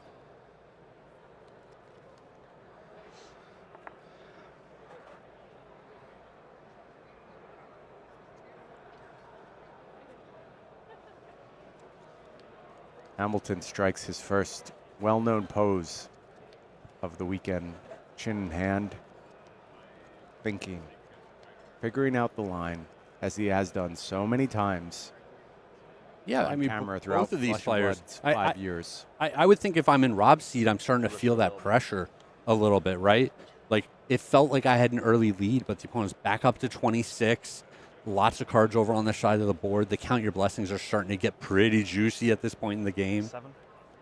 Hamilton is going to AB here, but Rob finds 7 from this Enlightened Strike. I think he's going to get his draw here, but unfortunately does already have the Arsenal.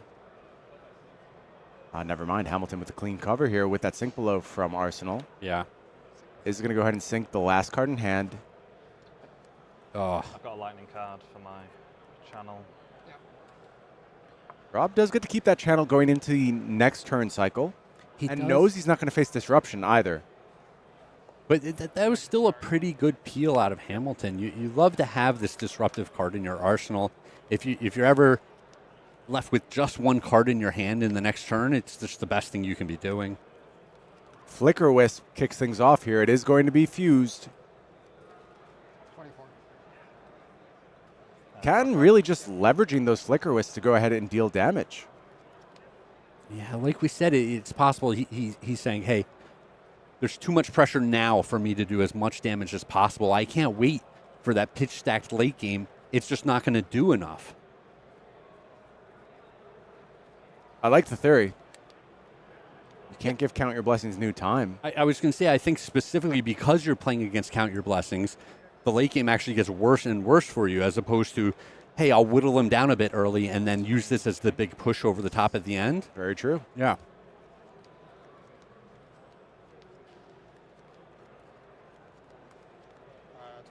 Starfall coming in. We did successfully draw our Channel Lightning Valley card, so this turn looking to get a little bit wider. 2 arcane, then 4. Arcanic Shockwave here. Offering a bit of extra arcane damage. And is Rob going to take that IP on this turn? 15. Yep. Looking like it thus far.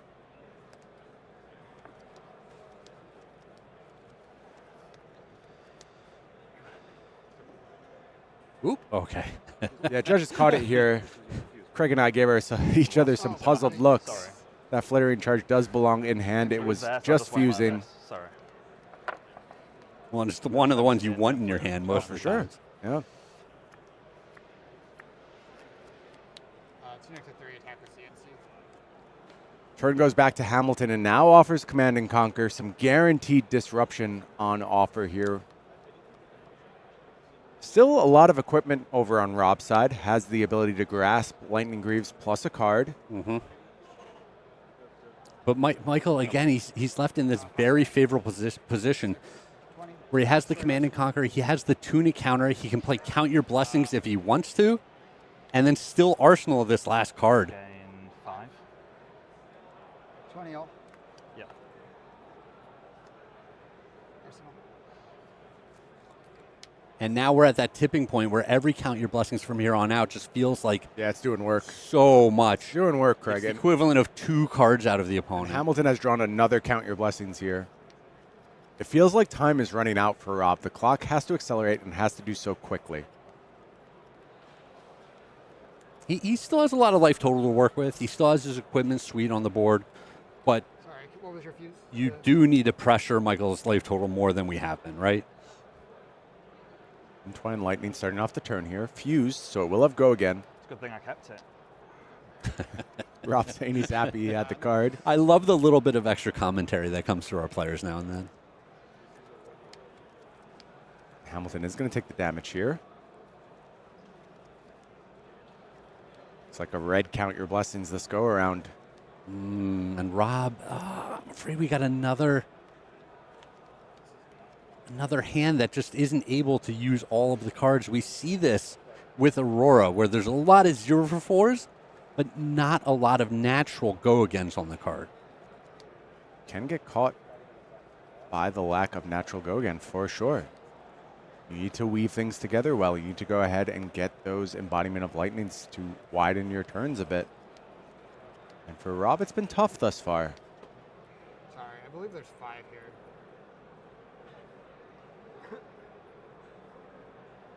Yeah, you don't love to see that if you're Rob.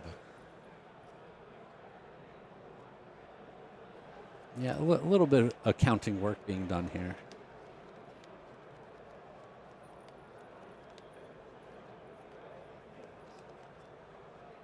No blocks. And this Exude Confidence just really offering vanilla damage here. Well, and you know, Rob doesn't even have the blue pitch in order to get that little bit of extra damage in there. It's tough. Tough. The hands have not lined up well thus far for Rob. And now things are back over to Hamilton. And I think on this turn, he's going to offer potentially some disruption, some additional life gain, and the threat. It is interesting seeing the like branching decision tree each turn with this new deck, where you can choose to pitch those Count Your Blessings, you can choose to play them, you can choose to play your attack reactions and just arsenal it for the future. And it really feels like this deck gets tons of value out of that Tunic. Every time it's up to the 3 counters, there's something waiting to use it on. We know a devastating combo lurking in the hands of Mackl Hamilton. This Art of Desire Mind is going to potentially get combined with that Just a Nick. You hit the right banishes in that spot, you could end up quite a bit of life. Of course, not a particularly blue-rich deck is Aurora. Has the hiss from Arsenal. That's going to go ahead and create the Slither. Offer go again. But wait, there's more. It's Just a Nick as well. And now this is pumped up to 9. And Rob's life total also starting to fall under threat in this spot. You're absolutely right, Brian. This is the point we were saying, well, at least Rob doesn't have to worry about his life total that much. But things have swung drastically the other direction. Gain 8. Rob did miss on both of those banishes, did not reveal blue, so that's a little bit of solace. But how about gain 8 for Mackl Hamilton? Red Count Your Blessings comes down and restores his life total to 20. Still an Arc Lightning and a Flicker Wisp left in deck for Rob. Those cards could be combined on a big turn. But deal 9, gain 8. It's tough. It's tough. It's tough to play around. Flittering Charge is the start here. Surely not the end.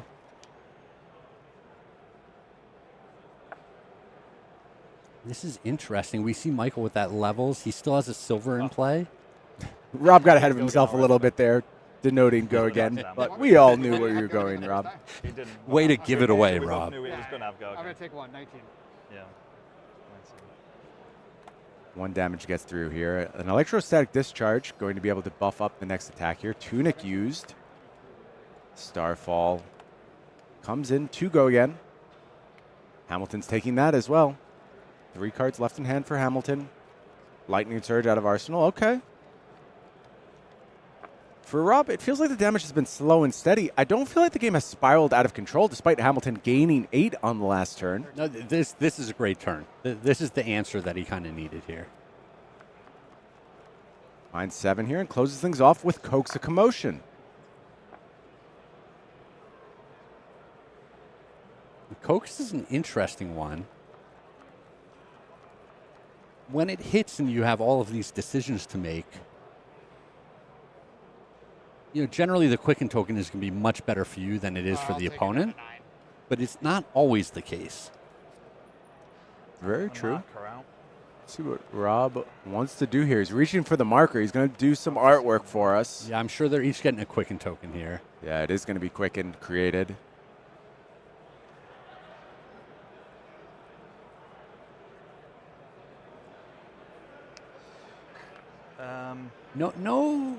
No artwork or flavor text on those tokens. Yeah. Missed Rob's got other opportunity. things on his mind right now. We need to focus on the things that really matter here, Brian. Quicken artwork. Yeah. Entertaining the fans. Leave no witnesses with go again. Michael Hamilton says, thank you, Rob. I'll go ahead and use that. This will challenge that arsenal. Still 3 block available on equipment here. Tunic not at the ready, so you don't have to fear things like hiss as much. Yeah, Rob's been very patient with that armor. Yeah. You have to be against assassins.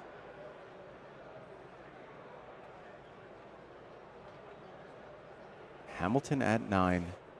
Rob Catton at 11. We believe the winner of this match sets themselves up in prime position to be our first top 8 competitor. Yeah, a win here will almost certainly lock things.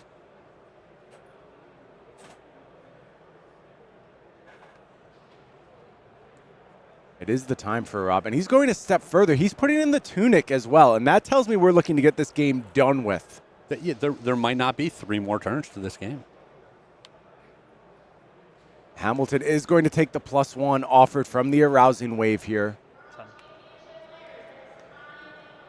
Oh, that's a big win. I'll make 1 silver up to 2. Dagger for 1. Even gets a little extra value out of it. Another cheeky 1 damage from Hamilton. Because of the Quicken token. That's funny.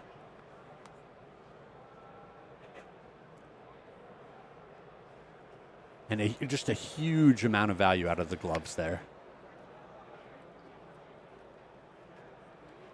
That common equipment set for new really does work, Craig. It is just the right power point, right? Just the right power level. It was great and limited without feeling too oppressive. And here it is. It just shows up in the new decks all the time for Constructed. Here's an Arc Lightning from Rob. I believe this is our last Arc Lightning, if I'm recalling correctly. 3 cards? Yep. This is going to be a big turn. Defensive options from Hamilton are okay. There's a sink below, but there is a 2 block as well. How are the resources in terms of AB? We do have a blue. Yeah, but yellow of Codex. He chose to take the damage pretty fast there, so I don't think he's looking to AB on this turn.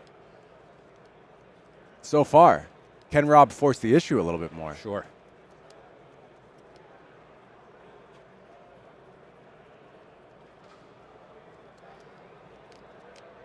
And it's a good thing Hamilton cracked that arousing wave. I think this turn becomes much more scary in other contexts. Burn up shock. You have 2 cards? Gonna come down. 2 cards left for Rob. 2 arcane damage being offered here.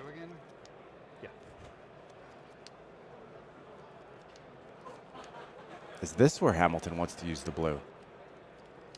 Yeah, Rob really doing a good job of forcing the issue here, saying, hey, maybe you do want to give me a card just for this incidental damage. I'll AB one twice. Hamilton says yes. Yep.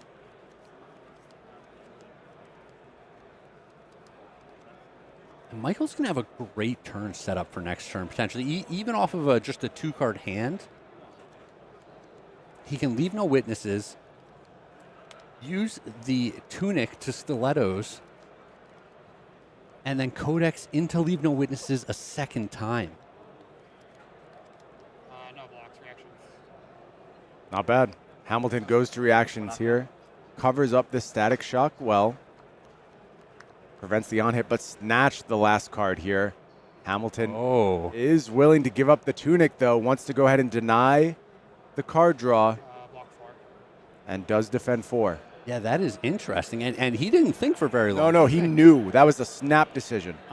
I'm not going to fall that low in life total. I'm not going to give you that extra card. Yeah, and you know why? It's because of this Codex of Frailty. You need to deny that Arsenal because that makes Rob's options even worse. You have to go ahead and give up a card from hand here, and the defensive options are going to be far, far more limited when this Leave No Witnesses comes through. Yes.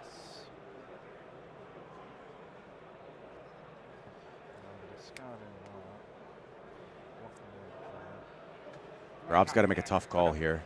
That's definitely where this game's going.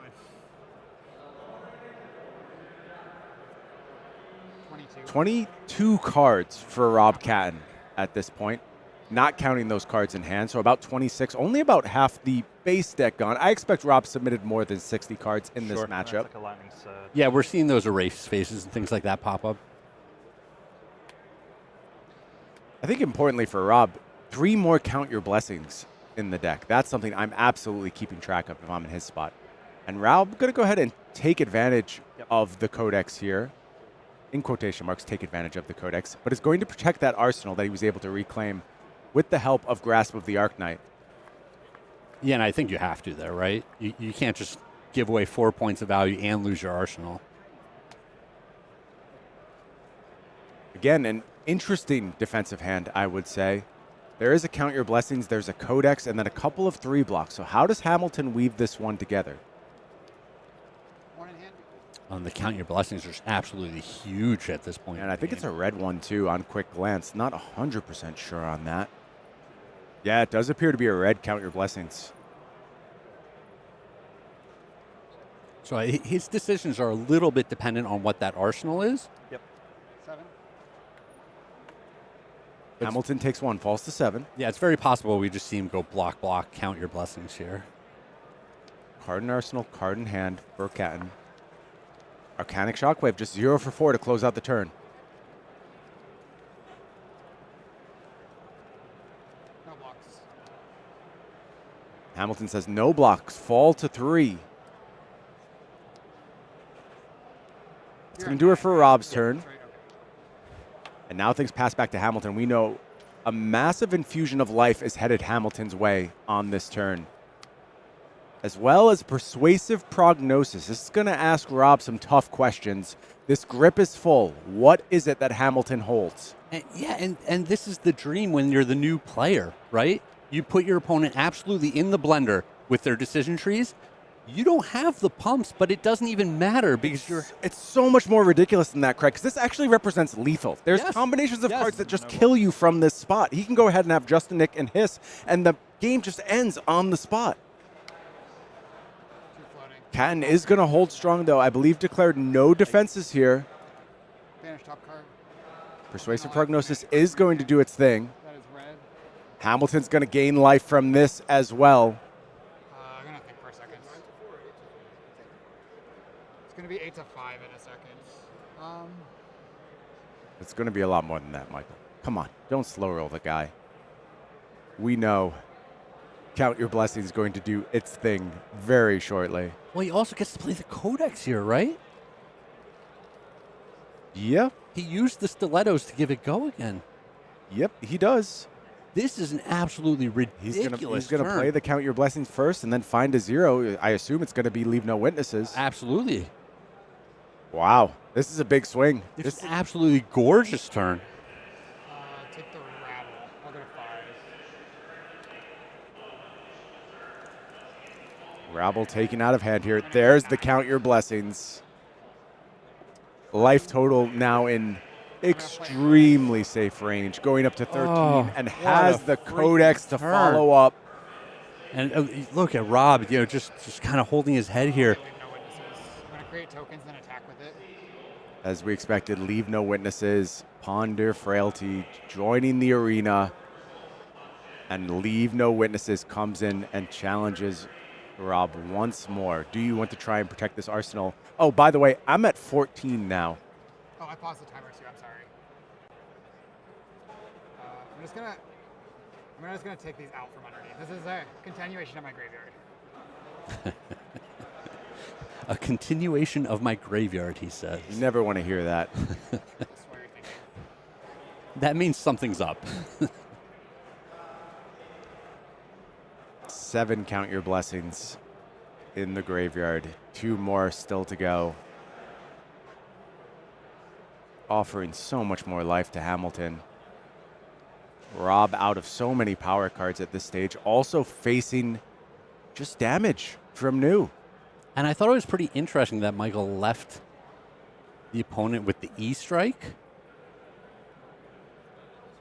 Basically saying, hey, I know you're going to have to block with 2 cards out of your hand. Yep. You go to 4. If you want to protect that arsenal, you absolutely do. Your deck, make 1 silver up to 3. And step I think that's the last Arc Lightning deck. Yeah, I believe you're right. And Rob with Flicker Wisp in hand, that combo probably not going to be a factor in this game any longer. 7. Just 7 on offer here. Hamilton has another count your blessings. This one's starting to feel like it's slipping away from Catton, Craig. Absolutely, and we've cycled through our deck back to those Chi. We still have the Mask online. We haven't blocked with that one yet. We've got the new ability, depending on what's in the opponent's banish zone. It's all working for Mackl at this point in the game. And then no blocks. She game 1. So up to 22, then down to 15. Attack for 7 results in Hamilton up 1 life. Still 1 more count your blessings in the deck. More life gain to come. This is gone. Bonds of Agony going to come down. Oh, oof. And like we said last time, every time your opponent just starts the turn with one of these attacks. Questions start. It's so tough. Especially at 4 life, especially when you know your opponent's slated to gain at least 9 more life. I'm not sure the color of the count your blessings left in the deck.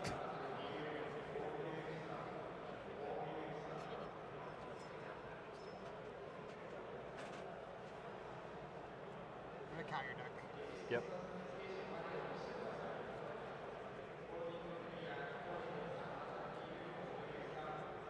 Hamilton says, forget counting my blessings. I'm going to start counting your deck.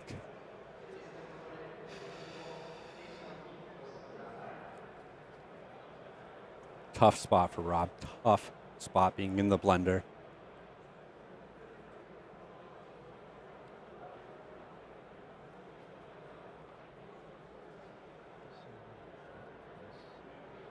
Looks like Rob does want to commit a card here. You reach a point, Craig, where you just have to say, if you have it, I can't win anyway, and you just let go, and you force your opponent to show you the attack reaction. I don't know if it's at that point yet for Rob, but I feel like he's debating it. But there's such a range of the attack reactions, right? He says no blocks here, and Hamilton shows the Justin Nick, and that gets the fist bump. And with that fist bump, Craig, I believe Mackl Hamilton has locked up a top 8 berth at the 2024 Flesh and Blood World Championships. Just another incredible finish out of one of the top players in our game. In the running now to become the first 2-time world champion in the history of the game. Unbelievable stuff. I'm really without words. This guy continues to impress me, continues to amaze me. You know, we talk about him having a down year. For any other player in the world, it was a fine year. I'm pretty sure there's a falling top 8 in there, in contention in a bunch of other events, had a big day 1 at U.S. Nationals, fell a little bit short. Qualified for everything. Qualified for everything ever, made a bunch of money, and you go, did Mackl Hamilton fall off? What an impossible set of expectations to live up to. But he just shows he has so much more he can do. He can be in the mix every single time. And the new deck, right? This was a deck that already played well from multiple angles, where it blocks really well, it threatens all sorts of disruption, and then it can just pile damage on out of nowhere. And the Count Your Blessings is that little extra facet in this deck now that basically means you're always using every resource to the absolute maximum. Look, Hamilton's done it before. He's reset the metagame basically at a whim. He redefined everything with the introduction of that Icelander deck at US That was Nationals, ridiculous. then carried it on to a World's victory. This time, stakes a little lower in the previous week, goes ahead and wins a Pro Quest like he needs the invite. Come on, Mackl, share a little bit. But he takes it down and maybe redefines this metagame as well with Count Your Blessings new, now looking locked for our top 8. How could you not want to play Flesh and Blood after watching a match like that? If I were you, I'd be headed to my local armory as soon as possible. And a good friend of mine, Jacob Bertrand, recently had a similar experience where he spent a night at the armory. Why don't we go ahead and check that out?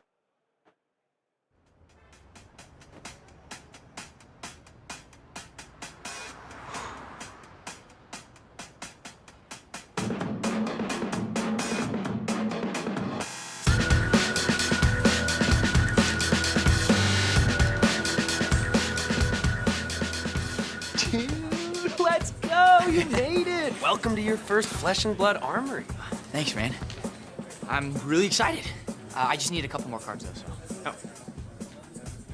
I can help with that. Dorinthia, a masterful warrior with flourishes of glistening steel that can run through any defense. She sounds pretty sick. Yeah, okay, and she's your hero. Cool. Where do I start? Looks like you are 2 seats over, which means... Oh my god, dude, you're playing.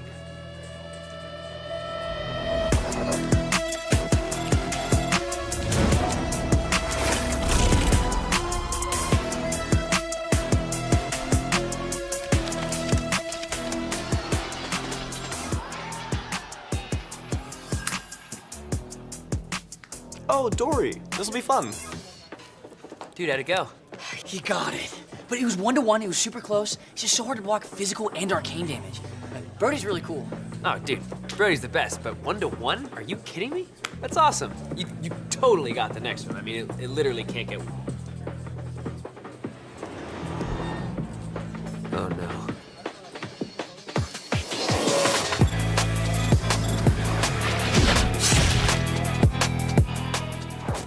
Block with my arm piece.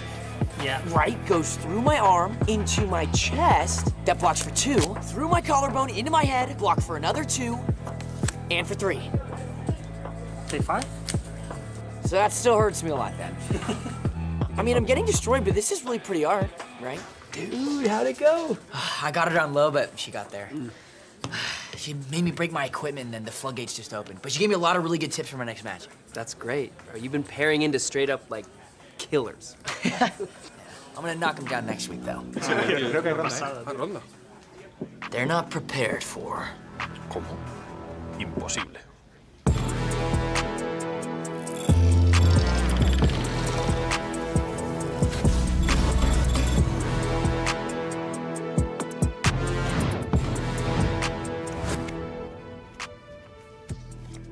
Attack with Dawnblade. Oh. Glint the Quicksilver. Gain to go again. Draw. Twinning Blade. Nice. Seismic pops, and I will attack you with a Macho Grande. 8, and it has Dominate. You can only block with 1 card from your hand. What about from Arsenal? Nice. But I have a Pummel. Oh! Good game.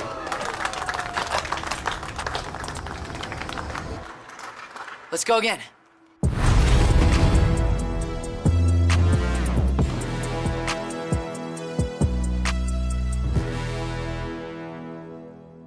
Shout out to my boy Jacob there. Shout out to all my boys at 3 Floating, just putting together some of the best stuff in the business right Love it. now. Yeah, it's just such a fun representation of what exactly it's like to go ahead and play a local armory event. We've all felt it, Craig. We've all been there.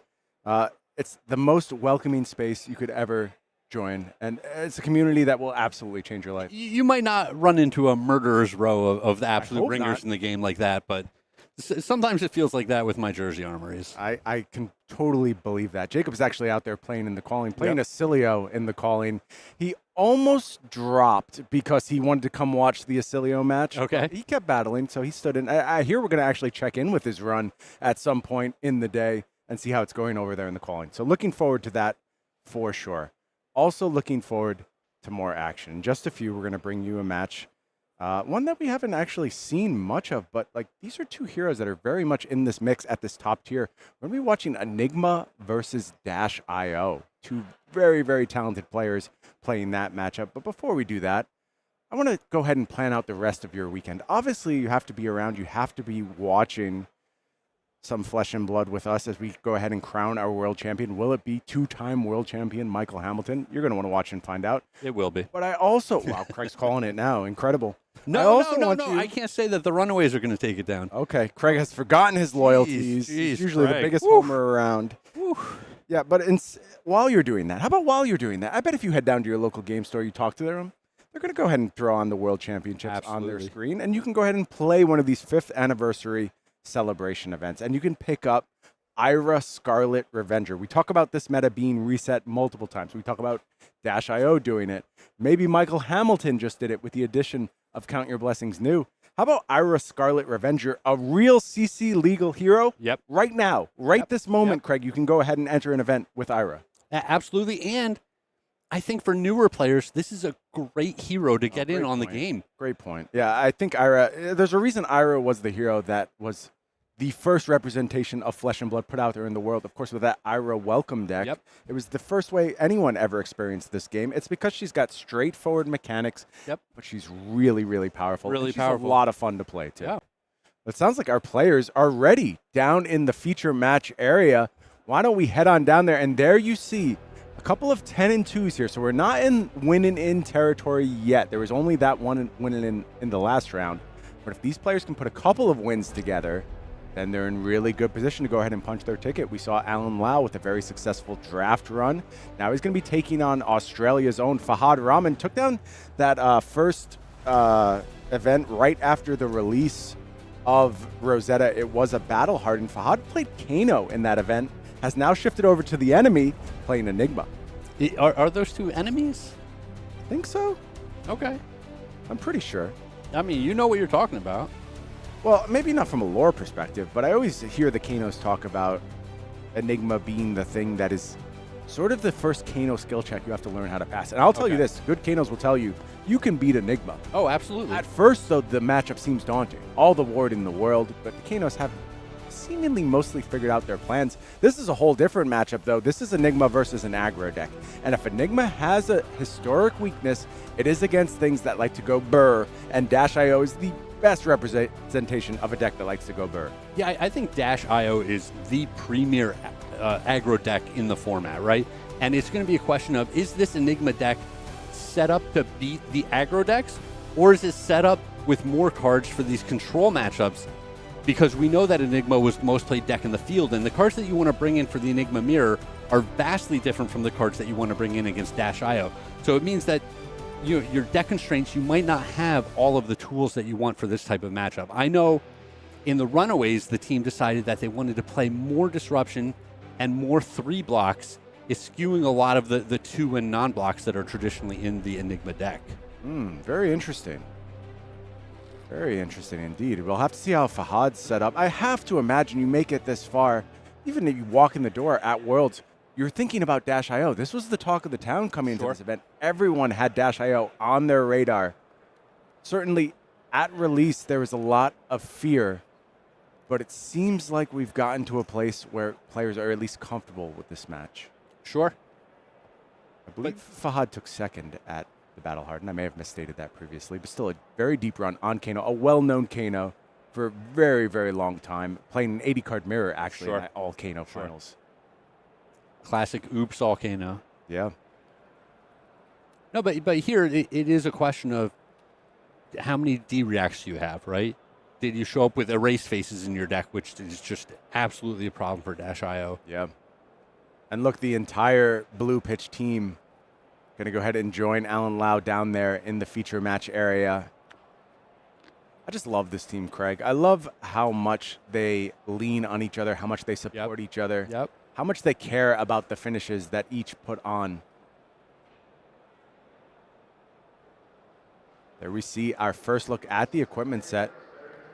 Dash.io also picking up a new piece of equipment there in that heavy industry gear shift that now sits in the leg slot. Yeah, that armory deck did a good bit for this. For sure, unquestionably.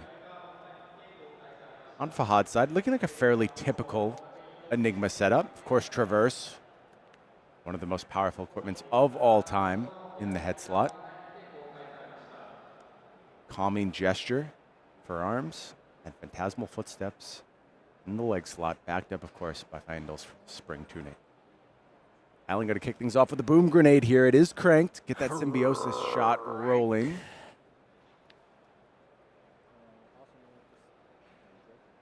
Oh. Yeah, and just Arsenal from there. So a little bit of setup here on Not this cranked. turn. Not cranked. Thank you, Craig. Yeah, we do see that steam counter sitting on the boom grenade. Oh, you kind of pump faked us there, right? Yeah. I just always assume dashes be cranking all the time. Well, and often you see them wanting to be digging through their deck a little bit on that first turn, trying to find the free item off the top. Disruption here from Fahad to kick things off. How about beautiful disruption in the form of Command and Conquer Marvel version? That is a pretty one. Not bad at all. Missing the opportunity to transcend here, it looks like. Did have the Chi available, but that's not going to convert. Does have a D-React, Fate Foreseen. Suspect that one will go to Arsenal on this turn. Alan already reaching for a bit of equipment here. Getting the crown on turn one, that's a nice win, but Alan could still have a big turn despite that. I don't mind if you're Dash.io giving up the crown early. Agreed. You don't want this game to go long, Craig. You're trying to end it There's not going to quickly. be that many situations where you're getting a premium opportunity to save a card out of the arsenal. Yeah, and there's the crown committed. And that heavy industry gear shift is going to be committed as well. And that tells me Alan's not looking to keep that one around for long either.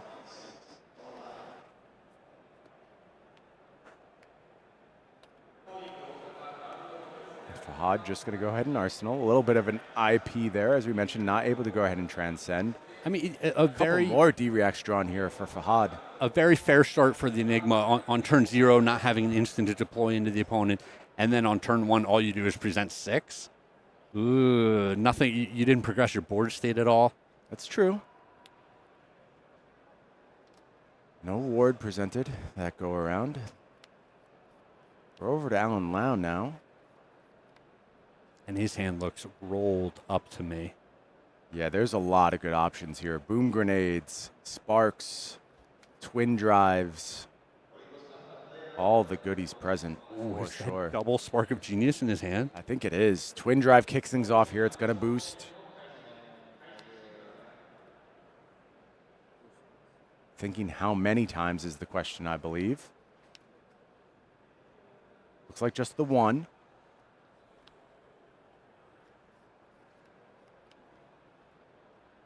Yeah, got to preserve those cards in the deck when you don't have the high octane turn. Yep, no reason to go ahead and push there. When you don't have the max V. Looking to use footsteps here. Get some value out of these resources. I like this heads-up play. The Dash.io decks break the combat chain a lot.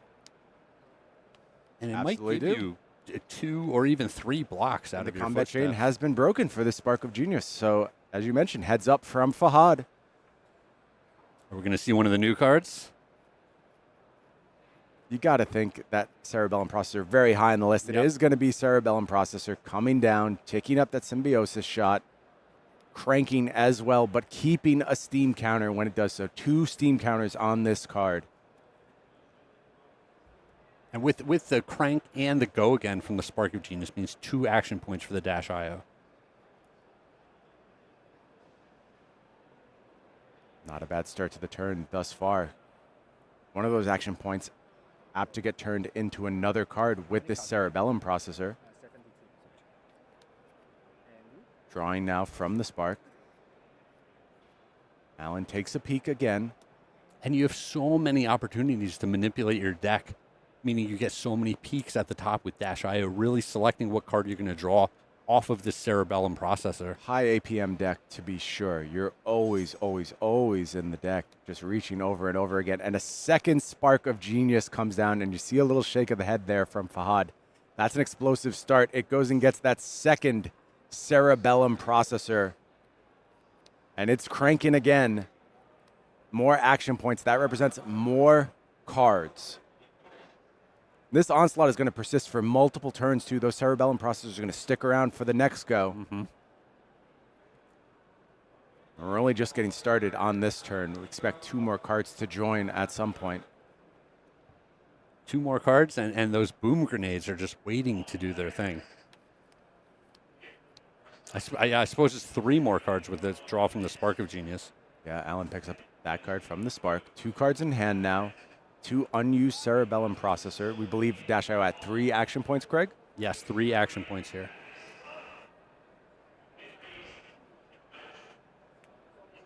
Teklo Core off the top, okay. Dash.io now been used.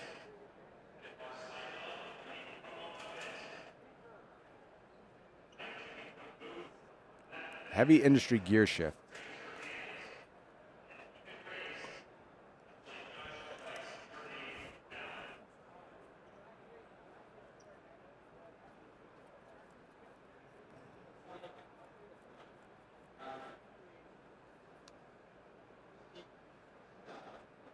Gear Shift going to go ahead and pick up those action points. Misspoke a bit earlier. There's no go again on Spark. These action points are now derived from that Heavy Industry Gear Shift, and that's what's going to go ahead and get turned into cards.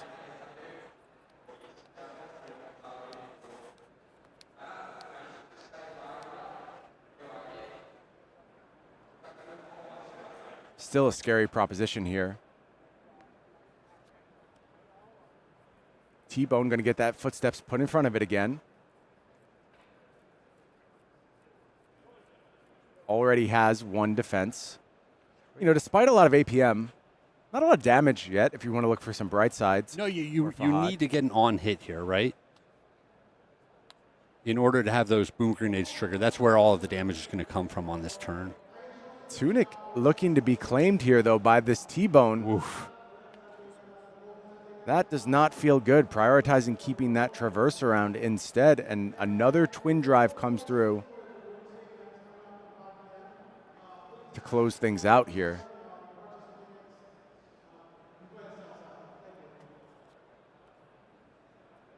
He did boost it. You know, he's going to have the 1 action point. He's going to choose to draw off of the Cerebellum processor. Yeah, personal card for the next turn. And overall, I don't like. Who do you think won this turn? You take so much equipment from the opponent, but you're not able to get the damage through from the boom grenades. I feel like that's still in Alan's favor because now you're still doing another turn with these Cerebellum processors. That could be exactly what you need to pop off with a 30 damage turn, 35 damage turn. I mean, what he really Teklo Core here. Yeah, what he really needs is the high octane, right? Yep. How about a high octane, Craig? Well, if that's not just the perfect time for that card. Sure seems like it. Also, the 3rd Spark is already in hand for Alan Lau, and I think this is going to be a massive turn. Dash.io has the undisputed highest ceiling in the game right now. Is Alan Lau about to hit it here? I think the answer is yes. I mean, absolutely. This is the deck doing all the things that it wants to do. We see the boom grenades not really connecting on the previous turn. It is not going to matter here. If he's able to boost a couple of times on this turn with high octane on the board and triple processor, he's going to go so wide. It's wild to say, but if I'm in Fahad's seat, I'm nervous right now. All right, we're going to keep track of the action points on the hero here. Going up to 2 is Dash.io. Stir the pot shown, but it's going to be a double transcend here. It's going to get us a couple chi to work with. Could potentially make Traverse a more exciting option on this turn should you need to defend a bit more.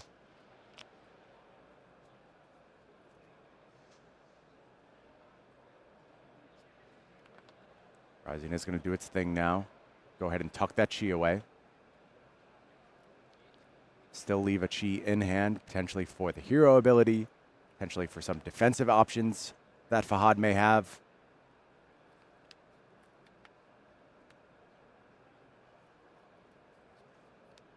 Just going to start off with a defense from levels. It's so hard to defend this Dash.io deck. You could block all the cards in hand. When they accumulate these action points, that symbiosis shot that's sitting at 5 counters, that's the thing that gets you. It just comes through time after time after time. It's the gun. It's the Max V that they might have. It's the boom grenades. Off the top, presenting more action points, going to 3 action points in this case, and the 6th counter on the symbiosis shot. Backup protocol at the ready. That could combine with something like Twin Drive to get even more action points. And I just don't see how this boom grenade doesn't connect on this turn. Sure seems likely, Craig. Cerebellum Processor still unused at this point. More cards will be entering Alan Lau's hand. And this happens so fast, right? Here's Spark of Genius. He just found all of the pieces so fast. There was no time for Fahad to kind of set up a little bit of a board, you know, have that extra life buffer. This one apt to go ahead and pick up the 3rd Cerebellum Processor. All of these are going to turn into cards, Craig. Every single one is going to present a problem for Fahad. Yeah, and just it's near impossible for Alan to brick out at this point. There's Alan just also, so many cards. He gets to do this with knowledge of the top card of his deck. Yeah, exactly. It's just so easy. I don't mean easy in terms of execution. Obviously, this is an extremely challenging deck to play, but all the information is there. He will be told what he's looking for. He's going to find the resources. He's going to find the power card. And Fahad is going to be in a world of trouble after this turn. Yeah, with the extra action points, you're given the option. As long as you have that one boost card, you're saying, do I want to draw this top card off of my deck? Or do I want to filter it away and get the next one? Time for the 2nd Cerebellum Processor here. That's going to pick up another card. That is not a system reset, is it? I think it's a BIOS update. BIOS update. Okay, thank you. System reset. I was about to say. It would be something. It would be something. If there is a small mercy, it's that it's only a BIOS update here, but it is going to come in with 0 to 60. High Octane gets banished here. That's a power card gone. If you survive this turn, which is somewhat in doubt, frankly.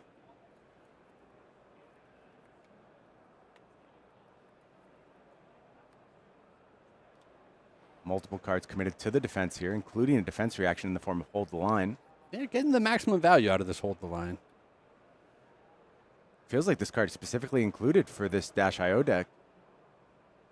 A lot of times you're playing a couple blue D reacts so that you can transcend on the opponent's turn. True as well. But yeah, certainly in this matchup, that is the one that you want in the deck. And still just a full grip out of Alan. 2 action points, 6 counters on Symbiosis shot. Time to pick up one more card. Is down to just 1 action point, but the hand is loaded and it's fast and furious off the top of the deck.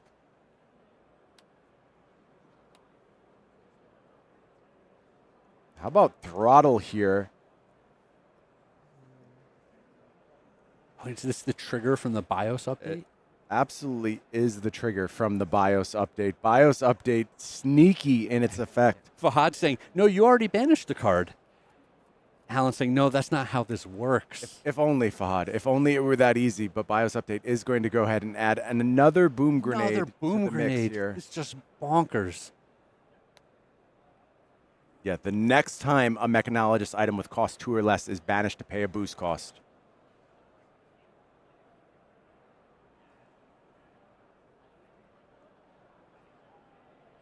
A little bit interesting on the sequencing here because the gun is fully loaded at this point, right? And it's possible you want to use a couple of gun attacks here. Load back up. And then play your items afterwards. That sounds pretty reasonable to me. Backup Protocol Red comes down. Now it's time for the Teklo Foundry Heart. 2 cards banished. We're going to pick up 2 resources here. 2 resources floating and available to go ahead and use that Backup Protocol if you want to. Fast and Furious. Another action point gained up to 4.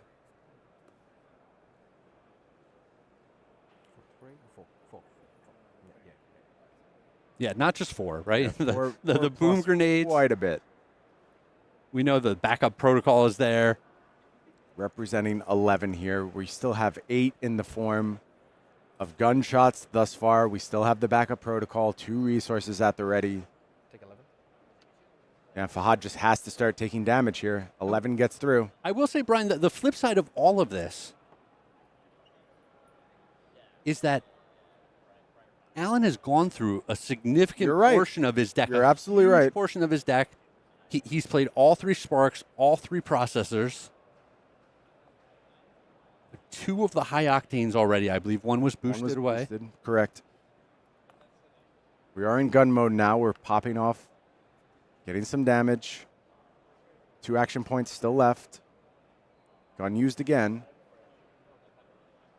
Pod falls to 23. What is the last card in hand here? It is another Fast and Furious. Action point gained again. And there's still 2 resources floating and the backup protocol. Yeah, that can go ahead and get a 0 to 60 should you want.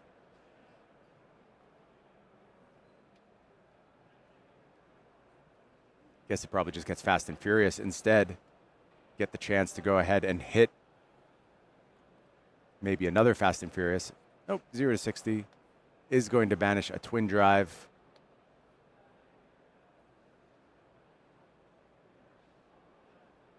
And it looks like Fahad is going to fall to 13 here. How about 2 more gunshots? Did he start this turn on 40? Yep, he did. He did. And he is now at 9. Now at 9. It was a 40-plus damage turn pretty easily. Average turn. Not bad. Yeah, I mean, those hold the lines came up at the perfect time. Yep. You know, got 5 points of value out of each of them. He's probably dead without them. And it's, yeah, just still a bonkers amount of damage.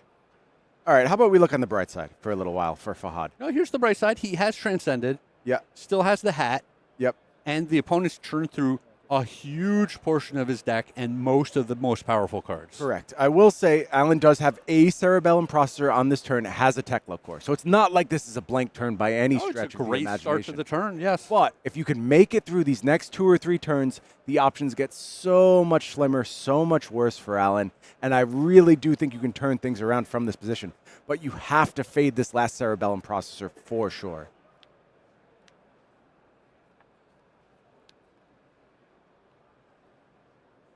You really can't get caught with a bad defensive hand here. Well, I was going to say that's the other factors is you can't draw a couple of these transcend cards, right? It would be a huge punish.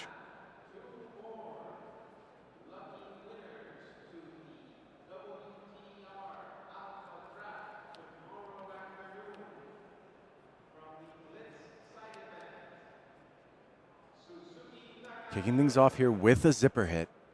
I do wonder if Alan could have sequenced the last turn just slightly different, ended up with one or two. Yeah, I think he missed maybe one counter on the symbiosis shot. There's so much to manage in that spot. Maybe even 2 counters on the symbiosis shot as I replay it. But there's so much to manage on those turns. It's so hard to be in the pilot seat for Dash.io. Very easy to backseat it, Craig. But when you're managing all those intricate interactions, you're tracking the top card of your deck. Yes. You're thinking about the future, not only that present turn. Brian, this is not easy, but I will say it is critical to find those little bits of extra value in the deck because you do churn through your deck so quickly.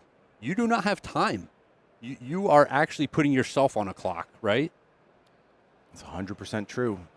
You know, talking with players around the hall this weekend, they all emphasized the exact same thing when it came to Dash.io. Playing against a good Dash.io, they felt fine. They thought their chances were good. Playing against a great Dash.io, that was another story entirely.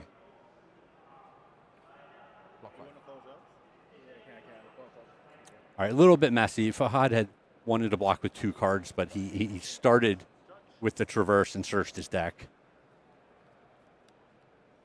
what I searched first, and then. But I'm sure. Yeah. We'll get the judges to go ahead and sort this one out.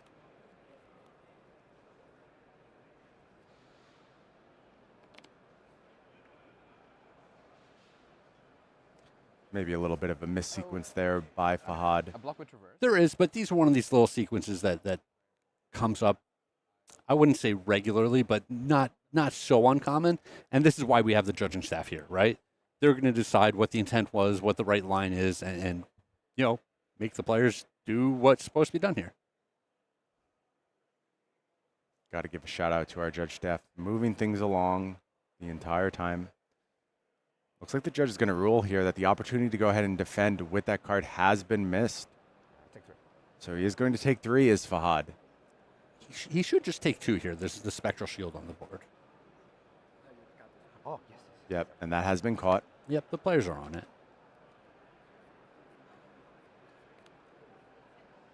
Fahad still with some decent defensive options in hand here. Man, oh, the Teklo Heart. It always feels so good and so bad every time you activate that card. It's a ticking time bomb for sure. And the 3rd High Octane being milled away in this situation. The power cards are gone, Craig. They really are. We're getting close to our last salvos from Allen. If Fahad can find a way to survive. There are some niche items that we see pop up from time to time. Perhaps overpower provided could go ahead and change the course of the matchup. Yep, even cards that like some anti-fatigue tech, but generally the Dash.io players aren't playing these cards. They're saying, no, we're all gassed. We're just going to kill you. And if it doesn't work out, that's the way it goes. Fahad finds another spot to go ahead and defend with that Astral Ashings. Teklo Core comes down, and the turn is passed. Very interesting. And in some ways that Fahad really wishes that he was able to block with that additional card on that turn to preserve that little bit of extra life total. I think he found the window, and I think this actually worked out entirely fine for Fahad. He gets a good Dissolve Reality off, disrupts the arsenal, and now Manifestations of Miragai comes down and is attacking. And that means Fahad's defense value has gone through the roof on these next turn cycles. Yeah, it's a nice life buffer here. And I can't imagine that, with this much life total, Allen can afford to be blocking with cards from his hand. Absolutely not. There's no way.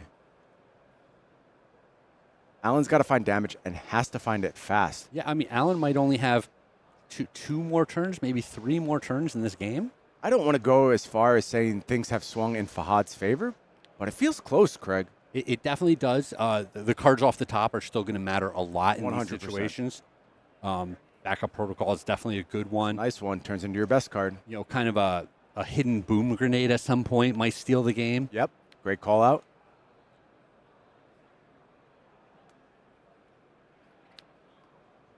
Med-X is the start here. Banishing a Teklo Pounder.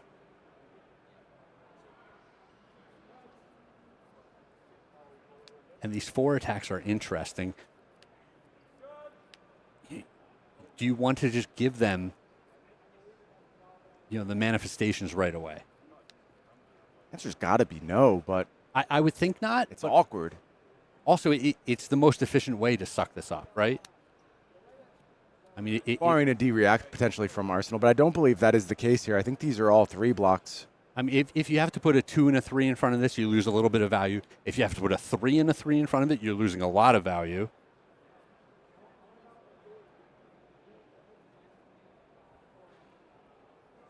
Really have to call out those hold the lines, Craig. I think with any other card, this game is just over.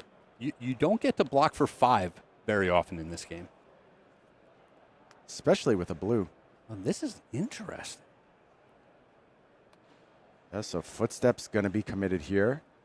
Alongside a Waning Vengeance. A nice defense there. Fast and the Furious comes down. Just 0 for 4. We have cranked on that backup protocol. And now we give up the manifestations. Okay. And we'll take a look at the last card here. It's going to be backup protocol being converted into a throttle. pick up a 6 attack. That's not bad, but the longer this game goes, the better things get for Fahad for sure. Yeah, I can't imagine we don't just put 6 in front of the throttle and then the gun, only deals 1 through the spectral shield. Feels like you can live with that for sure.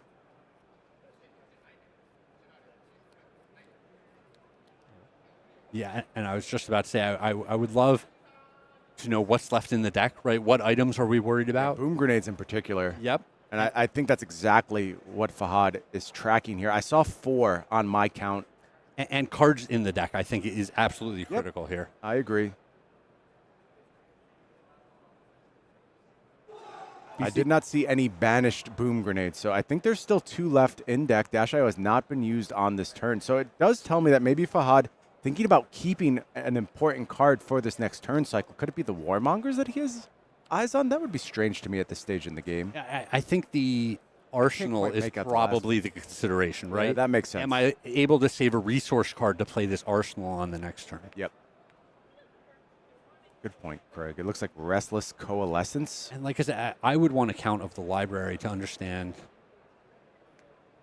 Yeah, and Fahad is just going to go ahead and use 1 card to defend here. So what is in that arsenal that Fahad wanted to play so badly? 2 damage comes through there. Restless Coalescence defends this Symbiosis shot. Okay, so just breaking things down a little bit differently. Okay, yeah, it was a 2 block was the last card. Yep, that makes sense. And now the turn just heads back to Alan again. And how good are the cards left? Teklo Core at the ready. Resources are coming. 5-card hand here for Alan. Fahad at 4. It's precarious for sure. Expedite kicks things off here. And yeah, Alan's deck does not look as small as I initially thought it might be. Clean block on the Expedite. Boom Grenade comes off the top. That's cranking. Up to 2 action points. That's a big deal here, Craig.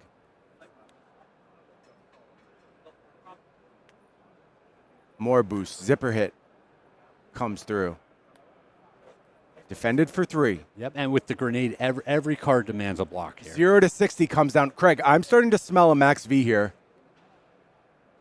This gets defended. What is the last card in hand? It is the Max V, and it comes in for 10. Wow. And Alan Lau gets the fist bump. Big finish. From Fahad. And we got to see all the bells and whistles, right? This deck was just humming along. That massive turn 2, which just, brought the opponent from 40 down to, what was it, 9 life total or something like that? Just drew a double hold the line. Like that was hold the line. As good as the armor just put together. Wow. Impressive stuff from that Dash.io deck, to be sure. I will say, that game was close. I think if that Max V turn doesn't line up for Alan, there's a very good chance Fahad starts getting away with it. I'm not sure. Like I said, there was more library left, and it was at the point where even the pistol, you can't let any of it leak through at that point in the game. That's true. You would have had to set up a good ward state where you had a little bit of cushion to play with if you're in Fahad's seat. But that Dash.io deck's so monstrous. And if there's a matchup the Enigmas do not want to play, it's got to be Dash.io. So just kind of a nightmare pairing with a very, very high-stakes result there. For Fahad, though, we mentioned, we think XN3 is basically locked for top 8. That was Fahad's 3rd loss. Couple more rounds to go. No, he's still in the mix. You need to buckle down. You need to play maybe the highest stakes games of Flesh and Blood of your entire life. That's what we're heading into, Craig, in these final 2 rounds. There's going to be win-ins all over the place. There's going to be just so much tension as we try and figure out who is joining. They're just in the Michael pressure Hamilton cooker now. In the top 8. This is a way of life, folks. You have to be here to understand the energy in this room right now. I have to tell you, if you're not coming to our events like the World Championships, if you're not coming to the callings, you are missing out. Why don't we look at what we're going to have on store for you over the coming months? And in just a few minutes, we'll be back with round 14 here from the World Championships. Do not go anywhere. This goes right. Okay. It's me, World Championship player. Currently, I'm 0-1. I got an IP2 because I turned my deck list late. Table 532. Look at all those people. Tammy? Yeah, Jacob? Yeah. Nice. What's up, man? Good to meet you. What do you want today? I'm Prism. I've never played a Prism as an Oscilio. Yeah. How many games have I played as Oscilio? 6. I've played around like 6 games as Oscilio. But it's fun. The deck is really fun.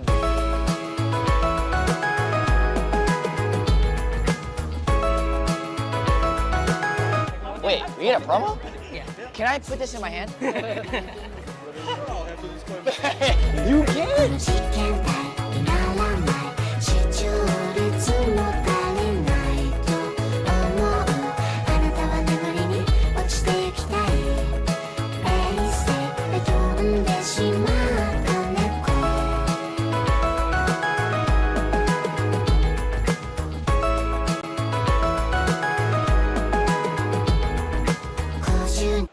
Fry, no blocks. Oh, you take it, okay.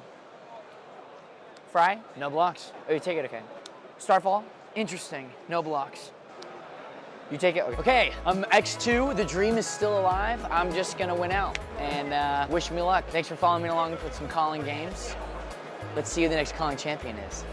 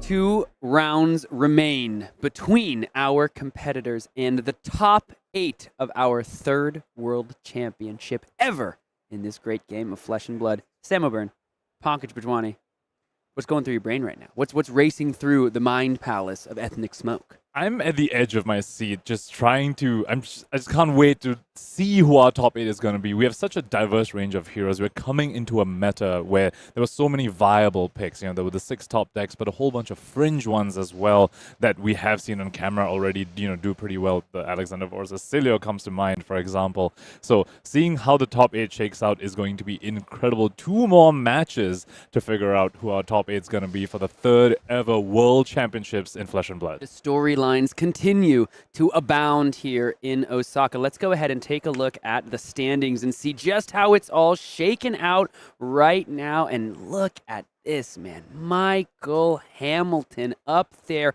There are only going to have been 3 World Championships at the end of this weekend, and Mr. Hamilton will be in the top 8 of 2 of the 3. None other than the first world champion himself, currently sitting at the top of the leaderboard at the end of round 13. Following that, of course, we have Catton. We saw him play against Mackl Hamilton. Unfortunately, took a loss there, but just still sitting at the currently second on the leaderboard. Below that, Alan Lau with a very convincing game against Fahad just now on that Dash.io. Looking down the list here, so everyone with 10 points or more is live, correct? So moving into this round, if you have 10 points here, you need to win your next 2 games. If you have 11, you just need to win 1. We talked about Alexander Vore on Oscilio. There are 2 Oscilios. I think the 2 Oscilios that were here in day 2, they are both live for freaking top 8, dude. What's going on? That is absolutely incredible.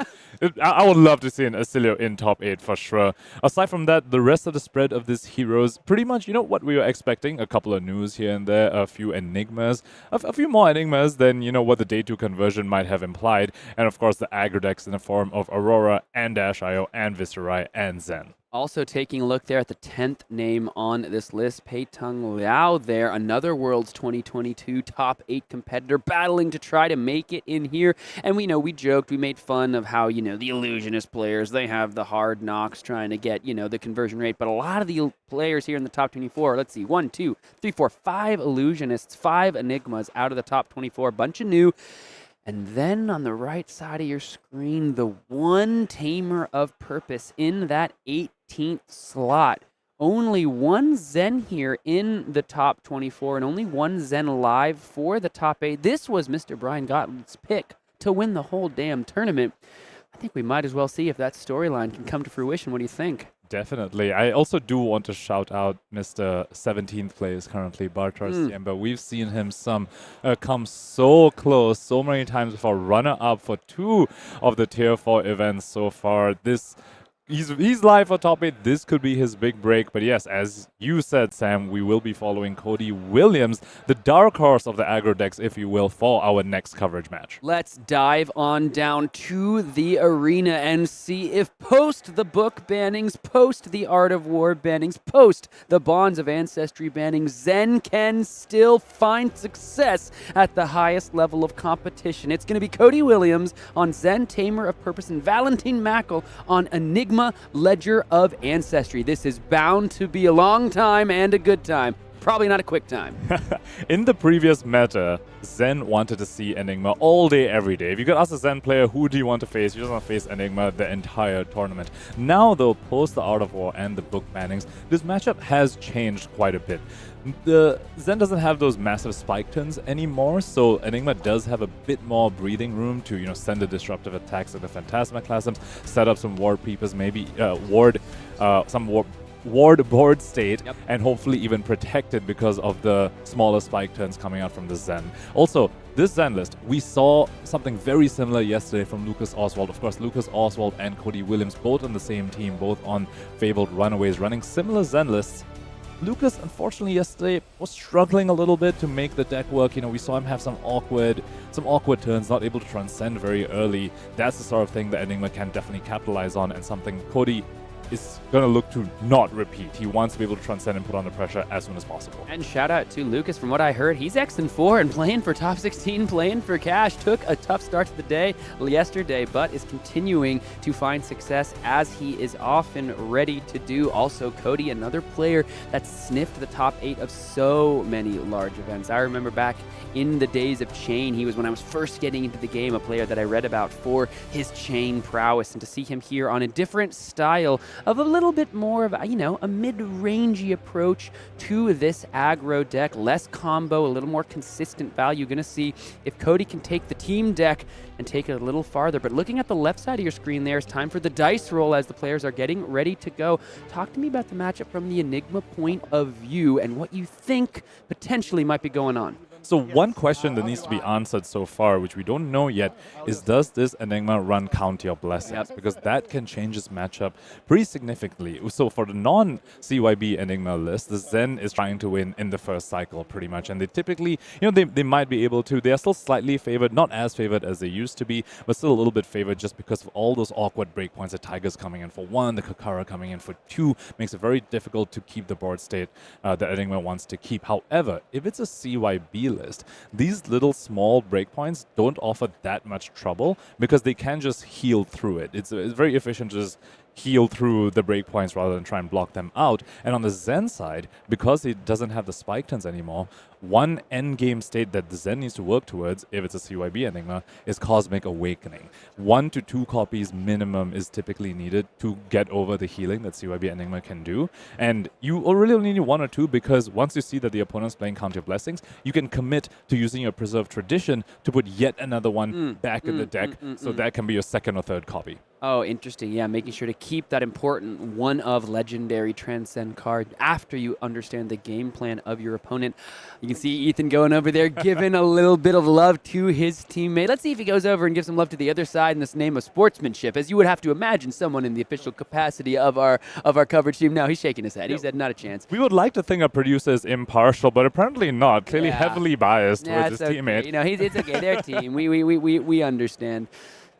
Looking down into the arena here as the players shuffle up, I actually think I saw a Cosmic Awakening. I mean, we know he's on Cosmic Awakening, right? We saw Lucas play it, so this is 20. the team deck. Yeah, for 20, right? So we know that this team is ready for this game to go long. The players here presenting their decks, given a little bit of a cut. Finally, as it is time to present the weapons, present the equipment, round 14 of the World Championship here in Osaka. These players playing for their top 8 lives. A loss here knocks them out of contention. They need this win to stay alive.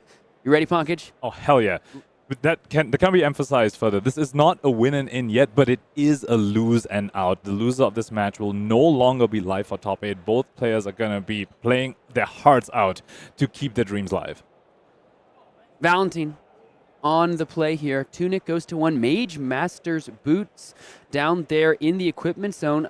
Hailing from Austria, we do see the Sift as the first game action, putting 2 cards from the bottom of the deck and then drawing 2. Let's see if there's a Transcend here to start things off. Blue Sift, a recent inclusion for Enigma list, just letting you filter a little bit further and also turns on your Transcend. It is a blue after all. Zeroth Go again, very, very good card to turn on Transcend. Did he find it? Found a Truce, turn 0 though. Nice. Good play here from the Enigma player, able to get basically 3 life on the board, or a card which can block for at least 3, maybe even more in this Enigma deck. A great turn 0 play. Often in these decks, it's here for turn 0. And that's mostly it. Otherwise, it's just a block 3. So there, the Sift, not sure if it was in the hand to start or if he found it off the top, but a nice play here to start things off from our Austrian Enigma. And that's the little extra value that just the card selection, something like Sift gives you. That's why it's in the deck. Just helps you find those things. Maybe just, get a little bit lucky in a matchup like this where you have to get a little bit lucky to overcome. You are not as unfavored as you used to be, but you are still a little bit unfavored. Let's see what the beginning of the turn brings for Cody. He is just saying pass priority, wanting to see if Valentin wants to put any auras down on the field. What's this play? Pankaj, your mouth is agape. I love this. This is incredible. He's saying, all right, you're an Enigma. You're running cards like Sift and Truce. Can you actually convert a full 5-card hand? Because if you can't, we just both gain 3 life and we're just back to, just normal game state. It was a truce. Yeah. It was a truce. Both players said, sure, yeah, no, I'm fine. Let's gain 3 life. I accept your terms, says Cody Williams. Fascinating stuff here from our American. This is why these players are at the top level. They might make some plays. And there was a Sink Below in the hand. Valentin got no value. He's going to be happy to see that second cycle if he even gets there. But Cody's saying, listen, I don't want you to draw another card here. I'd rather we both gain the 3 life. What a heads-up play by Cody, to be honest. It's absolutely incredible. Preserve Tradition here, going to target the Truce, put it back on the bottom of the deck, Transcend, and then we'll be able to head to the pitch zone if Valentin wants to activate Enigma. Yes, going to be the activation, creating that Spectral Shield with the +1 counter, and now allowing for actually just a single mode here for the levels of Enlightenment, because that Sink Below is what started this off, so it looks like it's just going to be 3 with Go again.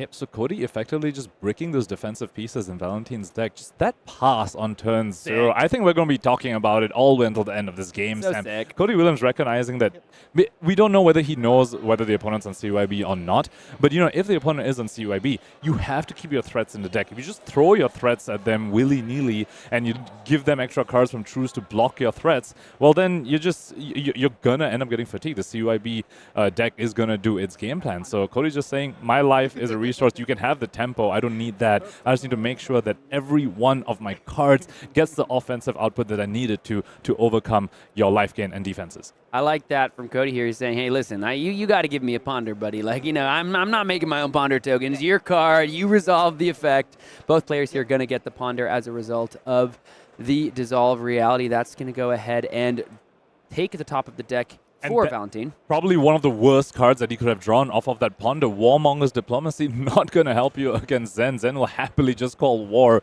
and, you know, smack you in the face. So did not get to Arsenal there for Valentin.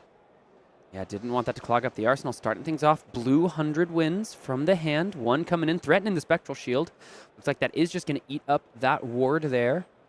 Potentially heralding a potential transcend. Looks like no. Cody Williams is a little bit similar to yesterday with Lucas Oswald starting the turn with a blue Biting Breeze and not having a transcend follow-up. Same thing over here. Just 100 wins into Kakara, holding a Chase the Tail and yet another blue, a blue Ancestral Harmony. It looks like you have to wonder whether the Dissolved Reality, which bottomed Cody Williams' Tiger Swipe, whether that was, you know, like maybe Cody Williams needed that to have this turn actually do something.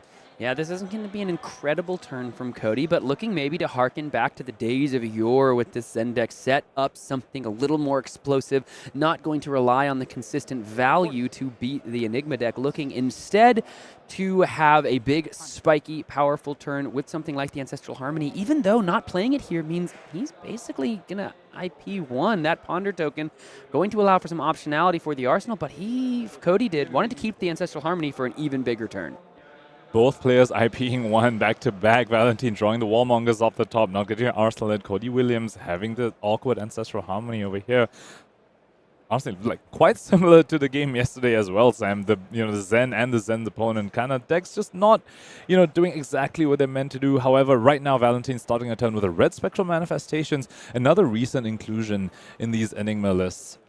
Cody here committing that Ancestral Harmony just to the block, so maybe didn't find the correct pieces necessary to turn that card into something truly magnificent. Just wanting to get the value out of it. Activating the Mage Master Boots with the Tunic for the 10,000-year reunion. Look at this. What does this mean, Pankaj? I'm surprised that this card is in this matchup. This is a very hard card to protect when your opponent's sending Tigers for 1 and Kakaras for 2 and everything. But it is paired incredibly well with Red Spectral Manifestations. Again, we speak about recent inclusions in the Enigma list. This combination is one of them, especially since you can, make a shield at instant speed with Calming Gesture, and if you have something like Red Astral Etchings as well, you can easily get those 3 counters you need to play the 10k reunion without paying the massive 8 cost. And because it doesn't have Go Again, to make sure you get the actual attack value of 10 onto the combat chain, Valentin here made sure to utilize those Mage Master Boots to get this as an instant, and now it can come in for 10. Mage Master Boots, an interesting inclusion in these lists. I was wondering it was going to be a defensive piece. This is a defensive piece to an extent, but it's mostly there really just to kick some ass.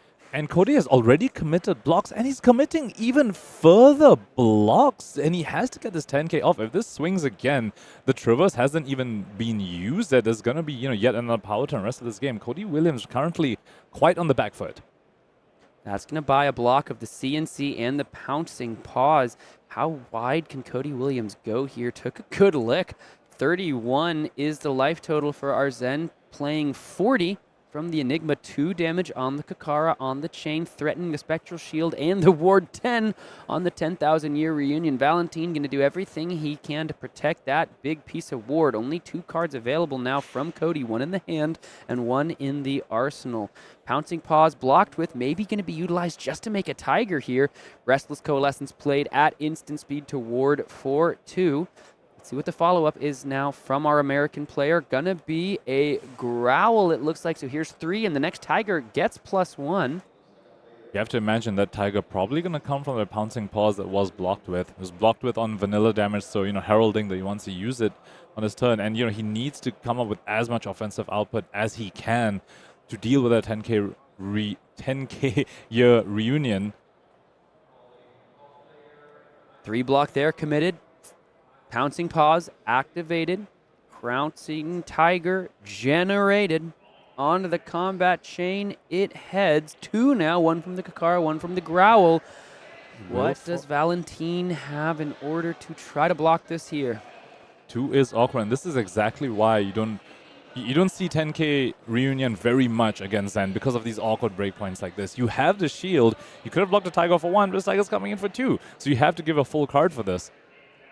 Does he have the follow-up? Red 100 wins.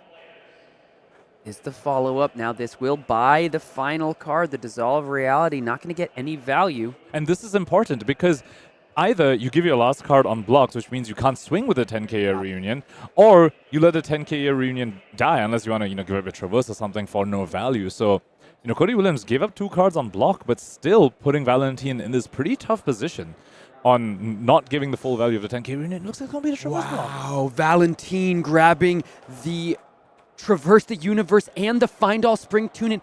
Will he lay it on the combat chain? Has he transcended yet this game? Has not. He played the Preserved Tradition early. No, I think he has transcended. Sorry, he has. Will Yes, grab yes, a chi, but this is the only way to finally block this out on the turn and be able to swing and keep that important piece around. But that means that the Find All Spring Tunic is gone for the remainder of this game. Cody Williams at 31, Valentin at 40. There were a lot of potential value to still be gained from that tunic. Normally you expect Zen to be the aggressor in this matchup, but Valentin is flipping that script on his head. He's saying, I'm going to aggressively block with my tunic, aggressively block with my traverse. Like, yes, I may not get more value from my tunic the rest of this game, but I plan to keep this game short because I'm swinging with this 10K reunion yet again. See, 10,000 year reunion going to be warding for 10 and attacking for the same number. Is it the Phantasmaclasm that he still has in the hand? I believe so. Now, important to note, this 10K year reunion does not have go again. No +1 counters on it. However, the 1 Spectral Shield there means that Astral Etchings is potentially alive. Now, Cody Williams doesn't know it's just a Phantasmaclasm in Valentin's hand, but he has to be potentially thinking about it. Astral Etchings can be played at instant speed. You can put the counters on the reunion, which will give it go again because of Cosmo. Interesting. Head in the hands here for Enigma. Looks like he is shaking his head, feeling as though maybe he missed something, or I don't know if he thought this was going to have go again or not, but you can see him definitely grimacing a bit as he looks towards the rest of this turn. Phantasmaclasm here, going to be a nice arsenal target, a lot of damage and some, quasi-disruption on the Zen side. We've already seen Command & Conquer, so there is a popper in the list, at least the one. I have to imagine maybe there'll be a weakest link in there or something, but you can see Valentin's head in hands. What is he so concerned about? So he had a line where you could have used the Chi to pitch to Enigma, swing with that shield for 2, and then pitch the Phantasmaclasm to swing with a 10K reunion. Perhaps not liking how putting a Phantasmaclasm in Arsenal potentially locks him into certain plays, right? Have to wonder whether he's going to use the Calming Gesture here to, make use of those resources, because that's, 2 resources floating. You don't really want to end your turn with 2 floating. Yeah, another head shake from our Enigma player. Clearly unsatisfied with something before him. Probably just figuring out if the Calming Gesture is going to be the play here.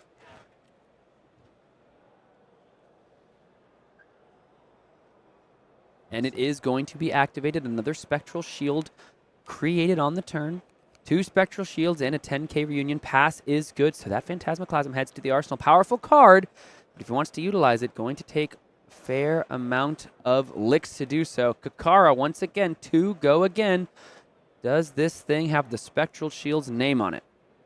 And these shields are going to be very, very important to stop those awkward breakpoints that Cody Williams has been sending. The Tigers for 1, Tiger for 2. Looks like it's going to stop the Kakara for 2 right now. Spinning Wheel Kick coming in for 4. Very cool card. Cool spoiler reveal video.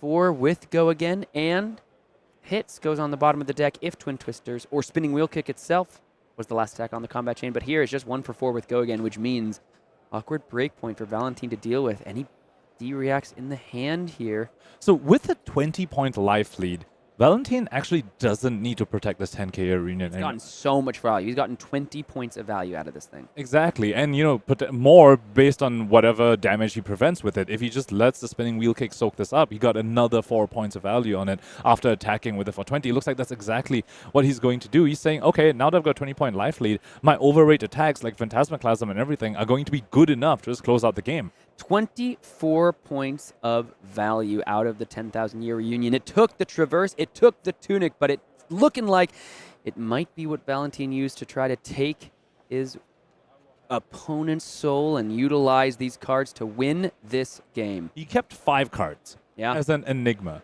Lost his 10k reunion, lost his shields. What is he doing with these 5 cards? Looking like maybe not the specialization, but the closest thing to it, going to go ahead and resolve these cards together. Homage to Ancestors and the Sacred Art Immortal Lunar Shrine.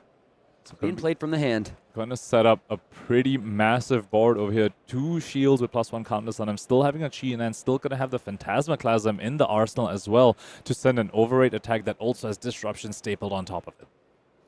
Spectral Shields 1 and 2 created as a result of the Immortal Lunar Shrine. Coming in, 2 with go again. First attack is free. Cody Williams already down to 19. And I don't believe he has transcended yet, so that Traverse the Universe still not online. I'm honestly getting flashbacks to yesterday's game when we saw Lucas as well, just not able to find the Transcend cards early in the game. Spectral Shield for 2. Need to pitch for this one. There goes the second chi, so utilizing it just as a blue. Cody has to take this one as well, so down to 17. Here comes that Phantasmaclasm, going to reveal the hand, and there is the popper. We talked about it. We knew there was at least one more in the deck, and there it goes to the bottom. No popping here. Unless he draws one right off the top, and did he draw Transcend? Let's take a look here. Looks like it is a Transcend, so is going to be able to utilize that alongside the Ancestral Harmony, but to do so, he would have to eat 9 more to the face. One of the rare moments where Phantasmaclasm kind of, not to say fixes your opponent's hand, but, gave them something better. Like, he does need to transcend. He wants to get back in this game. He needs to transcend as soon as possible, turn on the Traverse the Universe, and start putting on the pressure. And drawing the Transcend off of the Phantasmaclasm is potentially one way for him to do this, but you called it. He will need to take 9 to do that, but, he's not going to have much more opportunities to transcend. Ancestral Harmony headed to the combat chain once again. They've been used for things other than their potential combo power. Cody Williams down to 11 after taking 6 there. The Phantasmaclasm just sniping that 6 power attack out of the hand. And now Cody's going to be coming in with just an attack for 1, then the Transcension. Is it going to be enough? As we've seen such aggression out of the Enigma, when you get 24 value out of 1 card, hard to lose from that point. Fighting Breeze coming in. No on-hit going to be threatened here because regardless of anything, a shield will always be able to stop it. However, with the aspect of Tiger Body in Cody Williams' hand, he does have the full Chase the Tail line available to him, where he'll transcend, Zen will make a Tiger, Aspect makes the other Tiger. He'll have exactly 1 resource from Kasaya to pay for the Chase the Tail. So he's going to have that line available to him. It's a very, very good line. One of the best lines that Zen has access to these days since the Art of War ban. Is it going to be enough, though? Card drawn, card discarded for the Rising Sun and the Setting Moon as the Transcension gets a resource thanks to the 12th Petal Kasaya here. Has the aspect of Tiger Body. Just going to go ahead and immediately cash in that chi for the hero ability. Grab the Tiger. Grab most likely a nice little just red Chase the Tail. The second one we have seen so far. We saw one just sent for 1 for 4 earlier this game. So second Chase the Tail. Works nicely with the aspect of Tiger Body as well. That Tiger very well will be utilized for the Chase the Tail. I was wondering if it was just going to hit the arsenal, but no, we're going to get the +3 on the combat chain for sure. Yep. So with the Chase the Tail being tutored here, Valentin basically has full information. He has to know that Cody Williams is holding on to an aspect of Tiger Body. It's kind of the only other way you can make the additional Tiger needed.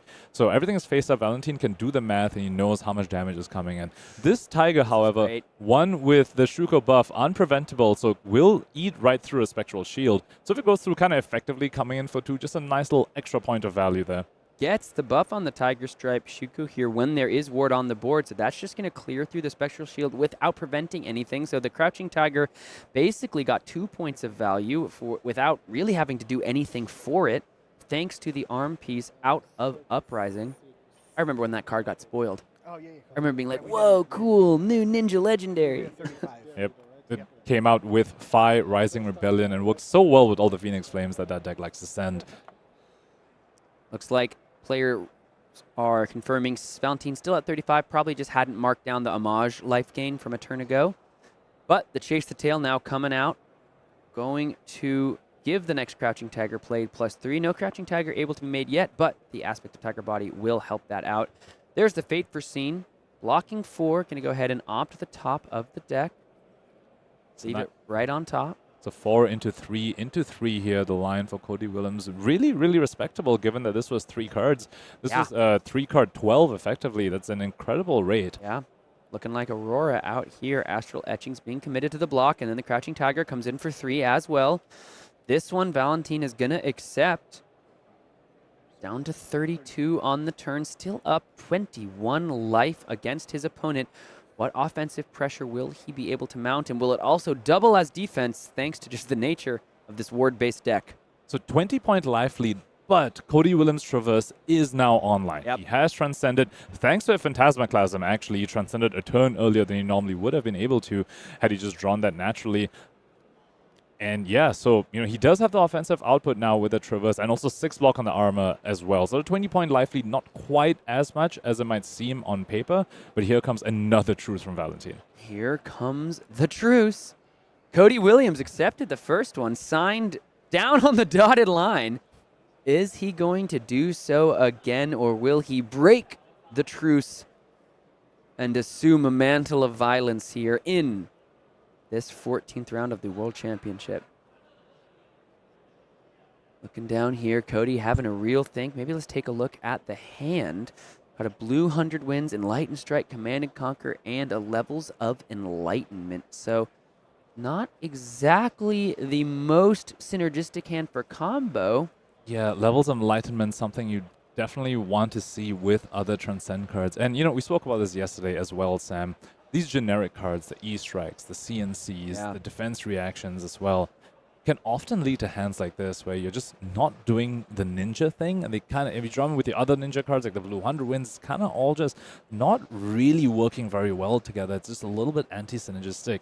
And when you're behind, as Cody Williams currently is, it's a tough position to get out of. 100 Winds coming in here. Go again, so 3, that will trigger the truce. Valentin will draw a card. A lot of cards to work with now, total of 6 available. But 3 damage on the combat chain.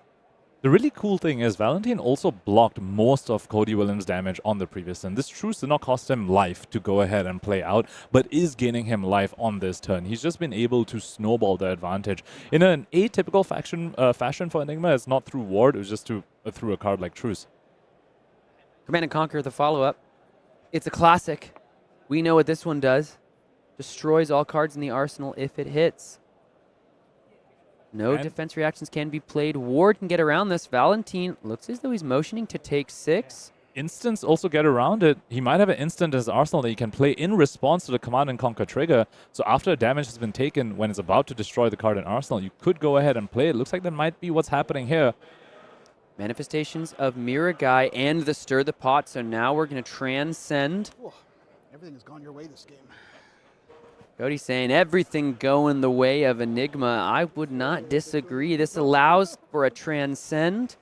The Mirai here, Silver Lining, only has 2+1 counters, but that Command and Conquer, 0 value whatsoever. And Valentin didn't block at all. So 3 other cards in hand with this chi. Didn't block any of the effectively 9 vanilla damage. Sam, I wonder if we're seeing yet another Manifestations of Mirai come out with that chi in hand. What are his plans with that chi? That would be backbreaking for our Zen player here. Valentin down to 23, so that life lead has been cut virtually in half. But the chi goes to hand. The Command and Conquer on hit effect, virtually worthless. Enlightened Strike to the arsenal for Cody. What is the play here for Valentin? Cody sends the card to the bottom, draws his 4, pitches the Chi to just create the Spectral Shield. So no second manifestations. Cody does not have to flip this table. This is coming in for 2 with Go again, but there's the promise of 4 more on the back, 3 more cards in hand. Can see at least one of them's a sink below. And one of them is an Astral Etching, Sam. Oh, no. So this Manifestations was played without a Chi being pitched to it, but with the red Astral Etchings, you could bump it all the way up to 5+1 counters and make this Manifestation suddenly come in from what starts at 4 into 10. And if Cody's not ready for it, that could just be lethal. Oh my goodness, Cody has already seen an Astral Etchings. It's how that 10,000-year reunion was able to be resolved early in the game because the 3 counters went to the Spectral Shield and then the 3 counters were moved from the Spectral Shield into the Ether for the alternate cost of the 10K reunion. No blocks on this one, so now Cody down to 9. If he's not careful, this Manifestations could be something dangerous. Coming down. Manifestations of Miragai coming down 4-4. Astral Etchings, excuse me. Spectral Manifestations. Spectral Manifestations. What did I call it? Astral Manifestations? Astral Etchings, which is it's currently in Valentin's hand. When I think he might have blocked with 1 earlier. But yeah, Okay, so Miragai currently coming in for 4 with Go again. Now this is a fork. There's who floating. You're a Zen player. The opponent, took all your damage and has established the Manifestations. Is this going to be a CNC? Like, a lot of times you expect the Enigma to send disruption at you to keep their board around. Cody Williams might not be prepared for this to just be lethal. This Manifestations will go up to 10. Cody is at 9. Is he prepared? What is he going to play around? Because this also has Go again. Cody looks like establishing at least 1 block here. Manifestations of Miragai, the great Sapphire Dragon. Such a powerful card in these Enigma decks. Astral is the play. Cody asked for it and was given what he asked for. So much damage now represented on the chain. Very heads-up play by Cody Williams. Playing around the Astral Etching, saying this could be disruption afterwards. Still have my fridge up to potentially block a CNC, but I will die if this is a red Astral Etchings. Played around it, has survived, is firmly on the back foot, but he's still alive to potentially work his way out of this. This is incredible play by him. Fantastic play by Cody, but now gotta clear another huge piece of war. Biting Breeze, this is 1. The Spectral Shield can take care of this. We know there's an E-Strike in the arsenal. What is left for Cody in that hand? Laid it down on the table. Valentin knows the assignment. Protect the President. Protect that Manifestation.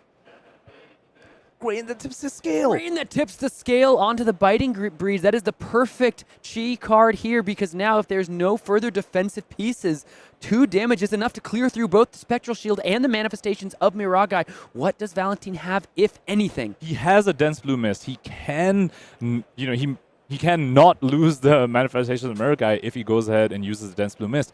Or the Sink Below from Arsenal. Sink Below from Arsenal from the previous turn. So now, not exactly how you like to use a Sink Below, but if it's going to protect a Manifestations, that's enough. Just making sure everything in the deck is in order. Don't want to accidentally put something to the bottom in the wrong direction. Was then draws from the sink. Follow up here from Cody. 2 cards in hand. One of them is, of course, the Inner Chi, so it can activate Zen to grab any card with combo, place it in the banish zone. Looks like it might be a Wind Chakra as well, blue. And he has Transcended, so that will be live and will make a Tiger come in for +3. If he uses that right now, the Shuka buff will also go on the Tiger, so the Tiger will come in for 4 Unpreventable, which, when your opponent's sitting behind all this ward, sending as big of an unpreventable damage as you can is probably what Cody Williams wants to do, but he has to think this through perfectly. Because the 4 could be very nice. Take a couple cards as long as there's no breakpoint ways to get out of it from Valentin, because then the E-Strike for 7 would also prevent another breakpoint, but the Spectral Shield is still sitting there to shore up one of those 2 potential scenarios. As a result, the Kakara looking like it's going to hit the combat chain, but Cody giving this another real think. This is as important a turn as he has played in his tournament life so far in the World Championships. And here's where E-Strike gets really, really awkward. When your stick costs 2, you have 2 floating, but E-Strike's not something you can pitch to. You have to bottom an entire card to it. So he's going and playing the Wind Chakra. Has Transcendence, so closing the chain. Plays the Wind Chakra. Next Tiger will get +3. Has played a 1-power attack this turn, so Shuko is online. So the Tiger ostensibly going to come in for 4. Unpreventable. So Valentin doesn't have another D-React, which I don't believe he does. That would be 2 cards if he doesn't want to let the Tiger just chew through this ward. Now the question is, what's going to be the grab? Do have the Tiger, which of course will have that unpreventable buff thanks to the Shuko. Huge here. But does Cody want to attempt to use the E-Strike in the arsenal? Not going to be able to because you can't bottom the card you banish thanks to Zen. You can bottom the Tiger, though. You can bottom the Tiger, but then you don't get the Shuko buff unless you grab a different blue card here. And you don't get the Wind Chakra buff. The Wind Chakra buff's only on the Tiger, yeah, so it is just going to be the Mauling Chi for the most damage possible while keeping and preserving that E-Strike in the arsenal. But once again, though, with this Mauling Chi, Cody Williams is saying, look, if you want to swing with that Mirror Guy, you're going to have to... Well, no, you won't be able to swing with the Mirror Guy. If you want to protect it, you won't be able to swing with it. And, yeah, if you're going to hold cards, if you want to send anything else at me, you're going to have to let the Mirror Guy go. Mauling Chi here is just going to go ahead and eat up the manifestations of Mirror Guy. So Cody's Mission A, objective success. The Spectral Shield going to hang out. That's going to be free with Go again and threaten the life total, but Cody still has that armor suite, and he's going to have to lean on that heavily to turn the corner in this game. Yes, yeah, it's been the whole time. But Cody Williams is rapidly approaching the point you never want to be in against Enigma, where you have to start blocking their ward pieces. Because once you have to start blocking, like, say, Waxing Spectres or Waning Vengeances, that is all that much less offense that you can send towards the board state. And that'll just snowball out of control. Right now, the Spectral Shield already presenting lethal. Is it time for the Traverse the Universe to come out? Traverse the Universe, grabbing the Inner Chi. No, Cody looking like he's going to present a block with the 100 wins. What's the follow-up? Pitching the Mirror Guy into a Command and Conquer. That's going to take a couple 3 blocks out of Cody, unless, once again, it's time for that equipment suite to be brought into the picture. No, 2-3 blocks, the final Ancestral Harmony and the Cosmic Awakening, the Fatigue Breaker. But this game isn't going to fatigue anytime soon. Both players, so many cards in deck. And Cody Williams at 2 life. Time for the E-Strike. Is it draw a card or +2? Looks like 7 is the call on the combat chain. Enlightened Strike threatening that Spectral Shield. But Valentin has found the D-React on this turn. It will be able to cover up the 7 cleanly and keep the shield around. Should he choose to do so. Could also, you know, just block 6 like the shield die, Arsenal D-React if you really want to, but like he might just go ahead and send that Sink Below here.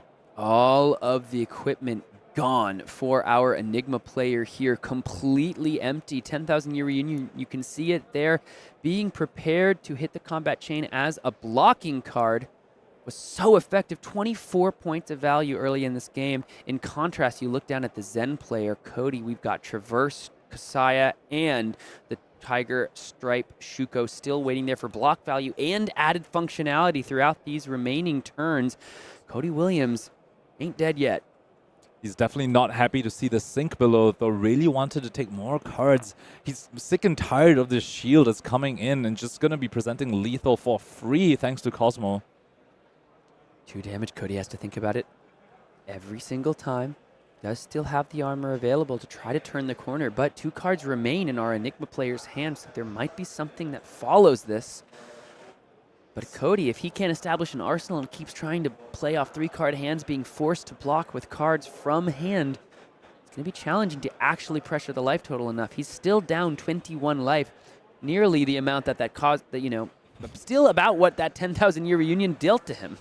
He has to be worried about something like a Phantasmaclasm coming in as a follow-up to this shield.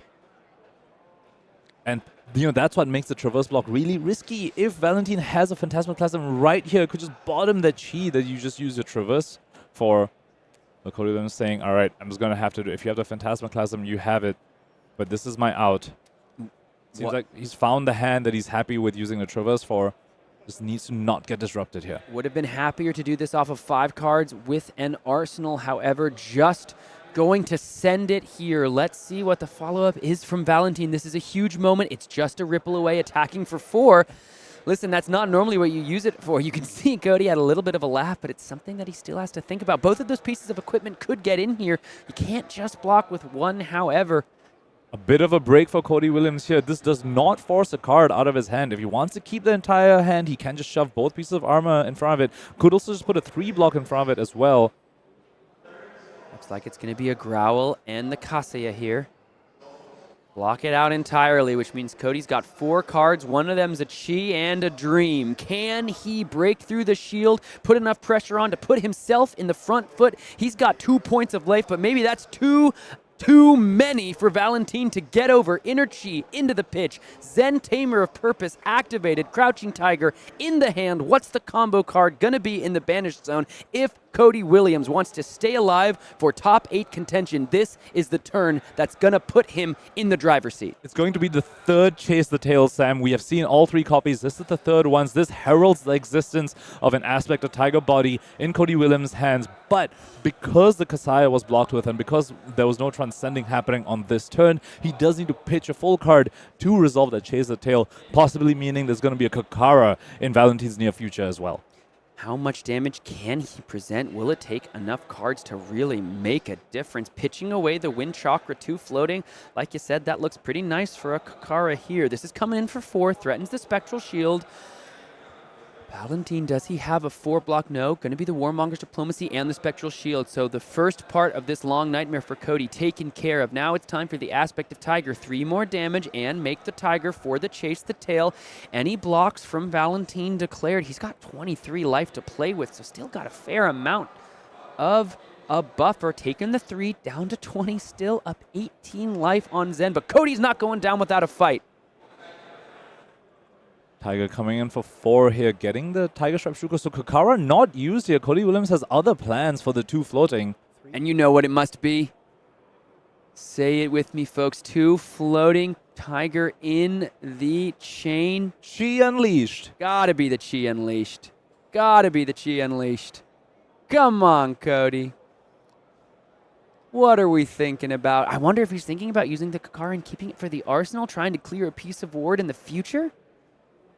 Could be it. Yellow Chi Unleashed will get the Shuko buff, and that is a massive amount of unpreventable damage. No, not on this turn. In the future turn. If he keeps in the arsenal. You know, because you'll start with a Tiger, and then Chi Unleashed will take the Shuko buff. But no, using it right here is going to be 6 vanilla damage. Unleashed on the combat chain. It is the finisher of choice for this Zen deck in the yellow slot to play around Essence of Ancestry Body, but that's not on the chain here. No resolution of that card in this matchup.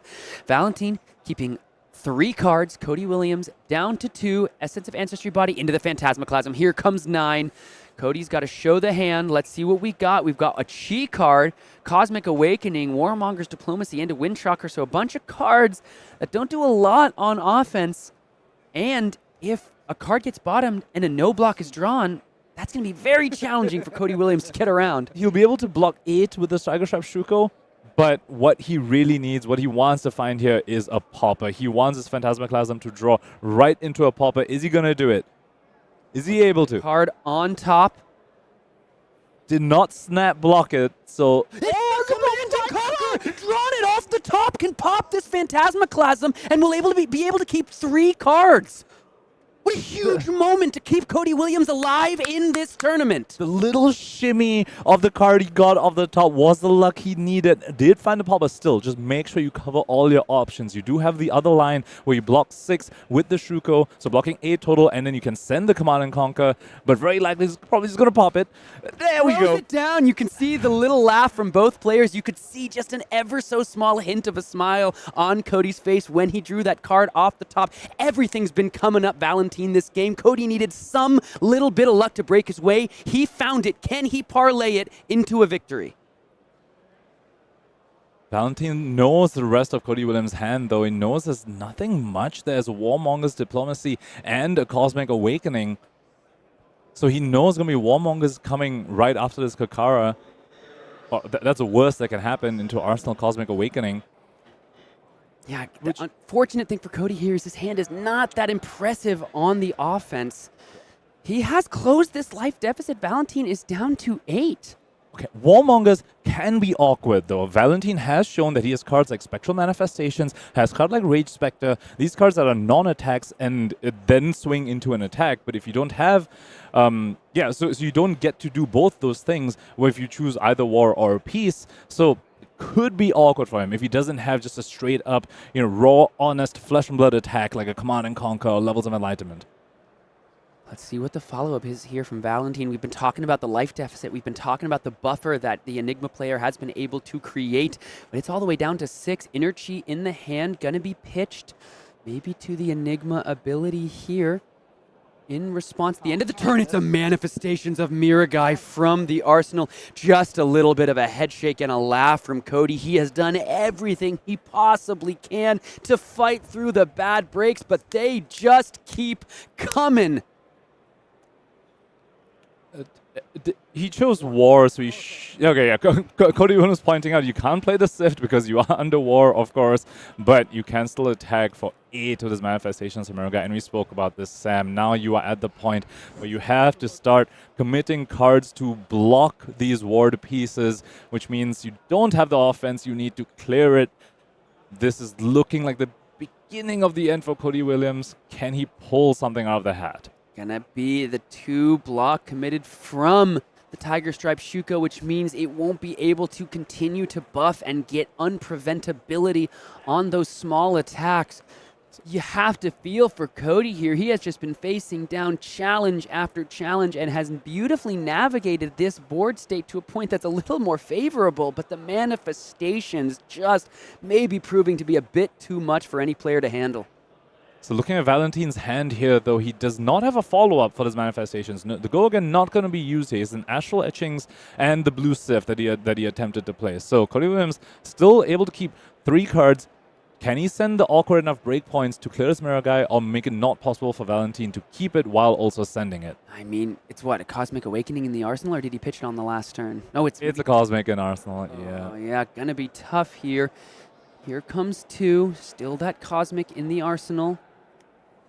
1 pitch into the spinning wheel kick. Here's 4. Not quite enough. Valentin would have to have 3 no blocks in the hand. Yeah. There's the Sift we know about. 1 no block at the least. 2, but one of them's a Restless, so it kind of, it kind of blocks. It kind of blocks. Yeah. And that was the Shuko block from Cody Williams as well. So it won't have that out anymore. He's just shaking his head. He's seeing the writing on the wall, saying that, yep, all right, you've got it. Restless going to keep 1 counter on it as well, so it will have Go Again when it swings. Which means on this turn, Valentin going to be able to attack with 2 different pieces of ward. Yep. It's going to be 4 into 3, and if he wants to, can even use the counter from the Restless Coalescence to make a shield, which can also come in for 1 more at the end of this. So currently coming in for 3, so there's 2 floating. Could be 4 into 1, or could be 4 into just hold the counter on the Restless Coalescence, depending on how Cody Williams blocks. What is in his hand here? Looks There's like an homage to Ancestors, so that's 1 card that does not block in there. Is that 3 other 2 blocks as well, Sam? Manifestations at least will be only coming in for 4, won't be coming in for 8 because we've lost some counters. Those are 3 other 2 blocks. He's just going to flip the hand, put down the fist bump, and Valentin Mackl stays alive, moving on to potentially get into the top 8. Cody Williams, what a tough couple of breaks there, but navigated so well by Valentin to be able to have those powerful turns, and he is going to be still alive. Cody Williams knocked out of contention. What a game. Speaking of navigation by Valentin over there, we have to commend the very aggressive start. He blocked with a Tunic, blocked with a Traverse, not to get a Chief or Miragai, but to keep the 10k around, really leveraging that, really recognizing that that was the spot in this game to use a Traverse. And we called it out when he did it. He was making the gamble, saying the game is going to end soon. I don't need the Tunic anymore, and it paid off for him. And Cody kept it close, man. He kept finding the outs. The Command and Conquer off the top with the Phantasmaclasm. It's the stuff you dream about. However, we need to get to our next game because we have got win and in, folks. Brian and Craig are going to take you the rest of the way. It's our final round of Classic Constructed here, day 2 of the World Championship. It all comes down to this. One player from this next game gets into the top 8. Don't go anywhere. The highest level of Flesh and Blood comes up right after this.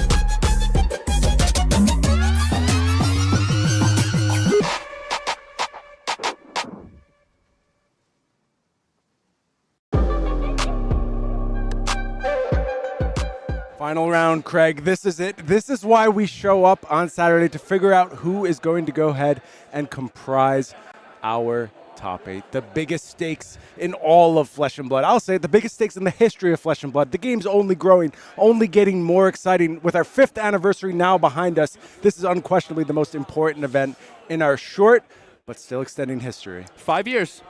And it was electric in between rounds, just with all of the teams, all of the players, the expectancy building and building. Speaking of expectancy, we have some expectations on who is going to compose 50% of our top 8. Why don't we go ahead and check in on the standings? Because we have now established some locks. Sitting in our top 4 positions are 4 players at 12 points. We believe these players are going to go ahead and be in our top 8. It is, of course, Mackl Hamilton trying to become a repeat world champion.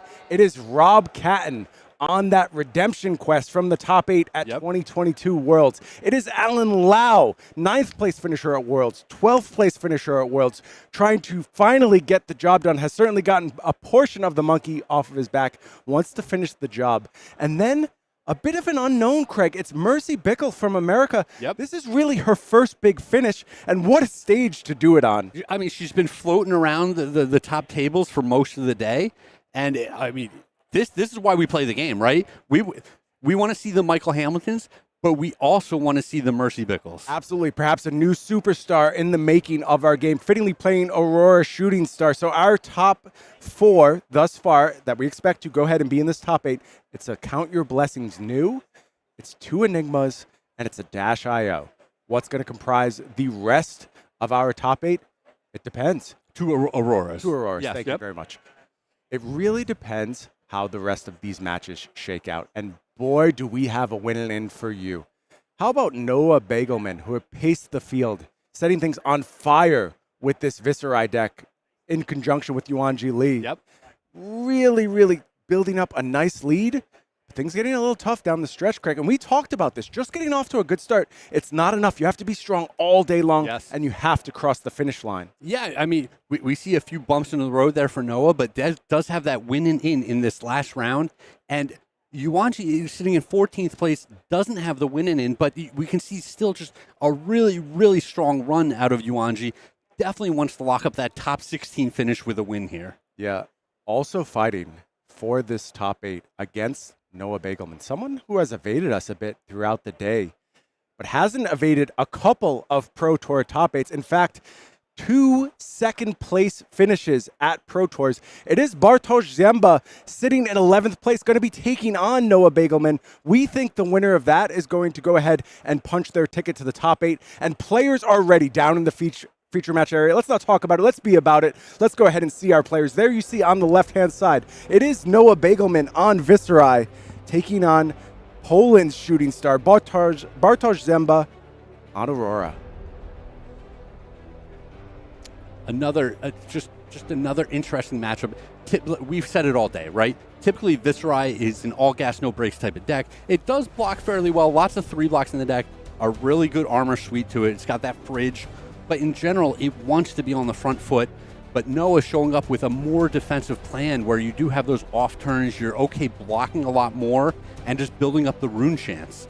So we'll see how that lines up against this Aurora Shooting Star deck that does not want to take an off turn at any point in the game. Have to imagine that this Viserai deck was built with contemplation of Aurora. You knew this was going to be one of the top 2 decks in the field. I know Noah has a plan, but plans fall apart quickly when you're against someone the caliber of Bartosz Ziemba. Bartosz not only has those 2 incredible Pro Tour finishes, sort of the first person to give Aurora her shape in this new metagame. Took it to a top 8 at the first calling out after the release of Rosetta. So found his hero in this set, very quickly committed, and is once again in striking distance of another premier top 8. And for Bartosz, we talked about the redemption on offer for Alan Lau. For Bartosz, you feel so much for this guy. Plays so well. Looked dominant in that top 8 back in Amsterdam. Ultimately could not get over the finish line. Ran into a buzzsaw named Shoma. But does Bartosz get another chance at finally getting that victory that he's been so close to now twice? I mean, putting a third premier top 8 finish on your resume, even if you don't get the win, puts you in conversation for one of the top players in the game. That's Michael Hamilton territory right there. Oh, by the way, Michael Hamilton's in this top 8. Maybe you kick things off battling against Michael Hamilton. That's another really great way to go ahead and put yourself in the conversation. Stakes could not be higher than they are at this moment, Craig. And Bartosz looks calm, looks cool, looks collected. We talked about experience in this feature match area. It can be jarring your first few times there. For Noah Beygelman, this is sort of his first big run. He's been down in the feature match area a lot. He has. And I'll say, I remember my first big run at a premier event. The first time you sit down in that feature match area, the nerves are going all over the place. The second time, you're like, I might be okay at this. The third or fourth time, it's old hat already. You've made your peace with it. You're ready to go. You're comfortable. And we're going to see if Noah has reached that state at this stage in the tournament. Well, I can tell you Noah's demeanor in general is pretty calm, pretty laid back. He is definitely a team player. He gets hyped for the team. There's that level of excitement and camaraderie there, but he's not one to be, energized right out of his chair. Very similar setups here as far as the equipment goes, with one upgrade for Bartosz, Lightning Greaves over Null Rune Boots. That's a big deal. An extra point of block and somewhat relevant ability. The ability on Lightning Greaves can be huge some turns. Looks like things are kicking off on Noah's side in fantastic fashion. It is going to be Malefic Incantation. We talked about this card as the card that has revitalized Viserai in this metagame. Love to see it on turn 0 in particular.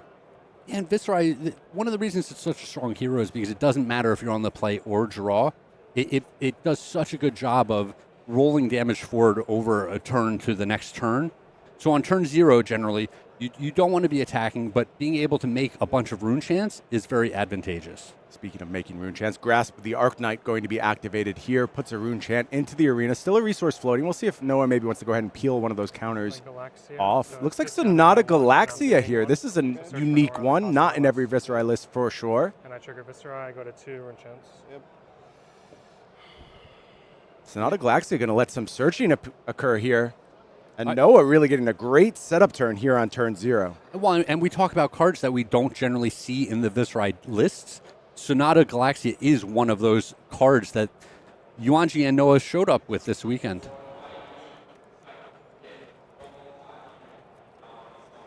And another card searched up by that Sonata Galaxia that we don't often see. How about Blessing of the Occult coming down?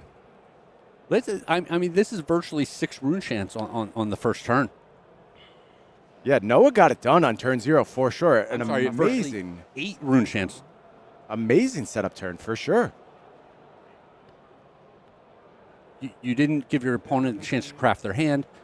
We do see Aurora sometime playing instant on the first turn and then be able to generate that embodiment of lightning, but it looks like Bartosz does not have that going on. Yeah, would have loved to see something like perhaps a sigil there. Could have also gone with the somersault to go ahead and get the lightning effect, but no. Turn just heads back to Bartosz. Warmongers is pitched here. Gonna make a rune chant. Second strike comes down.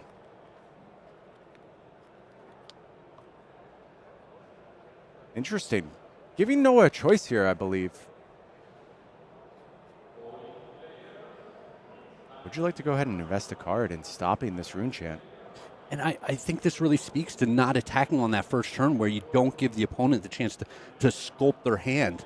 I mean, I can't imagine that Bartosz would not have blocked with multiple cards in order to find a better start. Certainly looks like it. We've said it all weekend. Sometimes this Aurora Shooting Star deck is kind of starved for that first go-again attack. Yeah, that's why Embodiment of Lightning is so important for Aurora. You know, that hero ability, you first look at it, feels almost a little overcosted in some ways. I don't think that's true. I think it just requires careful planning, careful investment, but knowing you're starting your turn with guaranteed go again, that changes the entire context of what you're capable of. Yeah, I think if you gave that ability to people for 1 resource instead of 2, we would just see it abused every single turn. Well, I'll tell you, Craig, I've played with it, and it's absurd. That's why it costs 2. It is kind of wild what a tipping point it is, the difference between 1 resource and 2. Yeah, it is. And Noah does commit the card here. Going to go ahead and pitch a Revel in Runeblood to shut down that arcane damage. And that means, at least thus far, no +1, no go again on that second strike.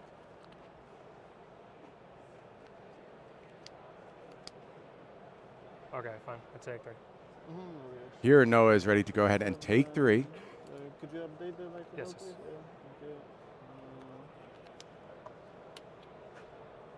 Close the combat chain. I need to think for a second. Sure.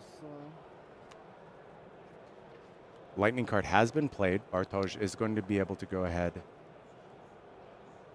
and produce that embodiment should he chooses. Looks like he's thinking about what card to arsenal here. Yeah, you're 100% correct here. It's a question of which card do I want to arsenal and which card. Warmongers and something that I did not quite get a look at. And he's going to keep the Warmongers. This is interesting because a lot of times this Noah Viserai list is okay with taking an off turn.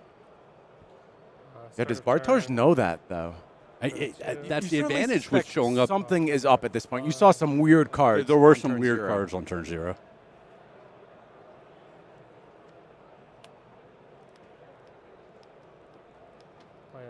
Arcane Cussing comes down here. More potential rune chant generation. You have to assume this is successful with those 5 rune chants already available. How about add Deadwood Dirge to the mix? Oh, this is a lot of rune chants. 12 rune chants. And is it the big finish? Is it ninth plate? Oh, It is wow. the ninth plate. Beautiful start from Noah Beygelman. Everything coming up runaways thus far.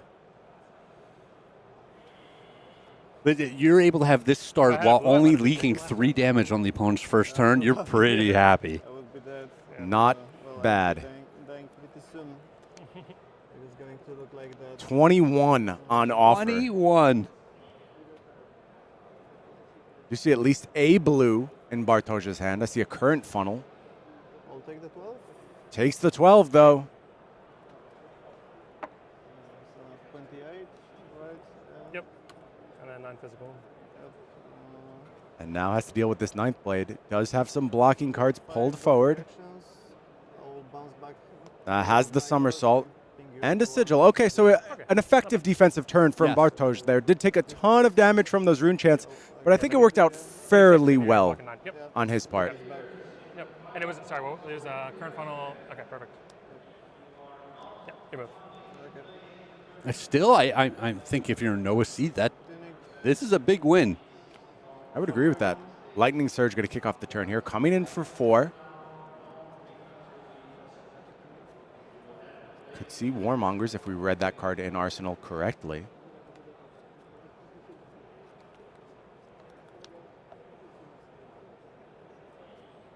How many D-Reacts would you expect to be in Noah's deck against Aurora, Craig? Well, are you lumping the blocks in with the D-Reacts? Sure. Pure defensive cards. I would think 9, but it's been a while since I've looked at the team list. Okay. Starfall is the follow-up here. Going to go ahead and refresh that embodiment and play the Warmonger's Diplomacy. I'll say war. Okay. War from Bartosz. I think I heard Noah say peace. I believe he said peace. So just non-attack actions on this turn. And you mentioned, Craig, Noah might be okay with that. There are really good setup tools here. Well, I think Bartosz did get the best of him in this situation. You know, he made that first attack, and Noah's thinking, hey, my hand's pretty juicy. I'll be able to hang on to this. Make one from this. Yep. He's loaded up, though, with the non-attack actions. Incantation into Deadwood Dirge thus far. Yeah, it's still a very effective turn. Yeah. Yeah, I'll pass priority. That is going to be it. So one card effectively blunted by that Warmonger's Diplomacy. Yeah, was an IP1 there. Hand of Ravenous Rabble, current funnel, second strike.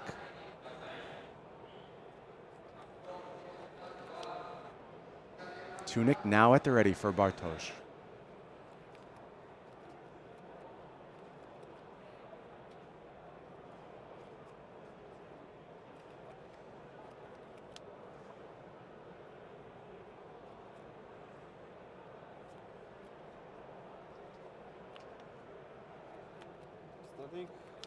Static Shock kicking things off here. Going to have go again on the back of that embodiment, coming in for 4.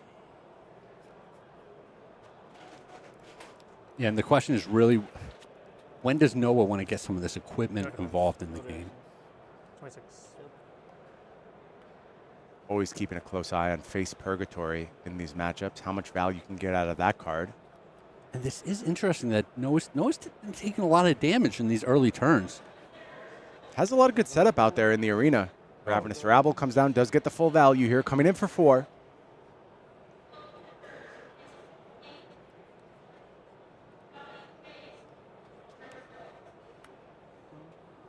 One card defense, damage leaks. Noah falls to 25. Follow up from Bartosz. It's the second strike. Gaining go again on the back of the damage done. Brian, we love a 0 for 4 with go again. Absolutely. Can't get enough of these. Ever since Lightning Runeblade hit the scene with the introduction of Briar, Warden of Thorns, 0 for 4s were the name of the game. Of course, Tarek Patel famously with that pitchless Briarless that terrorized the meta, caused an errata on Briar. Yep. To go again. 19. Good value here from Bartosz. Uses all the cards in hand and refreshes that embodiment. Noah Beygelman down to 19. Yeah, Both players, though, with a ton of equipment still. ton of equipment, but that is a great turn for Bartosz. And, you know, Noah not blocking here. He's going to have to keep up.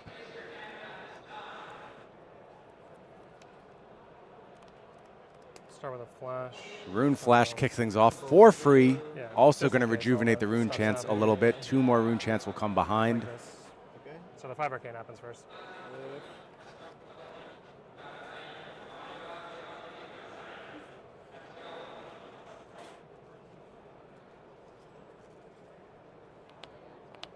I'll take the 5 arcane. 5 Arcane comes through. 4 Viserai resolves. I succumb. Okay. So these 5 have been resolved. Now Viserai resolves, I make 1. And then these 2 resolve, I go to 3. I love that. Look at this little bit of clean play here. Yeah, very clean. Noah plays with his cards reversed, saying, I know what my cards do. You can go ahead and take a look. Succumb to Temptation comes down. Nice disruptive piece that Viserai has added to the kit.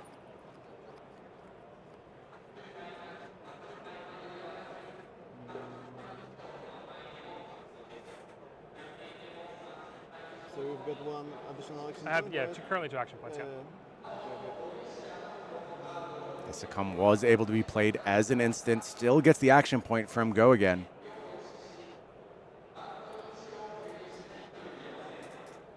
And Bartosz reaching for that face purgatory. Is this the moment? Yeah, I mean, after your opponent shows you the Succumb, you really don't want to let the damage leak here. Interesting, though, just using it for its defensive value. From the 5, yeah. Yeah, it's right there. 3, make 1 on the back. I'll take the 3, go to 20. Happy to just take a defensive 2 there from the head slot.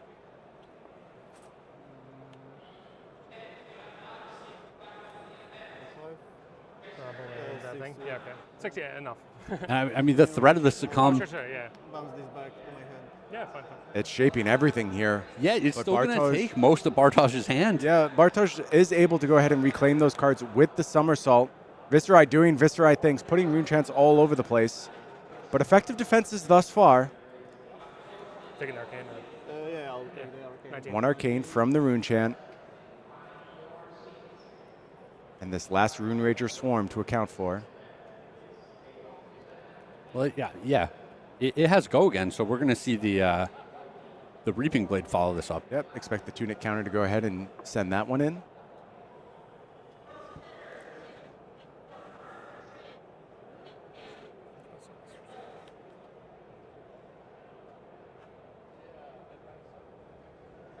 A lot of defense committed to this turn. 3 pieces of equipment currently on that combat chain. Feels like a big win for Noah. Yeah, I mean, this Succumb is doing a ton of work. Even if Noah doesn't get the on-hit trigger out of the card, it still gave him an extra action point. It generated a Rune Chant. It demanded so many blocks out of the opponent. Block 3. Static Shock comes somersault? down Yeah, okay. for a clean block. Electrostatic Somersault does its thing again. Resource. 3-1. And Tunic Resource offers the Reaping Blade. That comes in for 4. Yep. But Bartosz keeping 2 cards here. And that was a lot of damage and a lot of the equipment there. It absolutely was. And on Noah's side, we still are loaded up Yeah. Okay. with all of the equipment. For Go again. Just a 0 for 4 here. Static Shock kicking off the turn. It's a rabble, okay. Yeah. Yeah. Last card in hand is Rabble. It is known. Yep. And it's turns like this where you know you don't have to worry about certain cards, right? A lot of certainty for sure. The Channel Lightning Valley. That one, just being able to be like, hey, I get to use my hand perfectly here, and I don't worry about these other cards. And if your opponent follows up with the Rabble here, you even have knowledge about the next turn. Very true. And speaking of Channel Lightning Valley, I will say, I wouldn't say the cards played by Bartosz thus far have been the power cards of the Aurora deck. It's just kind of doing it with 0-4s all over the place. Yeah, and he's been pretty fortunate to draw a lot of 3 blocks in certain situations where he needs them. Yeah, it feels like the defensive cards are lining up well. Still, just a lot of output from Noah. Yeah, and there's still a lot of juice on the board. I mean, to what you're speaking about, I don't think Noah has been playing a lot of his power cards either. I mean, we haven't seen a Mordred Tide yet. That's a great point, Craig. I've started to treat Malefic Incantation as a power card, but it really goes to the next level when you combine it with Mordred Tide, and we have not seen one yet. Yep, exactly. I'll pass. Yeah. Runic Reckoning on the defense here. And Bartosz just going to keep that Ravenous Rabble in Arsenal and pass the turn over to Noah. Noah working with 3 cards in hand. What does he put together? It's like an Amplify and a Reduce to Rune Chant. Trigger these. Yep. Kind of an interesting turn here. Yeah, Amplify at retail here, pitching the Become the Arc Knight to go ahead and play that one. It is going to bring 2 rune chants behind it, but Noah critically gets to set up that defense reaction in the arsenal for the next turn.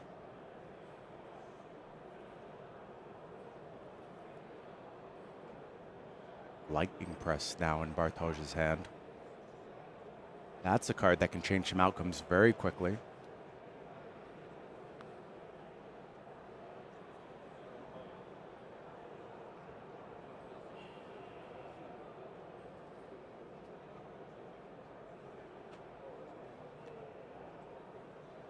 Yeah, Aurora just being very careful considering the options. There's a lot of 2 blocks and no blocks in the deck. No more somersaults. You don't want to fall too low You've used all 3, I think, right? against the Viserai deck. Or at least the red Give them the one. I don't know opportunity if to they're keep that crazy 4-card or 5-card hand and really pop Yeah, off. all 3, yeah, okay. Shockwave is just going to defend for 3 Yeah, here. pass party. Okay. 3 cards in hand for Bartosz. We know Ravenous Rabble in the arsenal. Lightning Press in hand. I believe Snatch as well. 4 go again. 3 hit again. 4 go again. No defense. No reactions. Reduced to Rune Chant comes down and defends. I only draw this card after I swing the sword. Happens every time. Sorry, there's a hair on the card. Okay. Clean play, clean cards. Noah Beygelman's got it all. Entwine Lightning here does give up the jig a little bit. Lightning Press revealed to go ahead and fuse. Yeah, a little bit, but in general, I think Lightning Press is one that you're fine of, showing your opponent and then potentially leaving it in the arsenal for that right spot. Yeah, that's an exploit as well. You can force your opponent into challenging decisions if they know you have a Lightning Press. Well, and you also want to wait for it on the turn where you have that critical card, the Channel Lightning Valley or whatever it might be. Very true, Craig. 4 cards still in hand for Noah Beygelman. Only the defense reaction out of Arsenal has been committed thus far. 2 of cards already. No reactions. Take 1. Yeah. 17. Yeah. Snatch. From the Arc Knight on defense. And the last card is Snatch, coming in for 4. Lightning Press backing it up. This puts Noah in a really tough spot. And Lightning Press is going to come down. Oh, wow. But Noah has the perfects. He has double defense reaction to go ahead and stuff the Snatch. And you see the patience out of Noah there. He didn't put the 4 in front of the first 4 attack. Really good stuff from Noah. You could tell he's locked in at this point. Read the runes, the only card left. But that's going to bump the rune chant count up to 7. Well, and I think it works out well for Noah either way. He's saying if this is something I don't need to put all 8 in front of, I get to arsenal one of these D-reacts for the next turn. And instead, it works out the best possible. He gets to completely cover the Snatch, get the Lightning Press out of the opponent's hand, take no damage. Just a beautiful situation here. Burn Up Shock starts the turn here for Bartosz.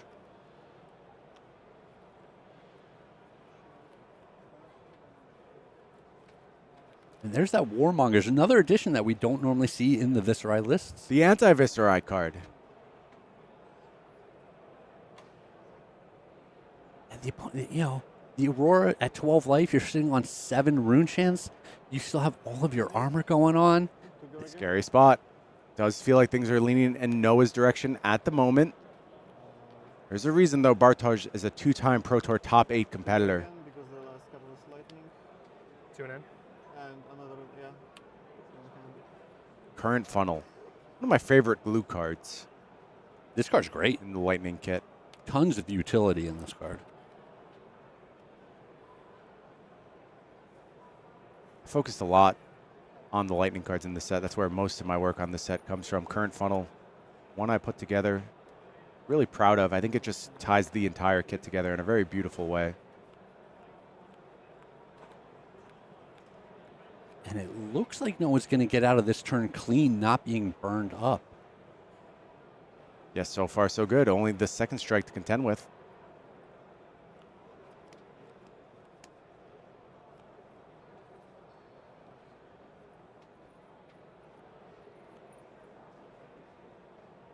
No defense. No reactions. No effect. Yep. Does just sink here. Yeah. And Bartosz moves to Arsenal, so Burn Up Shock does not do its thing. I would say another small win for Noah. Yeah. And now, Noah has armor advantage, life total advantage, and 7 rune chance in the arena. Is just Arsenaling here. Can Bartosz finally put together one of those big Aurora turns? We do see 2 important cards here. It's both an Arc Lightning and a Channel Lightning Valley. We'll see. 5-card hand, too. Kick things off with Entwined Lightning here, showing the Arc Lightning. Not showing the Channel Lightning Valley. Yeah, this has to raise some eyebrows, though. This is an interesting decision. No defense. There's going to be no defense here. And now it's time for that CLV to come down. Does Noah have the D-React again? He does. Reduce to Rune Chant one more time.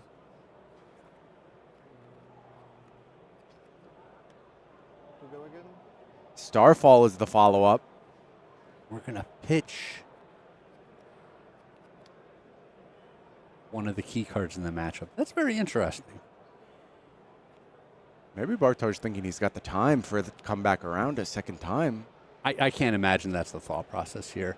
You know, maybe this is just the most efficient way for him to use the cards that he has. Fair enough. But when you're already at 12 and you're staring down 7 rune chants on the other side, you can't be thinking this is a second cycle game. Oh, it's 8 now, Craig. There is an additional one added from that reduced to Rune Chant. They just keep piling up on the Viserai side. Yeah.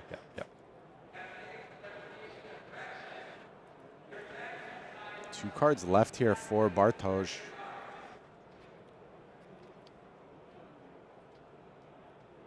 And Noah might be looking to close out this game on the next turn.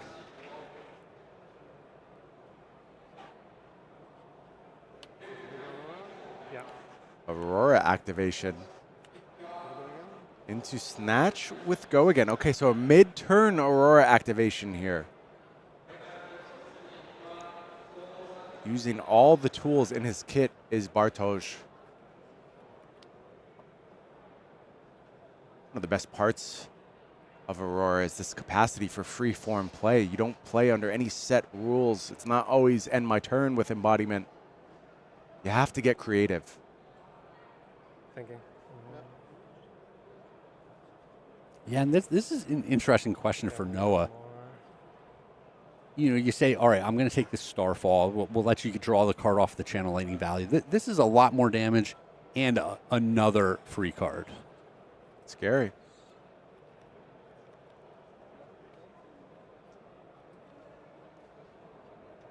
Get a resource. 4.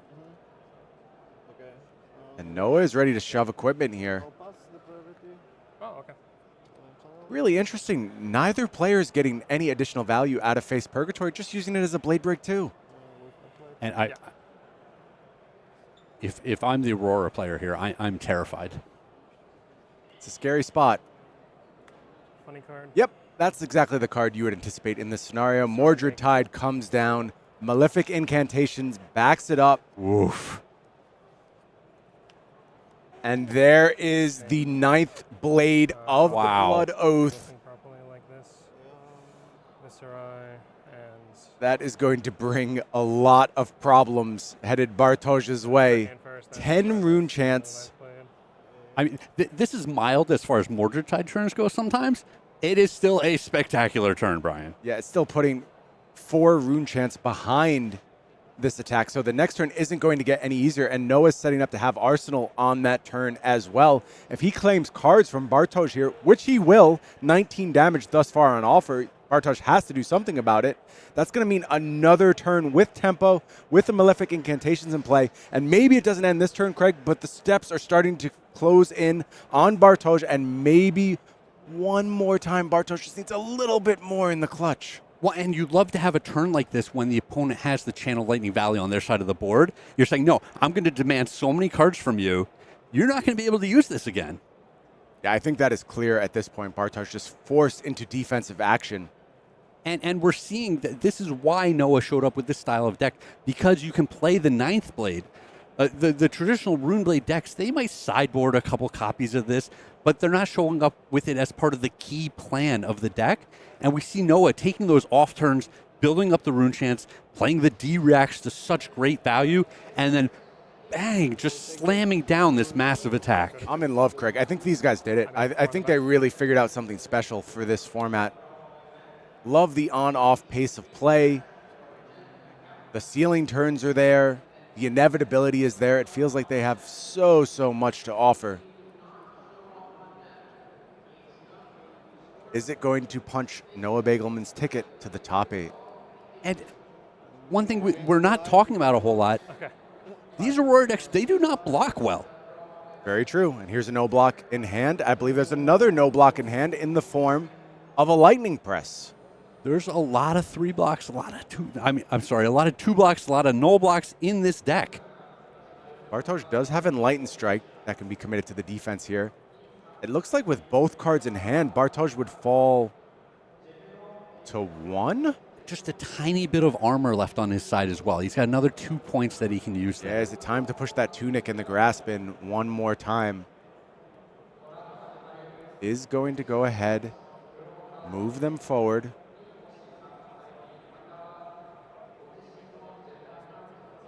Gonna need some more than that. Unless we have a defense reaction out of Arsenal. And this is a nice one. It is going to go ahead and force that Arsenal off for Noah, because Noah wants to deny the Channel Lightning Valley draw. Yeah, absolutely. That was a good sigil of softening from Bartosz.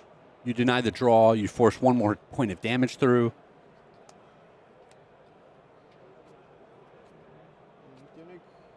Tunic ticks up. The hand here is okay as far as these type of things go. E-Strike, assuming for 7, yep. Force the decision over to Noah. But no, it's just in the driver's seat at this point in the game. Feels like it, absolutely. He gets 4 to rune decide, chants at the ready. Do I want to take a little bit of damage from this? He can. If he just has one of those slightly more awkward clunker hands, he can. And it's going to be super difficult for Bartosz to prevent these 4 rune chants when they come through. Aurora not a deck with many blues, and Bartosz is going to need them on the next turn. I think if he has to commit 2 cards to defending these rune chants, he may be done for. Noah feels the same, willing to take damage and give up a draw here to Bartosz. Players at 8 and 2, World Championship top 8 on the line. Rune Rager Swarm kicks things off with help from Malefic Incantations. It is going to get go again. It's also going to create another rune chant behind. And listen, giving your opponent that draw doesn't matter if the game is over on this turn. Agreed. Bartosz drew a sigil here. That functions as almost a blue against these rune chants. Yep. Channel Lightning Valley, though, that doesn't defend. Arc Lightning defends for 2. Last card is Burn Up Shock. There's some awkward ones here. I think, I'm not 100% sure, I thought Bartosz's Arsenal might be a Sigil of Suffering. Not 100% on that. Maybe it was gone in a flash? I believe it was gone in a flash from the previous turn. Okay. Sigil comes down, gains 3 here. That means these rune chants no longer represent lethal, but you do want to go ahead and get that no block out of your hand, use it for some defense value. Just so inefficient, though. Clean defense on the Rune Rager Swarm. 1 card in hand, 1 card in arsenal. You're still staring down. Blue Rune Rager Swarm plus a rune chant here. 1 and 1 on offer. And this is actually great. I mean, even if Noah's last card is just a blue, he gets to grasp for another rune chant and send the Reaping Blade. It's pretty good. But he's sitting on 2 cards. I mean, this is This could be it, Craig. Yeah, this is the end. So many combination of cards from Noah that Bartosz just can't account for. And this is so funny that it's almost like a limited game. You see these games of limited in Rosetta where the blue Rune Ranger swarm on the second cycle is just so powerful. It's so strong. And we see it here in this game just getting the job done. And Bartosz has to take it, falls down to 1. Follow-up is the blue, but it's just to amplify the Arc Knight, and that's going to get the handshake, and Noah Beygelman moves on to our World Championship top 8. Just flexing this deck to the absolute maximum, just really showboating. We see this the buildup of Rune Chants on the first turn. The 9th blades just look spectacular. That deck looked incredible there. Noah played beautifully as well. Had to take on a top-tier opponent, one of the most fearsome players in the world in Bartosz Ziemba. You see Bartosz getting range, you assume he's making that top 8. You assume he's going to convert, but Noah was up to the task, and Ethan Van Sant's pick to win the entire tournament and have a breakout, looking pretty good right now. Yeah, I mean, obviously, this is already a breakout, right? You make top 8 of the World Championship, you are doing it. Just very impressive, the way the deck operates. I mean, we see Bartosz prioritizing the Warmonger's diplomacy on the one turn and just not able to punish the opponent to the maximum with it. And I don't know, just all the pieces just coming together like this well-oiled machine. So much was made about Warmonger's impact on Viserai's viability. Yep. Forever. People just thought this was the end of Viserai as a hero. To see it come full circle and to see a Viserai deck playing Warmonger's diplomacy and just comfortable with this on-off setup, this, I don't even know that I want to call it mid-range. This feels like something different to me, something new for Flesh and Blood, the way this Viserai deck is operating. It's a really exciting piece of technology. It's very control-ish, but they do still have the option to side out a lot of these defense reactions, the block cards, and be a pretty aggressive aggro deck. What happens now with the Team Runaways member in the top 8? Does the team go back to the well, start testing these matchups for Noah? This is one of the benefits of having the team around you, right? You say, hey, you've battled all day. You've been feeling that pressure on your shoulders. Take the night off. You go relax. Listen, we'll get to work. Maybe you play a couple of games, but no, the team goes in the lab without you. You spent all the time in the lab before the event, right? Yep. Now it's the team goes, and they're going to grind out some matchups. They're going to give you some advice on those last 2 sideboard spots. What they think the opponent is going to do specifically against your deck. Obviously, that angle of surprise that you get in certain matchups just completely disappears. Yeah, it's gone now. Yeah, we're in the top 8. We got open deck lists. We're also just so late in the event that everyone knows what's going on at this point. Yep. Craig, you know what's better than 1 win-in match for a World Championship top 8? 4 win-in matches. Okay, as usual, you've asked for too much. How about 2 win-in matches? We got another one for you, folks. Our players are ready down there in the feature match area. It is Matt Rogers coming all the way from New Zealand, taking on Sam Sutherland. Just a couple more slouches in our event. These 2 players, I mentioned, every one of our major regions thus far has gone ahead and punched their ticket to a World Championship or a Pro Tour victory, except one, Oceania. Australia, New Zealand, that was the start of the game, right? That's where the best players in the world first came from. Yep. People like Matt Rogers, who was dominant in those early days of Flesh and Blood, trying to show that this is a region that can still get it done, that still deserves the credit. These 2 players playing for the pride of these 2 great nations. I mean, making top 8 is one thing. Bringing home that trophy and showing that your region is the best in the world is something completely different.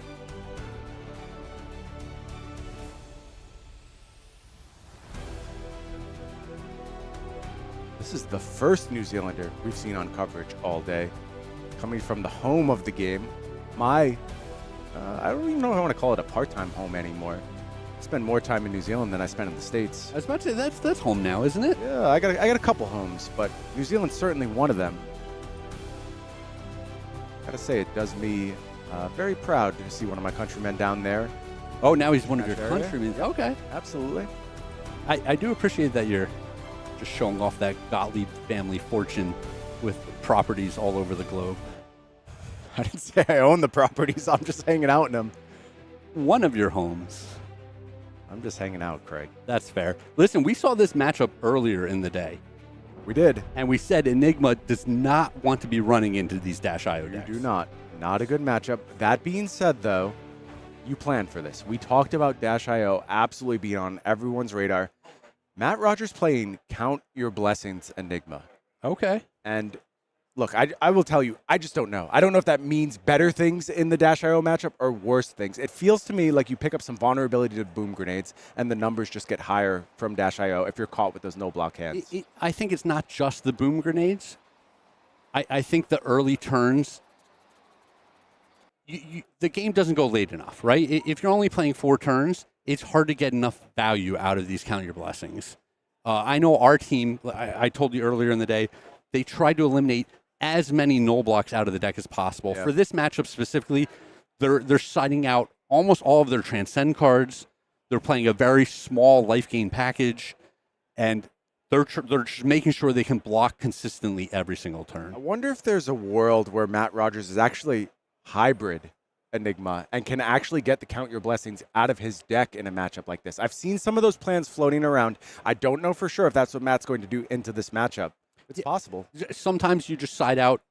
It's interesting because the blue cards are just so important in the Enigma deck. Sometimes you side out all of them except for the blue ones. And then you still have these blue pitches. On the very early turns, if you're not facing too much pressure, you can play this card and transcend off of it. Mm-hmm. So we'll see what Matt's plan is in this matchup. I want to talk a little bit about Sam Sutherland, mechanologist specialist, calling champion. Actually, at the last Pro Tour, was very, very close. I believe lost to Winnanen for a Pro Tour top 8. Has been looking for a performance like this for a long time. Unquestionably capable of getting it done. And look at this from Matt Rogers. We are looking at a different setup than we've seen. This is not Cosmos in the weapon slot. This is Reality Refractor. And I kind of like that in this matchup.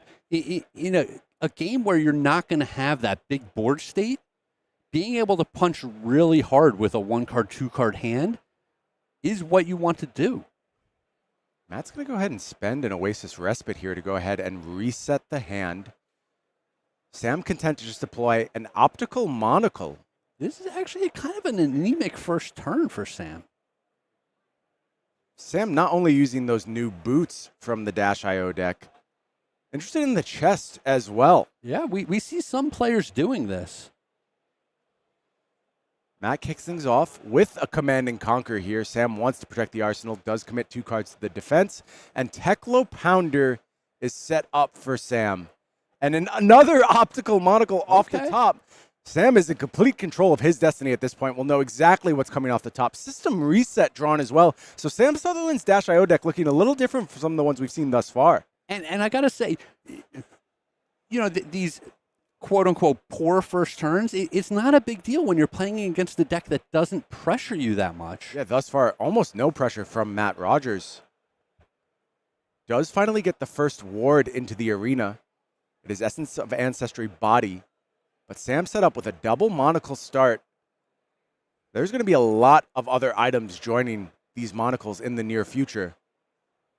Teklo Pounder juicing the Sprocket Rocket. Matt has played the first Count Your Blessings of this match. There is that item off the top that we will expect on many future turns. Backup Protocol Red comes in. Not going to be cranked here. Saving it for a future turn is Sam. Time to use the Monocle. Do a little opting. Put a card on the bottom. Take another look at the top of the deck. It looked like a system reset in Sam's hand. Another backup protocol here. If that is a system reset, that becomes a powerful offensive card with this setup. You can go ahead and crank those items. And another system reset? Wow. Double system reset in hand? I mean, it's wild because a lot of times that card is a little bit clunky. You don't have the time to just sit on it and wait for that perfect setup. But when this is your opponent, you do have the time. It does feel like it. Matt Rogers is going to play a truce here. This is a card that we were expecting big things from out of the Rosetta metagame. I believe this is the first truce I've seen in the arena all day thus far. It's just such a high upside card, right? Turn 0 of the game. You love to deploy this card, but also it's just a blue pitch 3 block the rest of the time. Yeah, hearing it's been featured in some of the other matches that we didn't cover, Craig, but this is our first truce of the weekend. for Sam. We're pitching 2 reds to crack a backup protocol. That can't feel great. Zipper hit then comes down. System reset is the pitch. Matt Rogers going to get the card on the back of that truce. And now has to answer this zipper hit.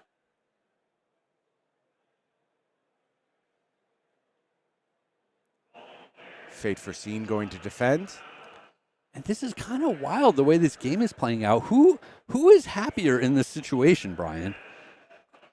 Important to note that zipper hit was not boosted from Sam and just is taking an IP again. And it's really strange how this is going because Sam now knows this is a Count Your Blessings Enigma, but still is not feeling pressure to go ahead and do something all that fast. It seems like he's more of a combo deck.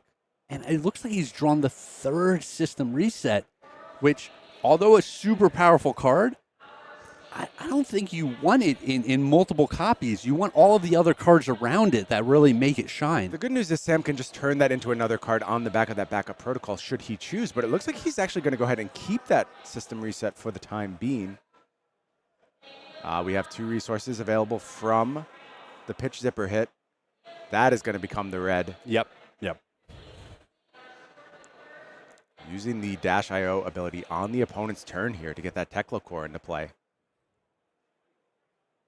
Matt Rogers is at 49, by the way, Craig.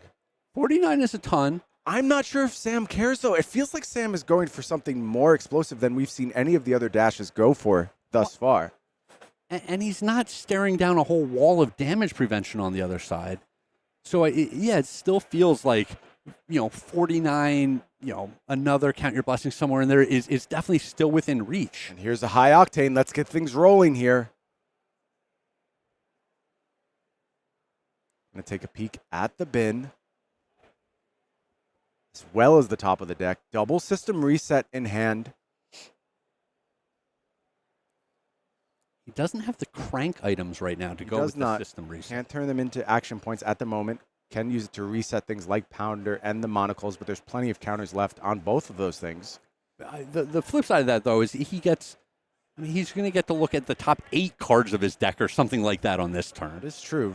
Zipper hit comes down. It's going to banish a maximum velocity, but it is going to gain an action point on the back of that high octane. Rogers defends entirely. Command and Conquer and Sink below. Follow-up Spark of Genius. This could increase the item count. It's going to get the Cerebellum Processor. No surprise. That's been the target of these Dash.io players all day long. It is going to be Crank. Symbiosis Shot moves up to 6 counters. Well, and now with that system reset, things are completely different. It's a whole new game now. We talked about the difference between Dash.io played at a good level and Dash.io played at the highest level. Sam Sutherland is the mechanologist guy. A top-tier mechanologist player for years. Cerebellum Processor is going to draw its first card, and it's Spark of Genius. That's going to go ahead and turn into another Cerebellum Processor. Oh, boy. We are in for some fireworks, my friend. This might be one of the widest boards we've ever seen. Totally agree. This is going to feel more like Kano than a mechanologist. This turn is not going to end anytime soon. There is a double system reset in hand. That means all of this can happen over and over. No, Brian, this cannot. We can't let this happen. Oh, it's happening, Craig. Someone run over to the feature match area. Shut this down. Settle in, my friend.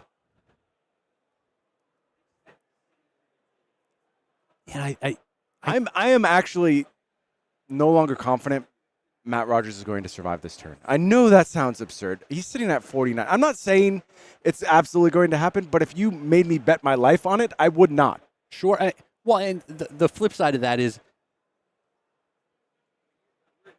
even if he lives, he's going to end up with no cards and maybe be in single digits, right? I think so. Outpace doing its thing. Have we seen an item off the top? It feels like we've gone so far in this turn that I do not believe we have. Both the Cerebellum Processors are there from Sparks. Teklo Core came on Matt's turn. I mean, an item off the top would just be the last little piece of this recipe. It's coming, Craig. Like, Sam is not out of options yet. There's still 2 optical monocles sitting there, ready to go ahead and alter the top of the deck. He's boosting. He still gets to look at so many cards. Second Cerebellum Processor is going to go ahead and get used no. here. Oh, boy. Oh, no. It's the spark of genius, and that is going to get bonkers. the Cerebellum Processor. All bets are off, Craig. I don't even know what the ceiling is here. The absolute dream. Unbelievable. What do you do? I mean, Matt's just defending and praying. What else can he do? And it's so funny. You know, Matt went through those first 2 turns gaining life, and I questioned who actually benefits from this situation. It was Sam. It's unquestionably Sam. If you're not pressuring Sam, you're in trouble. You cannot wall up against a deck that can do this to you. But what if Sam was at 15 less health? It still would not matter in this situation, right? It's true. It feels like a mismatch. When Sam builds his deck in this fashion, like Enigma's already a good matchup, but what does a count your blessings Enigma supposed to do in this spot? You know, I think Sam has actually just walked right into Matt's trap. What is the trap? I mean, Balance of Justice is live now. Okay. Good luck. Good luck, Balance. Still lots of action points there. Cerebellum Processor one more time. A card goes to hand. I mean, look at all these cards. It's another high octane. Oh my God. What do you do with this? You put your hands on your head the way Matt Rogers just did and say, is this how my World Championship is about to end? Do you just put the 2 system resets on the board face up? You're going to at some point.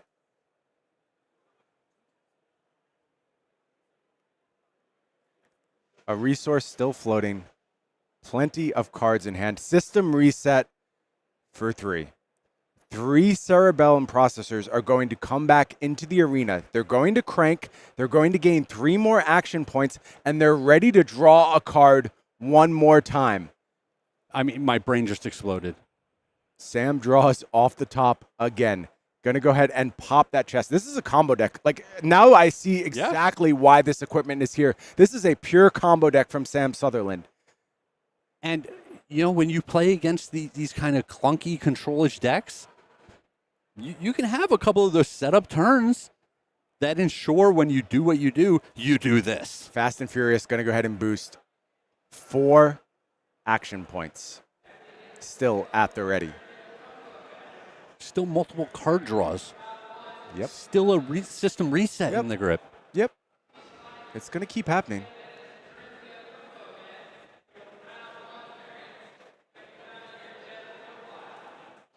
All right, let's be a glass half full coverage desk for a moment. Matt Rogers hasn't taken any damage. Has not taken any damage. There's been a lot of wheels spun. He's going to take damage. I promise you that. How much is it? That's the question. Well, I think this is a pretty astute block here with the footsteps. You know your opponent's going to draw some extra cards with these Cerebellum Processors. You're going to be able to block with this Phantasmal Footsteps at least one more time, maybe multiple more times. For sure. Have to get as much value out of it as you can.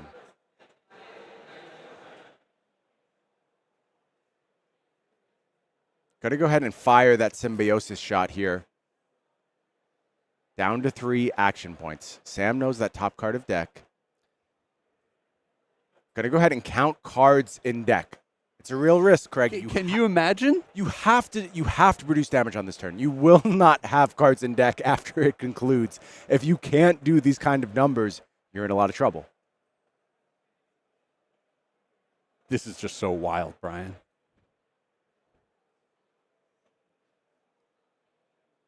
I love seeing this stuff. Pushing the Flesh and Blood game system to its limits. Absolutely. Zipper hit comes in, boosts again, 2 more action points, just banishes that boom grenade off the top. I don't think the Dash IO has been used, but Sam says, I don't need this boom grenade. Not even interested in the boom grenade. Even with the system reset in the hand where it could potentially be cranked for extra action points. I think you just want to pitch a blue and you want to crank those 3 Cerebellum Processors every time. Yep. Waning Vengeance comes down as a defensive option. It's going to bring a Spectral Shield along with it. Look at this board, Brian. I love this. There's not even room for more cards. Sam going to go ahead and fire again. And I like, being very conscious of our gun here, right? I think he does need to get every point he can possibly get out of this hand. It's really, really important. Cerebellum processor cranked again. Yeah, he's going to draw a million cards, and he's going to have a million items enter the battlefield again, and enter the arena again. Twin Drive is the draw here. Mackl going to go ahead and put a card on the bottom. Unsure if Sam has the resources he's looking for quite yet. Time to draw. Only one lowly action point left. I have a feeling there's more where that came from. Time for a system reset. 3 more Cerebellum processors enter the arena. 3 action points gained. 3 more instances of card draw. I think that was a high octane, Craig. The guns back up to full juice. Mackl again. Draws this card, finds the one he wants. It's another blue.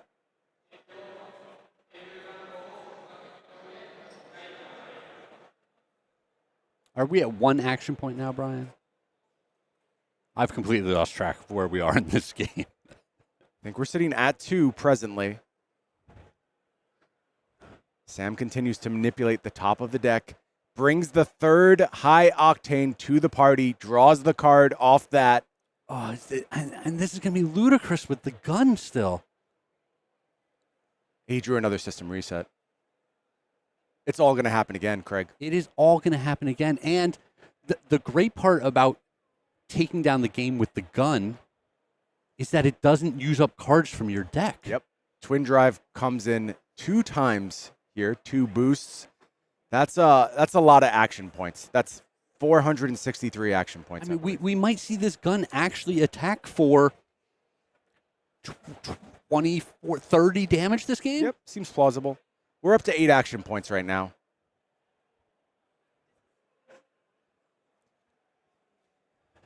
I got bad news for the Dash IOs out there. Sam Sutherland might have just sealed high octane. We're not going to let this keep happening, right? I will tell you that much. He's shown us too much. Symbiosis shot going to start working on some of these action points. Goes down to 3 counters. Still 5 action points at the ready. 3 resources. We still have a Cerebellum processor we haven't Still have used. a Cerebellum processor. We have a system reset in our grip. Yep, it's going to happen again.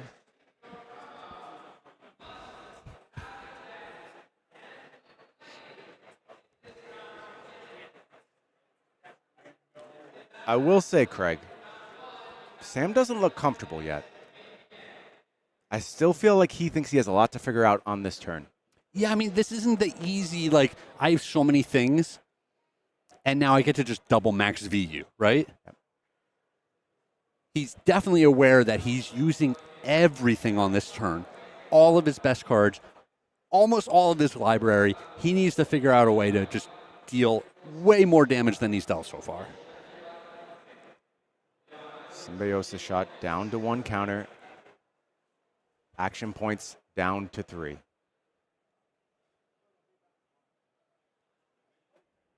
Sam thinks. Does not like the top card of the deck, I would assume. Yeah, I'm not sure what he's digging for at this point, whether it's a big attack or just another resource card. Does all of this end with multiple max Vs? Is that where we're headed to? That's where you want it to end. We saw 1 banished. But yeah, you need to find them at the right time.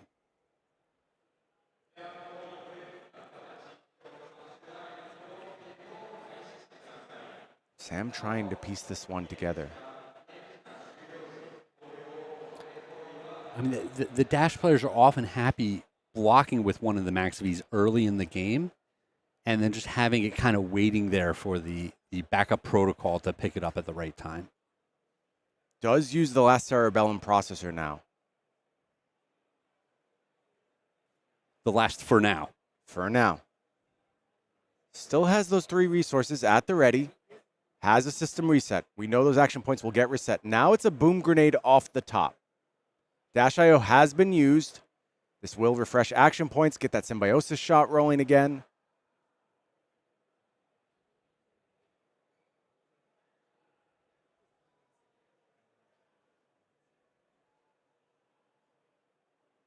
Fast and Furious is going to go ahead and boost. That's going to gain a resource from the chest. It's also gaining a whole bunch of action points.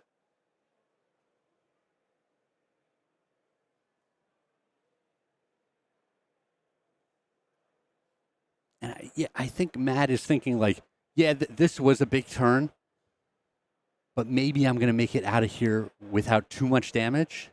Maybe. It's honestly extremely concerning if Matt survives this turn. Like, what do you do beyond this point?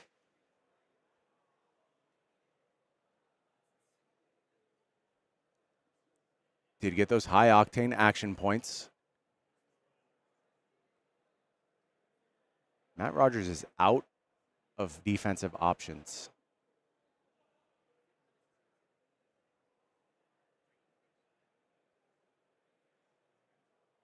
And when Sam shows him this 3rd system reset,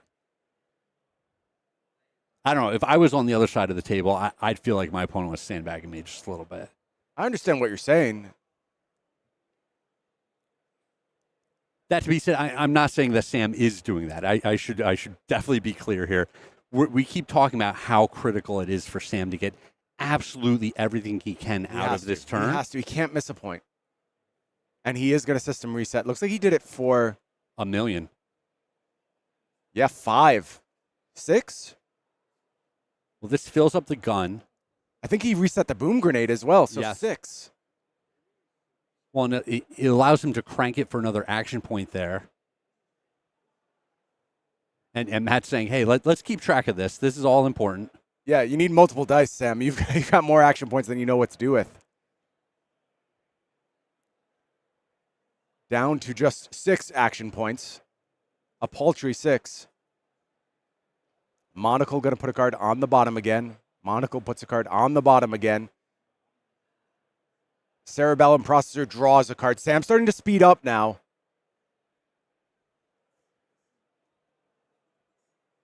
Monocle to the bottom. Monocle to the bottom. Sam knows what he's looking for. He's got the pieces figured out. Yeah, I think he knows what he needs to do to win the game now. He's found the line. Yep, monocles continue to push to the bottom. He has 6 shots on the gun, so that's representing 12 points. You know, you're staring down a couple points of armor block on the other side.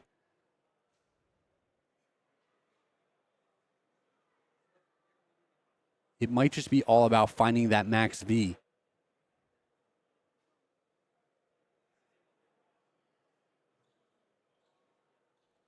And he's got it. He's got it in hand. Okay.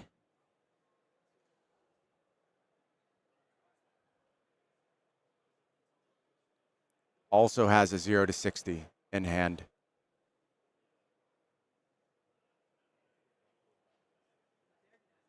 One more draw off of the cerebellum processor. So that's a pretty critical point. It's the last card he gets to take off the top of the deck. And he's doing math here.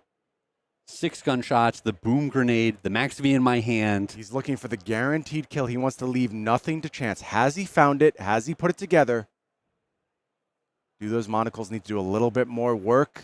Does he have to gamble at any point, or can he guarantee the outcome? I mean, this is the has draw. been so fun watching this turn. He takes the card off the top. It looks like it's another 0 to 60. I think 0 to 60 is exactly what he's trying to do. Yeah, going to boost the max V, but it gets another resource on the back of that chest.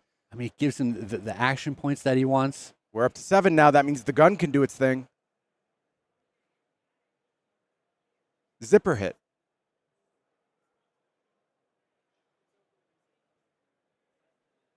And there is the max This V. is going to do it. All those action points, the gun. Plenty of action points rolled up. Matt pushes in what he can. But he marks it down, and Sam Sutherland what a good moves on to the World Championship top 8 on the most ridiculous turn I have ever seen. Yeah, I mean, that is the most big brain turn, right? Wow. I don't even know what to say, Craig.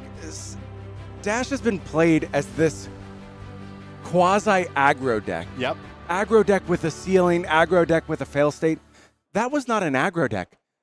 That was a combo deck. That was a combo Straight kill. up combo deck. But I think a lot of the cards that we're seeing would still operate just the same in an aggro capacity. Maybe. You know what I'm saying? There's so much clunk there, though. You have the monocles, you have the system resets. There's so many things that you want to put together. A few clunks, right? I think when you're able to look at the top card of your deck every time, you're choosing what you're boosting away, you're choosing what you draw.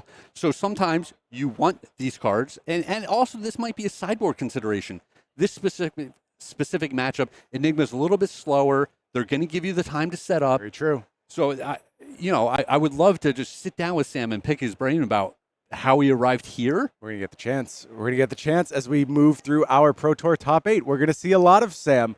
We're going to see a lot from all of these players. But how about we hear from Sam? I hear we're ready for an interview. Let's bring it over to him. Wham bam, thank you, Sam. What a game, dude. Top 8 competitor Sam Sutherland. I mean, what the hell just happened? It's insane to be here. I mean, that game, that's not something you see every day, obviously. But yeah, it's something I've been practicing over the past couple of weeks. Mostly inspired by Marco, Teklo Foundry, his reset deck. I was like, shout out. Let me give this a try. Let me load this up on Teleshar. And I'm like, oh, this doesn't really do anything. But when it comes together, it seems pretty good. And I get the one monocle out, and I'm like, oh, that's so... Now it works. And then tried it again, 3 monocles. This terrible common from Arcane Rising. 3 of them in the deck. Oh, now we're cooking. And it felt still pretty inconsistent. But I sort of tuned it a bit, put in a few more zero costs to make the deck function a little bit better, just more cheap. And chucked in the new chess piece from the Dash.io Armory deck. And that just lets you have one insane turn where you have just a bunch of extra resources from boosting. As many octanes as you can lay on the field, the better, because you will have way too many gun counters that you know what to do with. So I was very, very I was very thankful that game that I kept drawing into the octanes. I keep seeing them on top of my deck. In all honesty, I wasn't planning to do the combo that turn because I didn't have any Cerebellums on the field. But every single spark that found a Cerebellum, a few cards off the top of the deck after that, I found another spark. So I resolved all 3 sparks for all 3 Cerebellums and still had my Dash.io activation available. It must be nice. Yeah. Must feel good. I got a little bit lucky there, but it can always do that given enough time, is the thing about this deck. So, yeah, it's just insane to be here. I've been aiming for top 8 of a Worlds, Pro Tour, whatever, for the longest time. And I finally got that extra win I need to get there. So it's sick. insane to be here, man. So happy for you, dude. Yeah. I mean, you think about Flesh and Blood, you think about player and hero connection, and you are in that small list of players that people really associate with Dash. People think Sam Sutherland, they think Dash. Dash.io, a little bit of a deviation from the original Dash, but still the mechanologist class and Dash as a hero. How does it feel to finally take this hero into the top 8 of the World Championships? Oh, actually, just absolutely insane. There's a little part of me that's like, oh, I didn't get to do it on the original, but I've put my LL points on Dash Inventor Extraordinaire. We've done that. I've moved on. I've moved on to a more fun deck. Nothing on IE, but IO is peak. Just top deck manipulation, all that sort of stuff. Just really gets me going. Yep. Yeah. Well, congratulations, my friend. So happy for you. You've got a great first name. Big fan of it. Fan of you as a player. I'm a fan of it. I'm sure you're a fan of it. Come on. Yeah. There's a lot of Sams out there. But this one is a World Championship top 8 competitor. I'm going to let you go catch your breath. I'm sure we'll be catching up with you tomorrow, Mr. Top 8. So go get some rest, and we'll see you all for the top 8 tomorrow. Sounds good. All right, catch you, Sam. Let's do it. Gotta love it for that, dude. Just somebody who has lived the mechanologist lifestyle for an extended period of time. such a humble guy. I got to know Sam a little bit better about a year ago, just started talking with him.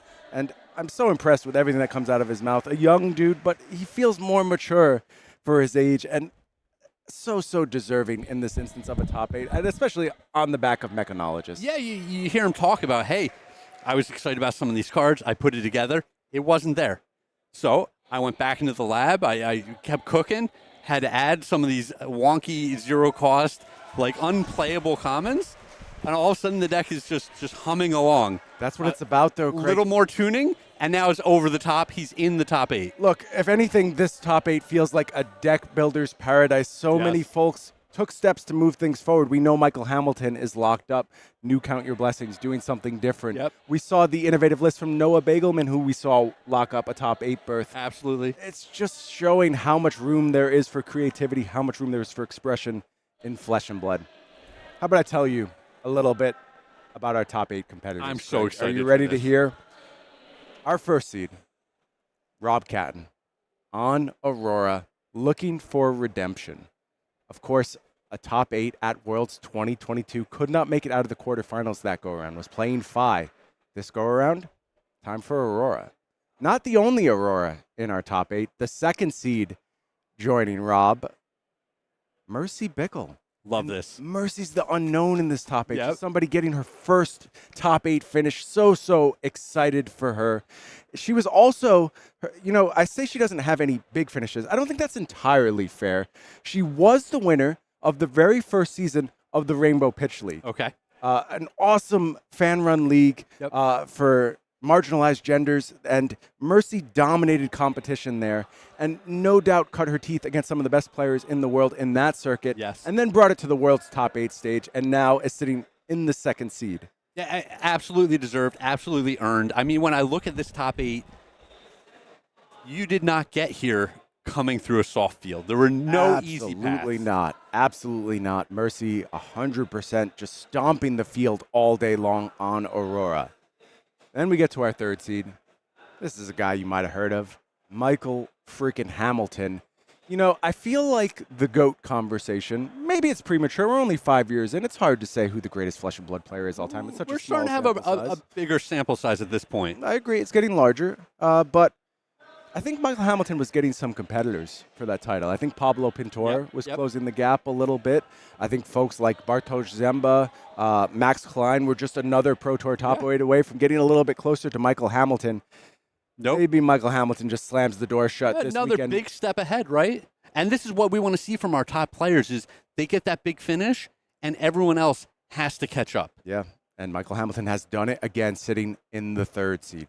Rounding out the top of our bracket, it is none other than Team Blue Pitch's Alan Lau. What would a top 8 be without a member of Team Blue Pitch? This time it's Alan Lau, and we talked about Rob Catton and Michael Hamilton's appearances in previous World Top 8s. Alan Lau just missed. Just always knocking on the door. Twice. This is the third World Championship. Alan Lau finished 9th and 12th. Now, where's he going to finish when we come to Sunday? We know he's got at least top 8 locked up. Can he do so much more? And for Team Blue Pitch, to me, unquestionably the best team in the world. The consistency. I get pushback on that, but I just feel that way. I'm sorry. I do think they are the best team in the world because of the consistency. That being said, they haven't won one of these yet. Sure. They need to go ahead and get that premier win under their belt. Is Alan Lau going to be the person who does it this weekend? And then we get to our 5th seed and our 6th seed, the two players we just watched. It is Noah Beygelman sitting in the 5th seed, playing Viserai, going to be the lone Viserai in this top 8. A lot of hype around Viserai leading into this event, and honestly, I think the deck did deliver on it. We saw Viserais around top tables all day long. After day 1, it looked like the premier deck to be playing. Yep. Only one in the top 8. Ultimately, and only one. It's not the typical Viserai. That's true. You had to move things forward. Players prepared for the known Viserai list. They knew it was the threat. We heard Michael Hamilton say it was really the addition of Count Your Blessings that shored up the Viserai matchup. Sure. That's when he started to feel good. Does it still hold against this other Viserai list? We're going to find out when we play our top 8. 6th seed, Sam Sutherland. What can you say? We just saw Sam put on one of the most explosive turns of Flesh and Blood we have ever seen in the history of the game. Deserving Mechanologist master. Then we get to our 7 and 8 seeds. And I got to say, folks, you may not be super familiar with these folks if you only play one TCG, if you only play Flesh and Blood. But if you've been around other TCGs, these are some names you're going to know. I'm going to start with somebody who does have big Flesh and Blood finishes for what it's worth. I believe he's the current reigning national champion. I believe hails from Austria, if I'm correct. Valentin Mackl, now in his first top 8 here at the World Championships, playing Enigma. And he's going to be backed up by somebody with another impressive resume in TCGs. It's a representative from Team Poland. It's Grzegorz Kowalski, also on Enigma. So we almost entirely missed Enigma in this top 8 until those two players really stepped up. Yeah. And that means we have an incredibly diverse top 8. We are looking at 2 Auroras, a new, 2 Dash-IOs, a Viserai, and 2 Enigmas. All those top decks represented here. Love it. Love it. I think it just tells the story of this tournament so well. It feels like exactly what we signed up for, and it's cool to see. You can't tell me which of these decks is best, Craig. I have no idea at this point. I think there are 5 unquestionable top-tier decks that are going to be on display here on Sunday. Yeah, I see this, and if you told me, hey, Craig, you are going to go play in a high-level event next week, which one are you picking? I don't have an answer. Me neither. Me Right? neither. And to me, that just tells me the players delivered. 100%, and they're going to deliver on Sunday as well. Let's take a look at our bracket, and we're going to see how these matchups break down. We're going to start things on the top side of the bracket. There you see Rob Catton on Aurora, going to take on Grzegorz Kowalski on Enigma. And the 2 Enigmas in this top 8, to be fair, I don't know that there's a soft matchup for them. Maybe they were trying to go ahead and target Mackl Hamilton, but they're going to go put to the test right off the bat with the Aurora matchups on both sides of the bracket. Yep. On the lower half, it's going to be Valentin Mackl taking on Mercy Bickle. Again, Enigma versus Aurora. Yeah, I mean, this is super interesting. Can these control decks, these little bit slower decks, hold up against the premier aggro deck in the format? Then we go ahead and head to the middle of our bracket. On the top side, it's Alan Lau, Dash-IO, Noah Beygelman, Viserai. We know Team Runaways built this deck to respect Dash-IO. There is more defense in this Viserai deck than the typical Viserai deck. Is it going to be enough? Is it going to keep Alan Lau from just blowing up a Viserai in those early turns? Yeah, I mean, when we see what we just saw concluding our second day of competition, it's just like, does it really matter what you're doing if they're going to have that turn? Maybe not. But on a more typical, a more mild, Dash-IO game, the 4 blocks are just so valuable. Absolutely. We'll see if Noah can get it done. And then we head to the middle bottom half of the bracket.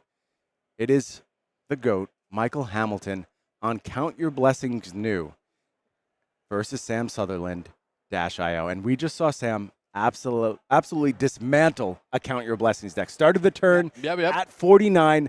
Did not matter one bit. Is that going to hold against Mackl Hamilton? I think it changes a lot. The context of this Count Your Blessings deck is nothing like the Enigma deck. There will be disruption. There will be pressure. Is Mackl Hamilton going to be able to get the job done? Yeah, I mean, this is one of the things that we see out of New is that they have so much disruption, a lot more interaction against other decks. Yeah, and that combined with life gain, it could be just enough to go ahead and push Mackl Hamilton into that semifinals and potentially towards his second World Championships. Craig, there's almost too many storylines to keep track of for this Sunday. I've already laid them out for you, but now we need to figure out exactly how it's going to go. And that's going to happen 9 a.m. tomorrow morning. You want to be here. We're going to cover every single game that is played. We will not skip one of them. It will be a battle for the ages as we fight to go ahead and crown our world champion in 2024. I expect to see you all here. I'll be here. Craig will be here. Sam and Ponkage will be here, and we will not skip a moment. See you tomorrow morning. Cosmic Awakening is going to be the start, and we've got 3 G, so it's coming in for 20. Draw a card off the Cerebellum. It is a blue, and it's the Max Velocity. Oh, 9th Blade of the Blood Oath.